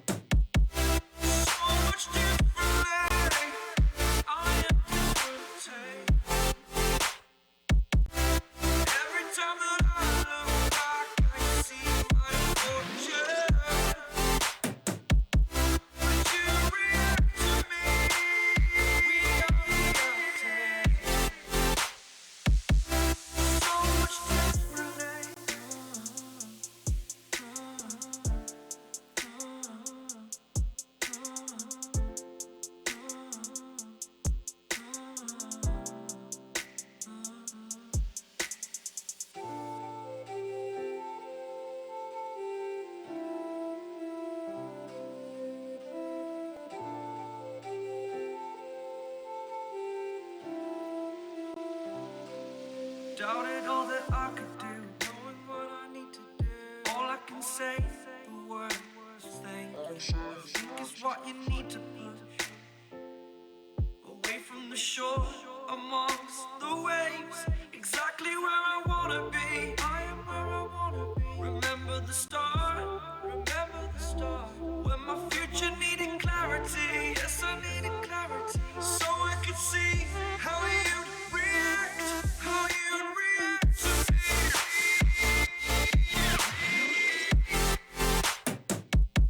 So much differently, 'cause I am different to you. Every time that I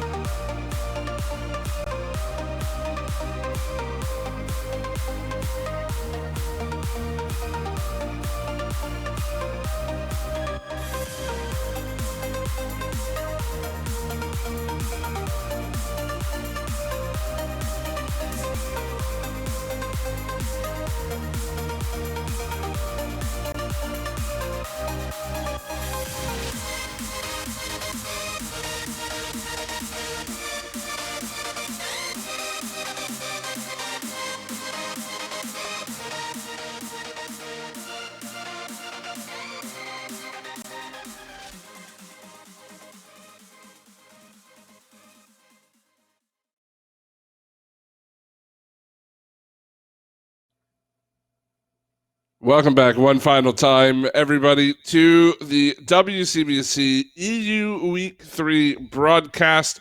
We are super glad to have you all in here. Hunted, RJ, and Jolly with you.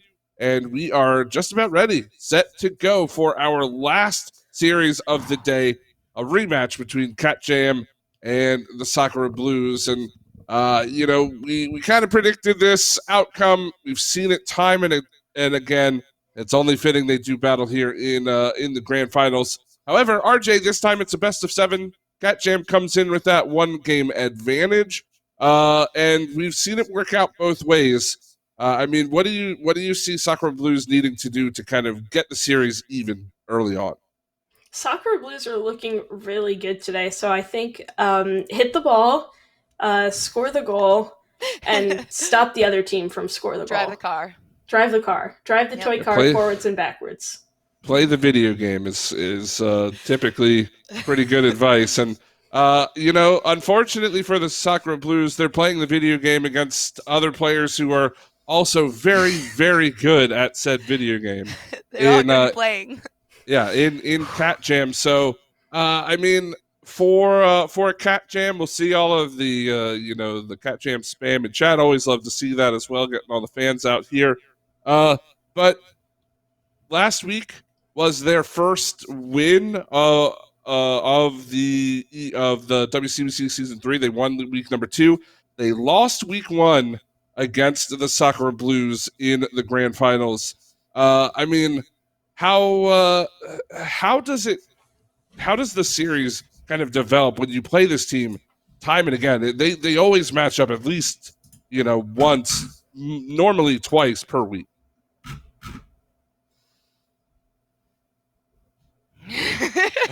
I'll give this. Me? I'll give this to you if you want to answer that question. Sure. I have less exposure to these teams. Sure. We're a little more familiar, with NA. But you've got Cat Jam. You said they were spam it. They've clearly got a reason for a following, a reason for that fan base. But we talked about it before when we were getting into things, just the way that Sakura Blues looks. They've got the confidence going through. They were just able to play. So I kind of mentioned before the fact that some people like to take that momentum and continue on. So people play better if they are playing round after round instead of having to take a break. And we know Cat Jam has had now 2 rounds, 2 best of 5s that they have had to wait through just to get to the final, the winner's bracket right here at the end. So they're also able to, though, on the other hand, because you're able to sit there and watch, you're kind of able to see what weaknesses you might be able to look out for in the team. So maybe they've been doing their research, and maybe that's something that Sakura Blues needs to be cautious of just recognizing their own weaknesses, going into this one, focusing on that, just keeping up consistent rotations. They've done a good enough job here now that they should be able to hold their own against Cat Jam, but anything goes. It is a best of 7, so lots of opportunity for teams to adapt as well as things go on. Well, Cat Jam, the only team in the league coming into week number 3 with 2 players that have a goal per game or above. Quite an accomplishment to have 2 players sitting on your roster that way. Of course, in Ravina and Sophie, 2 big goal scorers. However, Ducks not too far behind, sitting at 0.8 goals per game, but almost topping the charts with just about an assist per game, which I suppose is not terribly surprising when you get all of the goal scoring from your line mates. But RJ, how do you stop an offense that can consistently put up numbers like like Cat Jam? It's a tough one, especially when we saw Sakura Blues fall to Tri-Fruit in the first game of their series. It's mostly a question of, I think, 50s. There's some pretty important 50s between Cat Jam and Sakura Blues earlier today, though I haven't seen their week 1 matchup. I think, Hunted, you're the only one who's witnessed Sakura Blues beating out Cat Jam in week 1. Well, typically the way that it works, at least so far through the first couple of weeks here in EU, is that typically the team who wins in the winner's final, normally that 1-game advantage is a little bit too much to overcome for the team coming from below. However, we've seen close series. The first time Sakura Blues beat Cat Jam 4-2, and it certainly looked like it was gonna go all the way. I know Game 6 was quite dramatic between those two teams, so again, I think a lot of it comes down to starting your series well when you're coming in through the losers bracket. Obviously, both teams are coming off of wins, but if you are coming in, you need to you can't really afford to lose that first game, right? Like, you drop down to kind of 0-2 in a best of 7. You got to win 4 of the next 6. It can be hard, especially against a team, whoever it is, that awaits you there in the grand final. And I think both teams know that at this point. So if it was my expert opinion that you want, I think we see the Sakura Blues come out more aggressive than we normally would see them. At least that's what I would expect. I would imagine they want to kind of punch Cat Jam, off the jump and not let them get settled into the game. And we'll see. I think strategy is a big part of the matchup, Jolly. When you talk about teams that are facing each other week in, week out, a lot of the times it stops becoming about skill and more, again, about that chess match on the field.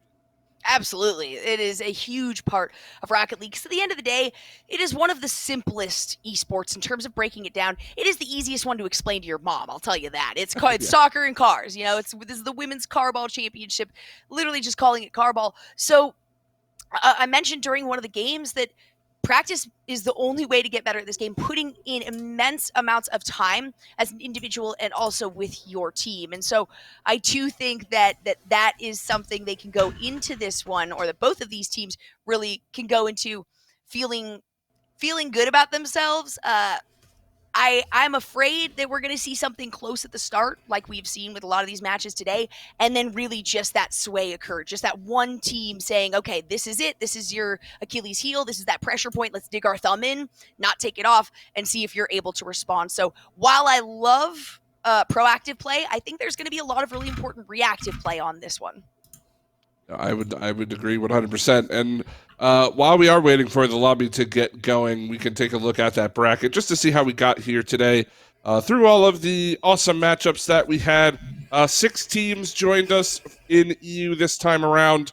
As you can see, Cat Jam only dropping 1 game on the day to the Sakura Blues, now where they find themselves coming in with a 1-0 advantage into the grand finals. Sakura Blues started their day with a 3-0 sweep over Sammy Smiles, a relatively close series, but it kind of spelled the downfall for the Sammy Smiles, or at least started their downfall on the day. And then, of course, dropping in the winners' final, then beating Trifruit, as we watched just moments ago, 3-1, and looking better as the series progressed, right? I think that was kind of the point as well. Trifruit started strong early, and Sakura Blues, Jolly, you and I were even discussing it over the break that, we saw that first game from Trifruit, and you thought, okay, maybe the Sakura Blues not as strong as we expected them to be. And then they said, no, we are the team that deserves to be in the grand finals. And they proved that in the next 3 games.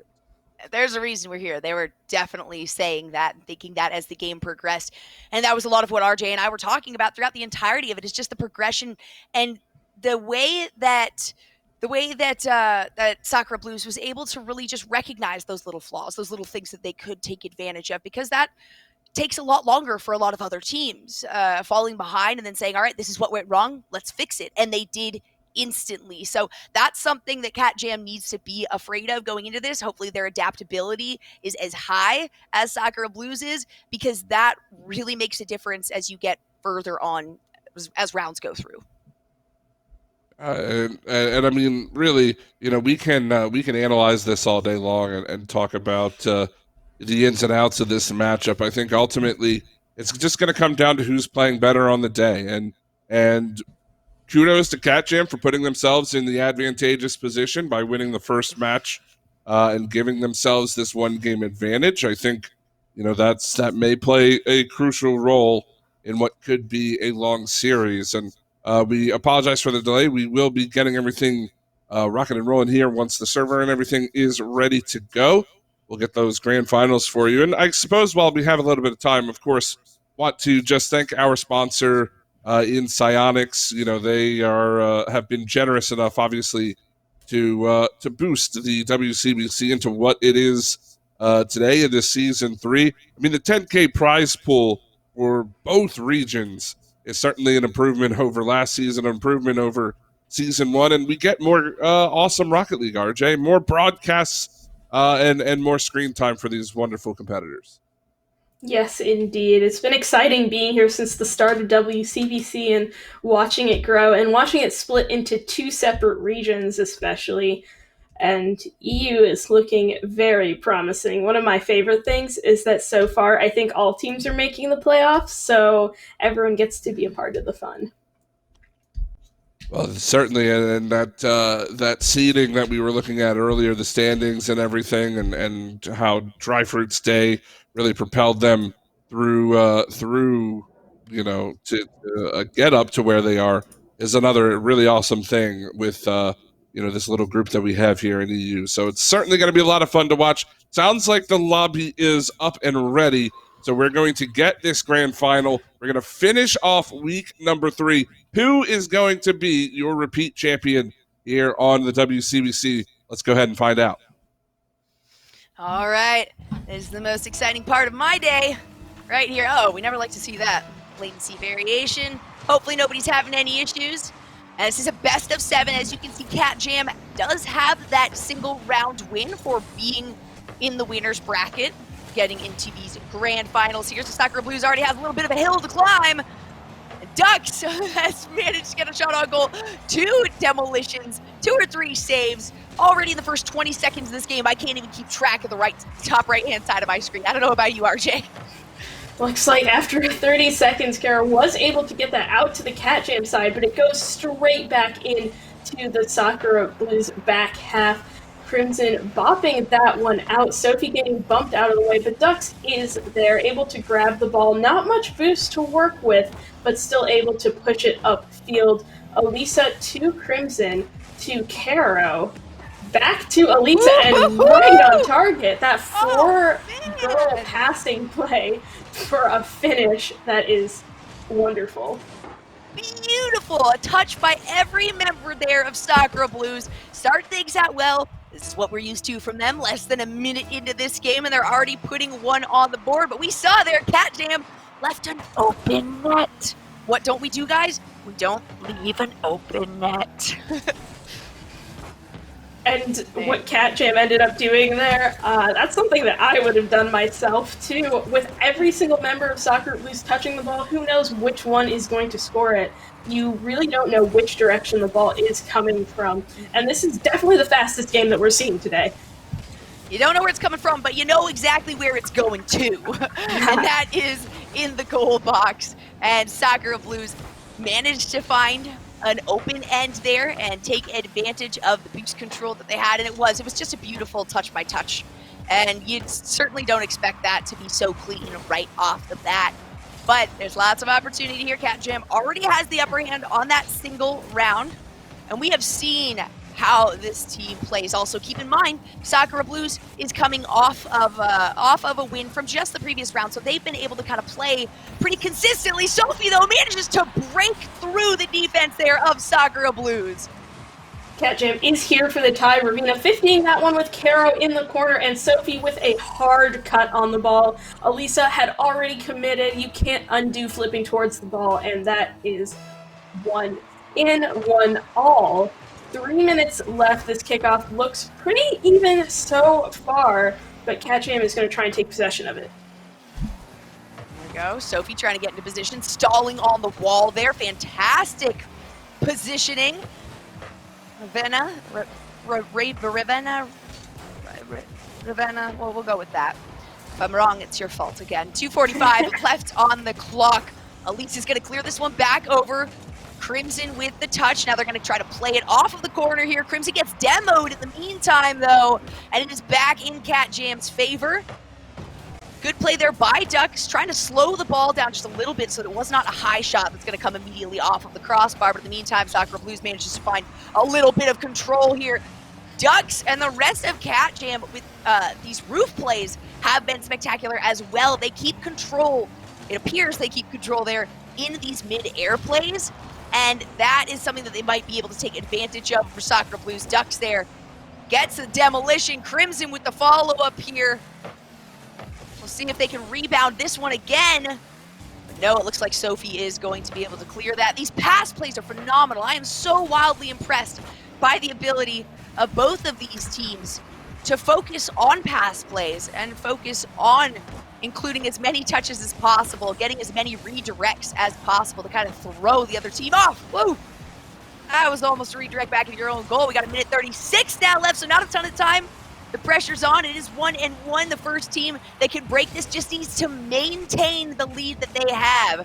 And since both of these teams' defense appears to be very strong, that might just do it. This next goal could be it with as much time as there is left on the timer here. Sakura Blues with the double commit, but it doesn't hurt them that much as they're still able to hold on to their pressure. Ball does get cleared out and dribbled out by Ravina, though Caro ends up demoing her, resetting the play. Elisa to Crimson in the air. Ducks and Ravina shutting that one down. Caro holding it on into the half to Elisa, right back to Ducks. And we are at 50 seconds left, still tied. It's still tied. Grand final. Sakura wants to start things out well. They want to tie things up. They want to be able to go into the next one saying, all right, it's 1-1 now. But they're going to need to make a really solid play to get that. Crimson with the drive forward, but Sophie is there in time. The rebound is going to do it, though. Caro finding that one. 30 seconds left on the clock now. Sakura Blues just needs to keep this where it's at. Crimson with the huge dribble, and Sophie was in the perfect spot to save it, but she had absolutely no momentum to clear it, giving Sakura Blues the difficult, hard-earned goal. Though with only 30 seconds left, that might have been the last goal that we're seeing of this game unless CatJam really steps it up with the beat here. That will tie things up, though, makes things nice for us. Confident in both teams. If we are looking at that first round win immediately be evened out. Now you get last 10 seconds here. Crimson just trying to redirect it back to CatJam's side, and that does look like it is gonna be it. That ball just needs to touch the ground. Who's gonna let it, though? Can they keep it in the air for another play? No, it is going to be knocked down. Sakura Blues evening things up there. Good start. And looks like that one game advantage doesn't matter too much anymore. CatJam has spent their one extra token on this first game, and we're basically back to a normal best of 5. Of course, it is a best of 7, but they brought it to level ground. Sakura Blues putting up a good fight. I didn't expect them to take the first game like that, considering they lost their first game against Trifruit. I thought it might take them more time to adjust, but it looks like they have been preparing for CatJam. Preparing for CatJam, and I'm sure that throughout all those games in the losers bracket, they had their fingers crossed that they would be able to encounter them again. It didn't take very long, only 2 rounds. Trifruit, Arcturus, and Sakura Blues, Trifruit, and still, yes, while they did lose that first round, they have been playing now consistently, and I brought that up before this match started, and that a lot of these players do really well with that forward momentum, continuing to play, not having to take a break and waiting for your next round to appear. So while CatJam just played a few rounds ago against Sakura Blues here, as we saw, it still might have been enough time that CatJam just needs a moment or two to regain their footing, and that makes that single round win a little bit more understandable, you know, not just because you're in the winner's bracket, you're also kind of at a little bit of a opportunity there. Woo! And 3 seconds in, what an angle there for Caro to nail that one in. Third or fourth kickoff goal for Sakura Blues today. Elisa with the strong, fast kickoff, and Caro being confident enough to sit on the CatJam backboard. That is a risky play. It would have only left Crimson back, but hey, the ball went in the net, and there's nothing really to worry about there. Whew. Ducks with a shot on goal. Now CatJam is going to try to keep this ball aggressive, but Sakura Blues is managing to find some really solid clears throughout. There we go. Ducks just immediately having the ball stolen away. Sophie does find the full boost, manages to bring this one all the way up and around, but it's not going to land in front of the goal. Crimson sends that away. 3 members of Sakura Blues inside the goal box there. Thank goodness for no overcommits. And now Sakura Blues is once again on the offensive, looking good for another position for shots on goal. But they ran out of boost, but Dux does have full boost and is going to be taking that one around. Nobody on Cat Jam pushed up to fully take advantage. Ravina 15 that with Caro into the corner, stealing the boost, but Lisa is able to clear it out. Dux trying to push that up on her own, but another steal from Caro, and if anyone is everywhere on the field in this game, it is Caro. There we go, another clear back over to Cat Jam's side. You're absolutely right, RJ. Caro has been everywhere, all the time, whether it's the defense, the offense. The positioning is very, very strong on this Sakura Blues team. And you can tell the more they play, the more comfortable they are getting with their opponents here. We're now looking at 3.5 minutes, so only a minute and a half in, and just the one goal on board. It's going to be a close set of matches. We can already tell that Cat Jam, we're just waiting for Cat Jam to kind of figure things out. We know that these are two teams that hold up against each other very, very well. They have very similar play styles and similar focuses, but they need to be able to get that to work against Sakura Blues, who is still just running off of this victory high.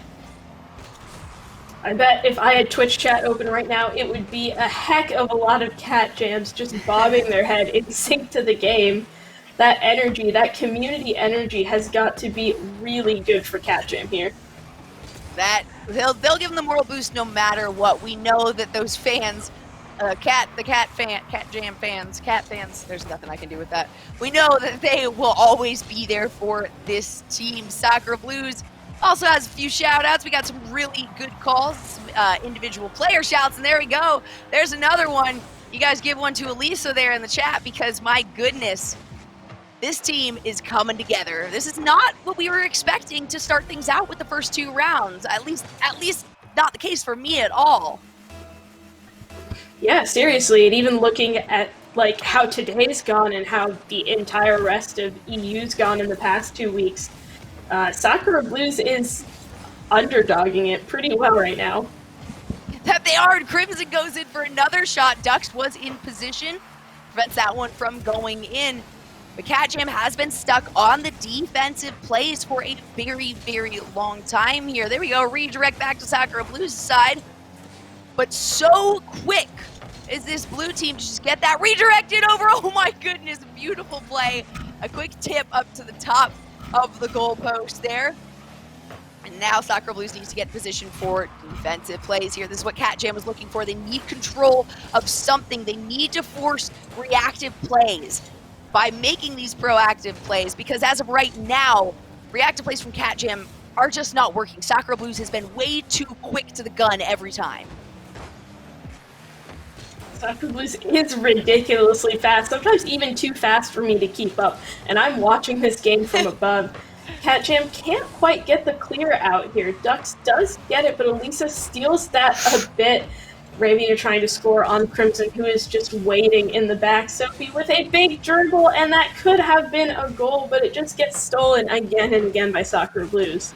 I keep getting scared based on Sakura Blues, not overcommittal, but 3 members there heavily in the defensive zone. And you're worried about the double commit on that, and a goal going through. Oh my goodness, but it is working out consistently for them. Caro there on the back end with the flip to continue the redirect, and Sakura Blues now is trying to regain control here. Cat Jam forced back on the defensive once again. It has been very difficult for them to keep this ball on Sakura Blues' side. We'll see if Sophie can use this full boost to push something home, and Dux very, very good at staying calm there, keeping position so that you can redirect the ball. But my goodness, Sakura Blues is so fast. They're everywhere all the time, and they're managing to get all of these boosts. Almost going in. Another shot on goal there for Elisa, who has had some amazing numbers put up this game. Cat Jam, it looks, will end up losing that tie, giving up that first round to even things up, and then the second one still being found there by Sakura Blues, who are feeling very good right now. Sakura Blues absolutely on a roll. Looks like that one game advantage that Cat Jam had has ran out and is going in the opposite direction now. No amount of winners, finals, not luck. No amount of winners, finals advantage is going to be helping them here, considering how Sakura Blues is playing. It is all down to Cat Jam and how they can respond. Yeah, then not only now that we saw Cat Jam fall behind, that even things out. That's all right. That's still a comfortable place to go in. We know that they're trying to find their footing. They're trying to figure out how to go into this team that is coming off of that victory high. And 2 rounds wasn't enough, which is really surprising. And now it starts to get a little bit scary for Cat Jam and Cat Jam fans in that they need to figure this out now. The defense that we have seen from Sakura Blues has been spectacular. And I've been scared multiple times. I was just saying, I've been scared because it seems like they'll overcommit, but they don't. The communication is very, very strong from this team. And if Cat Jam keeps allowing this momentum to go forward, if they can't find their own soon, this could be it. They might not even be able to put 1 round up here, aside from the one that was given to them.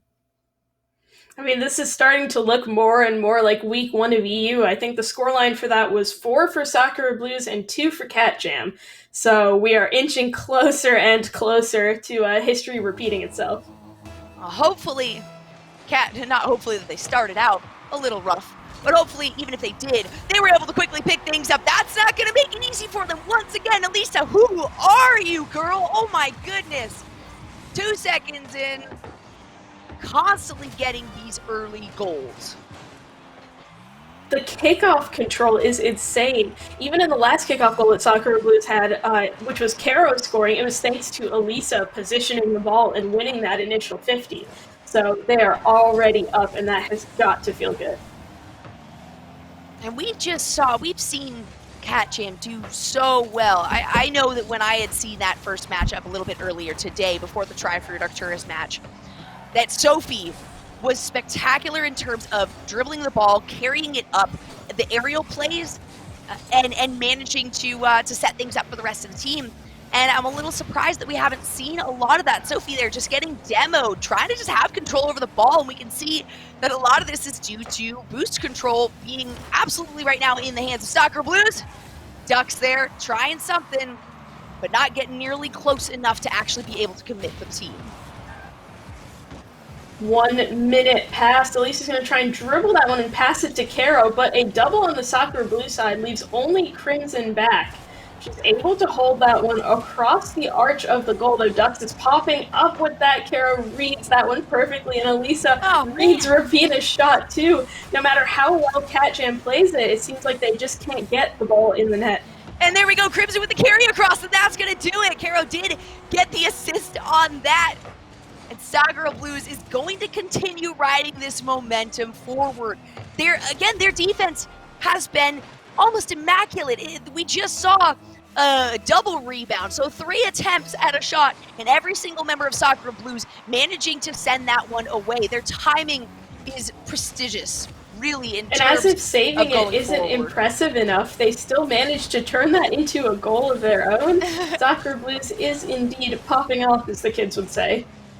As the kids would say. And Cat Jam going to try to keep this one up above their goalpost. Crimson has been doing a fantastic job putting up lots of points so far in this grand finals matchup.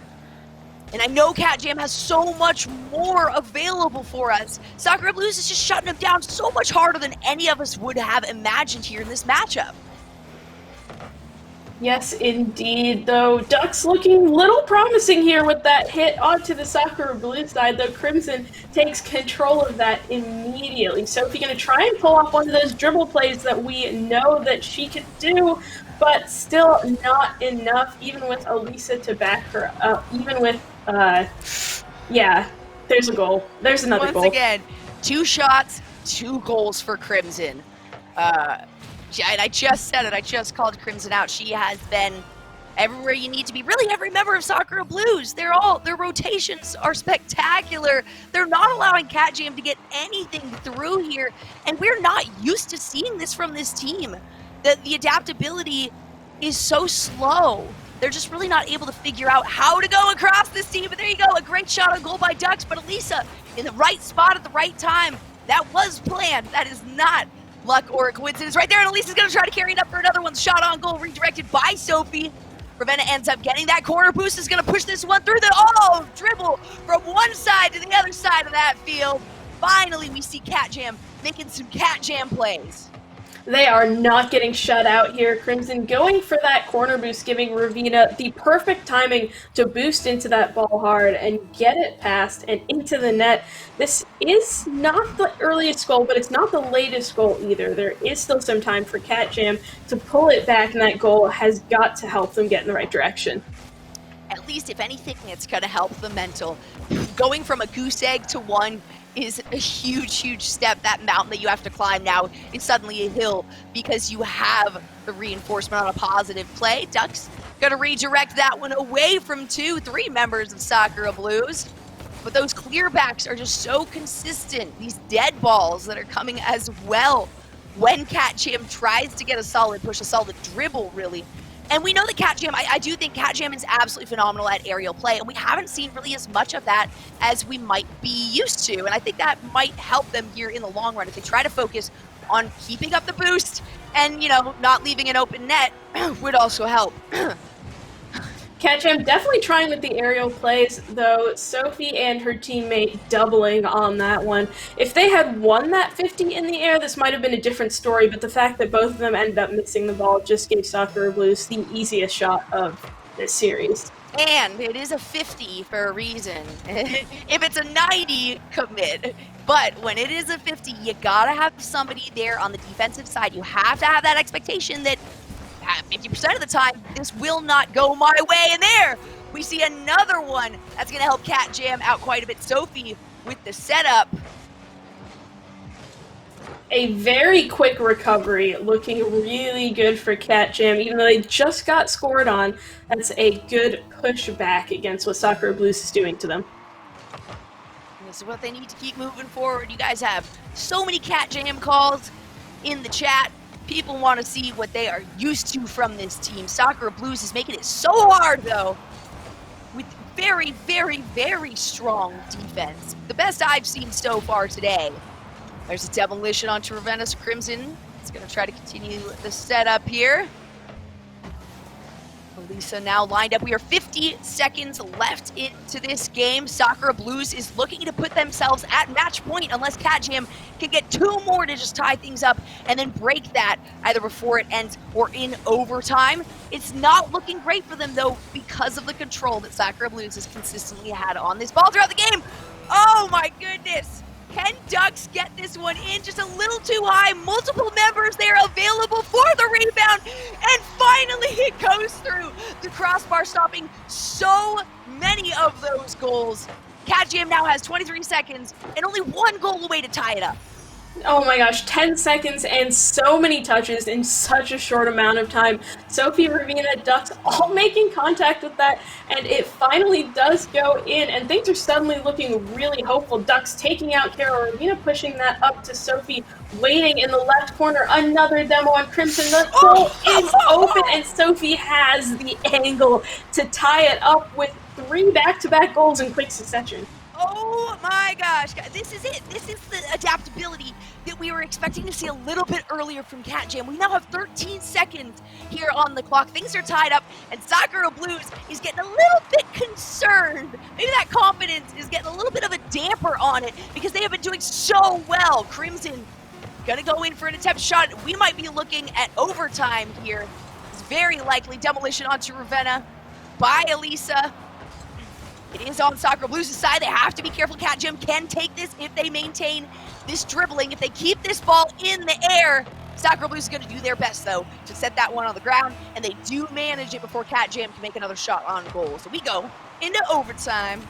And we definitely have to be looking out for Sakura Blues' kickoff goals that they've been pulling off this series and all of today. It looks like Cat Jam was prepared for that possibility and actively countering it, which is a really good sign. See how far we get into this one, and this is where you have to kind of make the decision too. Do we play incredibly aggressively? Do we? Oh, doesn't matter. Cat Jam in 23 seconds with the setup from Ducks manages to find their first official win so far in these rounds. I mean, I guess the first is official, but their first real victory over the Sakura Blues here. Do we play incredibly aggressively? The answer is yes. A risky play. Honestly, Kara was jumping in the air ready to save that, but Ravina beat her in the air to the ball to put it in. Only 23 seconds into overtime, and that was just 1 whole minute of Cat jamming domination. They were down by like 3, and they just kept scoring goals. So much less concern right now for Cat Jam fans. Absolutely. I was very curious just as to where the adaptability was, where the adjustment of the play style was. And it was there. They were just kind of figuring it out. They were lining up for it. But we saw right there at the end 3 goals to line things back up, to get it in their favor. That's including the one from overtime. But my goodness, they figured it out. They did not allow their mental to go down. And Sakura wasn't able to really take full advantage in enough time. They now have to try to adapt to what is going on, and that's where things get tough, as you are on the back and forth adaptation here of how to adjust your gameplay. So for all we know, Cat Jam just managed to grab hold, and this is it. They may not let go, and I do not think they are going to allow Sakura to have any sort of retaliation easily whatsoever. Cat Jam is indeed in the house. They tied that game, they tied the series, and I gotta say, we're getting pretty close to that 4-2 scoreline that we saw in week 1. Then we'll have to see how this one pans out, whether Cat Jam gets on top of Sakura Blues or not. This kickoff, Sakura Blues trying to pull off their usual shenanigans, but Cat Jam says no for now. Crimson there going up for a rebound play. That's not going to work. Kara there trying to redirect that. Cat Jam feeling much more comfortable about these clears. Now Sakura Blues needs to focus on keeping their defense up at par. They have been doing such a fantastic job of working through these rebounds, of focusing on their rotations, and they need to not let that slip. Nothing on board yet. That is a good sign here, as in the past we've gotten pretty used to Elisa with the 2 to 5 second startup goal there, almost a minute in and nothing too crazy. This is much safer. Everyone is really playing a little more comfortably, a little less aggressively, and I think whoever decides to take that big twist first, there is a great shot by Ducks, will be the ones to find it. Both of these teams really working on the momentum that they managed to muster and used it as much as possible to carry forward, to even break the mental of the opposing team.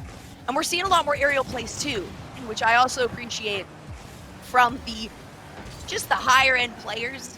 The aerial play is tough, it's risky, but it is very, very rewarding if you can make it work for your team. Kara bopping that one up for Elisa, who's in the air, but Dux is also there, ready to steal it. Crimson has plenty of boost to clear this one out. Elisa waiting in the air for the scoring opportunity, and Crimson with the final touch, but Ravina is there for the save, keeping us scoreless at about 2 minutes in. Ducks in good position there to try, oh no, maybe not, try to redirect this one. Nobody from Sakura Blues really in position to follow through. We saw Kara trying her best to adjust, using a little too much boost, probably going a little too hot on that one. Ducks lined it up and almost was in position for that defensive play, but we were not expecting that ball to come so quickly off of Crimson. Literally off the Sakura Blues backboard, 2 seconds from their own backboard to the other team's net. Such a fast conversion. No matter how fast Cat Jam was rotating, that is a hard one to go from offense to defense so fast. And first goal, we're looking at about halfway through this round. So much less action in this one, but that is because these teams want to get to match point. They both have the opportunity here. This next win will allow them the extra pressure to put on the opposing team. Carl now trying to find this one. That is an open net, but it does look like a couple members of Cat Jam are making their way into position here. Nice and quick to respond on their own defensive plays, but can they follow through with the aggressive play here? As Elisa rolls it around the corner, Ravenna is gonna find it here, and Crimson sends it away, but do they have that secondary defender I think they did, just not able to respond in time. It's like Cat Jam is jamming yet again. Ravina setting that up with the 50, and then Sophie coming in right behind, taking advantage of the fact that Sakura Blues wasn't able to clear that ball. And I'm assuming that Dux was sitting further back, playing it safe, so Cat Jam has really found their rhythm here. We were hoping that would happen, and we're hoping it continues forward as well here. Elisa's going to take that midfield boost. Crimson with the redirect here. Elisa's going to try to set it up for Caro, but it looks like Sophie is going to pop that one away, and Sophie with a shot on goal. Crimson with the turn away. Sophie on her own rebound, breaking the tie for Cat Jam. Two beautiful shots in a row. That first one with Ravina to Sophie, and once it gets saved by Crimson, Sophie is still there, and she says, you know what? I guess I'll just take that goal. So 1 minute and 30 seconds, Cat Jam just up by 1. Looks like the pace of the game is picking up. We saw the first half with no goals, and now they are coming out one after another. Can't let it phase you, though. Gotta focus on those rotations. It is absolutely pivotal when you come to these just higher ranked players. Getting down to just over a minute now, and Sakura Blues can really feel the pressure. Again, this is the match. The point will lead to match point. Dux is just going to drive that one home. Getting another one here for Cat Jam. I think that might be a goal for each member. And Dux going out to bump Crimson after putting the shot on target, bumping Crimson upside down. Otherwise, Crimson would have surely had that save. Looks like she is feeling it. Dux demoing Crimson right off of kickoff too, as if that first move wasn't bad enough. Though Elisa almost scoring off of that Cat Jam aggression. Looks like they're safe for now. For now, though, the ball is still aggressively on Cat Jam's defensive side. That redirect from Caro ended up actually going towards this. Oh no, did she?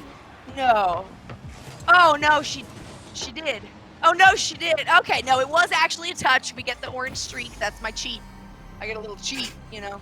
We get to see who hit that last. It did look like Caro might have actually been the one to hit that, but it was not. So Cat Jam finding themselves a fourth. This is beginning to very much look like match point in Cat Jam's favor. That's wild. Cat Jam again doing that thing where they come out at the end of the game and just start scoring. Sophie popping that down for a teammate for a potential next goal. This time Crimson is able to pop it over Ravina. Dux and Sophie in on it. Gets saved out by the sidebar, though. Nobody really back if Caro can pass that out to one of her teammates waiting mid, but Ravina does push that outwards. And we're at 0 seconds here with a pinch against the wall, the ball hitting the ground. That is Cat Jam, 2 games in a row. Oh, man. We wanted momentum. They gave it to us. All those Cat Jam fans feeling much less distressed now. It was a very different feeling after the first 2 rounds, but that's part of this game. Is it's very common for teams to take some time to pick it up, and it's always the ones that we're most excited about that take the longest, and they make the games just as good as possible, because this is a close one.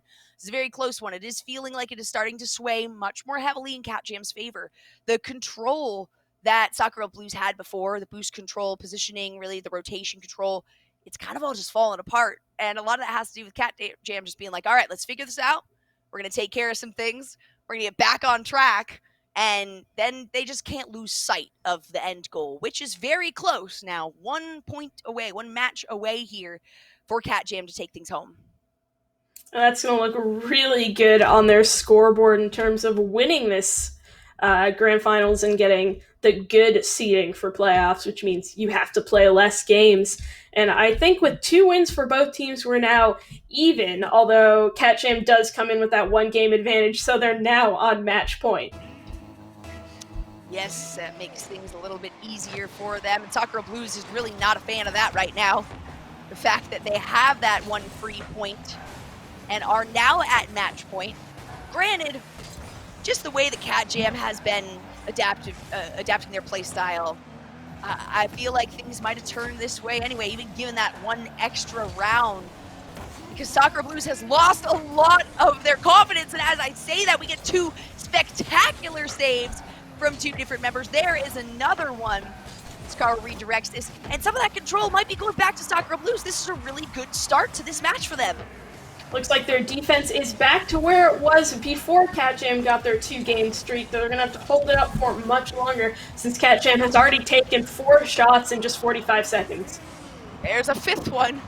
Crimson already with multiple saves here. Elisa just trying to get in position, trying to force this into an aggressive play, an offensive play.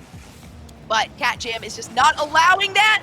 No way, Carl. It looked like there was almost a double commit too. That was a potentially scary one. Carl manages to get into position in time. Sophie, with the attempt to dribble and drive around, is sent away by Elisa. So even more shots on goal here for CatJam. Sakura needs to get this out of their corner. We've seen what happens when CatJam gets rebound after rebound. It almost always ends up inevitably going in. They are able to get it out, though not sure if they can get it in the CatJam net, at least with another very soft touch on the backboard. The Ducks is able to clear that one out. Plenty of boost. Another good 50 from Elisa. Sophie missing the ball. Caro missing it too. Everyone resituating at all the unexpected misses. And we're still at 0 goals for both teams with 2 minutes, though all those demos might have left an open hole in the CatJam net. No matter that, they're still able to save it out with the ball dropping down in front of CatJam net again, but this time no one on SKB to put it in. No point on board, but by far one of the most exciting rounds that we have seen all day today. As this has been so back and forth, and there we go. Vanna is gonna make the first point of this round. CatJam fans feeling very, very good about that one. All CatJam needs to do is maintain this score, and they will go home as the victors again here this week. Kicking off in the classic Sakura Blues way, Kara bopping that up for herself. It looks like Ducks and Ravina are going to be taking control around the corner, ball dropping down in front of the Sakura Blues net, but Ravina is driving away, playing it safe rather than pushing on the offensive side. Caro around and straight down. Ravina stealing that, but the 50 goes right back to Elisa, and it is on target again, but Sophie has got it. And does she have the second touch? She doesn't, but that doesn't matter because CatJam is still in the lead and still has control of the ball. Ducks trying to follow that up, but running out of boost. Caro now with a great pop. Going to make it past one, but not 2 members of CatJam. Crimson trying to follow this one up, and once again, the aerial play is going in favor of CatJam. The redirects and control are very comfortable for them on those aerial plays. Cara trying to set something up for her team. Crimson finding one, but Ducks was there in a very safe position. So Sakura Blues is going to have to keep up this pressure. Elisa with a high shot. Vanna getting the Savior award on that one. And so many opportunities for shots. As we've seen so many shots on goal taken here, but only the one committed, and there we go. Sakura Blues with 1:24 left on the clock managed to tie things up.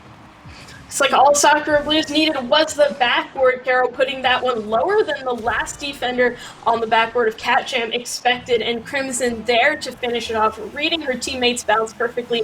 And we are tied again, but this time with much less time on the scoreboard. Things are getting exciting. The pressure is on for both of these teams. CatJam wants this to be over. Sakura Blues wants it to keep going. We'll have to see who's going to be able to get the early pressure on here, or we may end up seeing another overtime in which that pressure just becomes compounded. It is immensely more stressful knowing that any moment that ball can go in, trying to adjust your play style. So we'll see who gets this first card. Try to send this one over, the close carry, but a double demo means there's only 1 member of Sakura Blues left. Can CatJam redirect this in time? No, all 3 members are back up and in a defensive position. CatJam is going to try to keep this one on the offensive, playing off of this corner. Now Ducks with the attempted shot, but immediately turned away there by Caro. Sophie now trying to line this one up. Elisa getting back into position for the follow through here. Only 25 seconds now left on the clock, and nobody can get full control of this ball. We may, in fact, be looking at an overtime game here for match point on Cat Jam. And we're still tied. Carol putting that down to Elisa, but not able to get that shot on net. Crimson with another center attempt into Caro, but it's another one to the side. Looks like we are on the last leg, 0 seconds. Sophie keeping that one up, dribbling it straight into the ground, though, taking us to that overtime that you just mentioned. Ooh, here it is. I wasn't really expecting it because we've gotten so many late game goals from both of these teams. But here we go. If Cat Jam finds this, that will be it for this week. WCBC, Ducks almost making one in. Carol turning that away, though. We'll see if Lisa can follow this up. It's pushed away. Great car control as well. We are seeing big interference. Caro trying to set this one up, but Ravenna not going to allow it to get close enough in front of their goal box here. Ducks now lining up. Not a ton of boost for the follow through here. She is able to get into position. Still, just such a, I mean, I hate to say the ball is in the air on this one, but, you know, no pun intended. Even then, when Ducks makes a perfect shot, Crimson is still there for the save. This could be it with Ravina, though, but Crimson bumping it right to the side just before it can go in the net. Ducks stealing the ball off top of Caro, taking it around the back, and the softest of touches to center it. But Elisa reading that yet again. Ravina with another soft touch to the back. This time, Caro clears it out. Ducks waiting, missing the read on Elisa's touch. It's dropping down into the blue net again. This time, Caro's turn to get the crazy save off of it. Sophie can't get it around the corner. Ducks missing that touch to keep the pressure on. Looks like it might be Sakura Blue's turn to try and score. A minute 40 now into this overtime.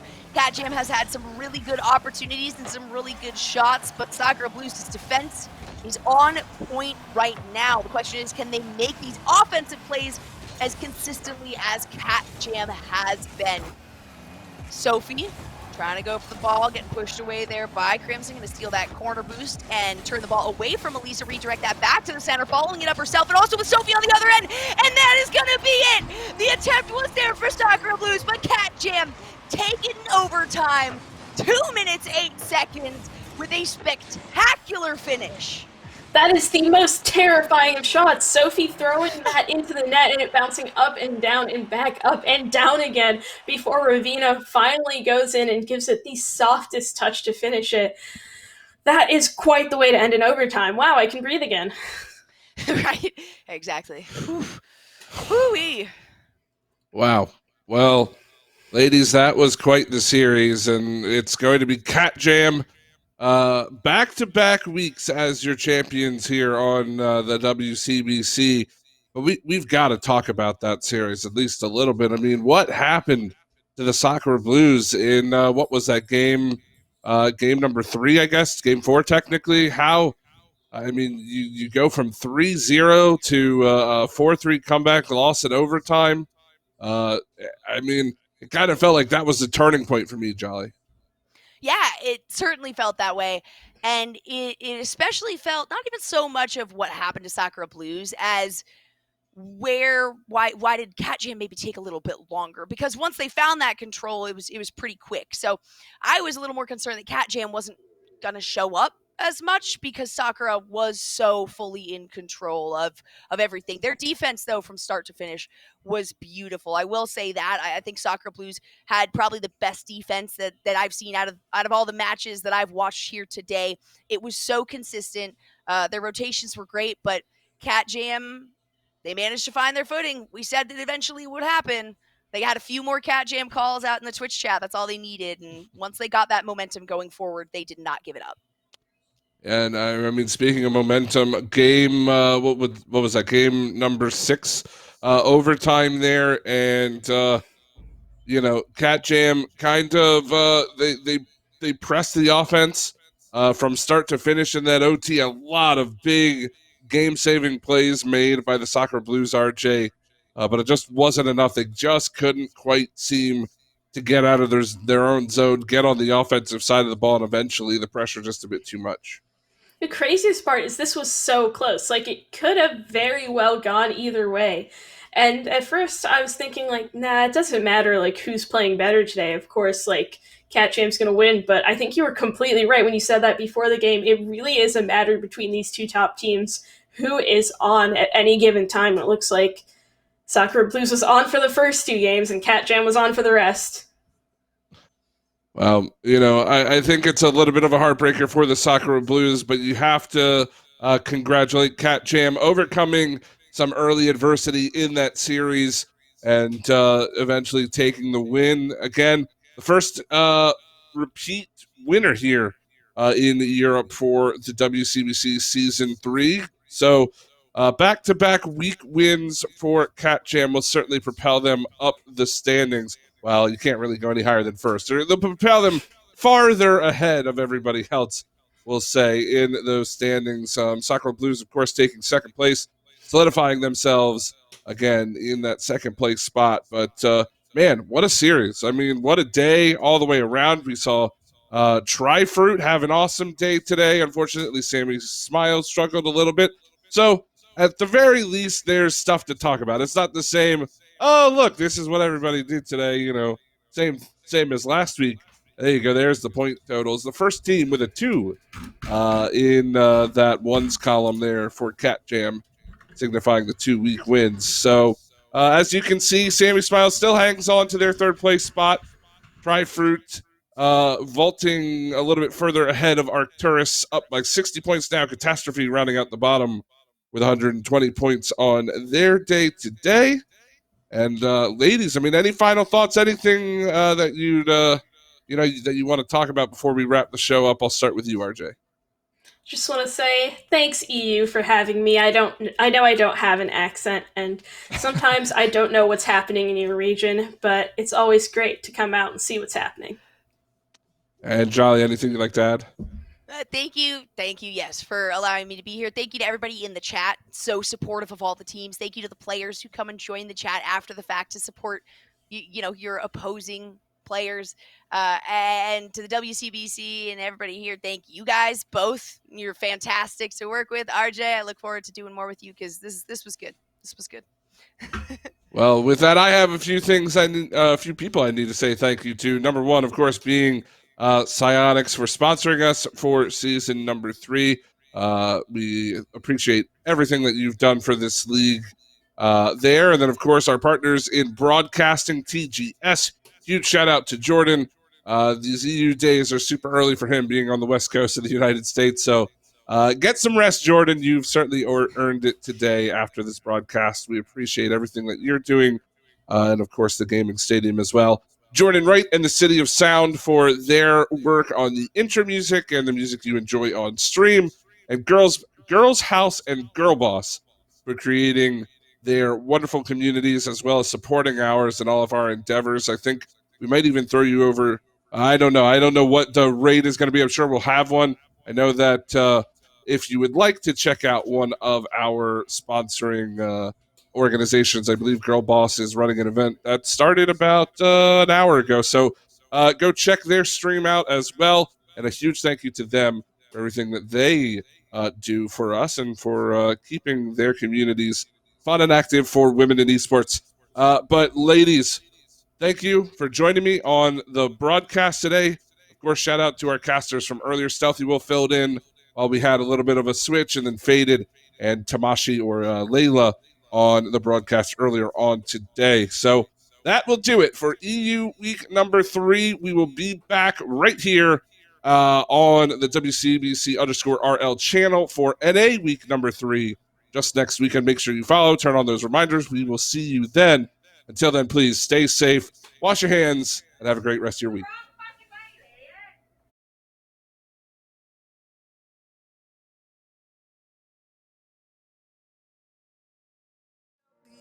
Atmosphere. I really wanna know. See if a likeness lives in the stars. I'm here. I'm ready for a show. Yeah. Yeah, I for one, well, I for one, I stand in the mind of a maker out here, brace for the sun, see comments run. I find there's a hope for the future, my dear. And I for one, see the light of the future so clear, brace for the setting sun. I see the hope for the future right here.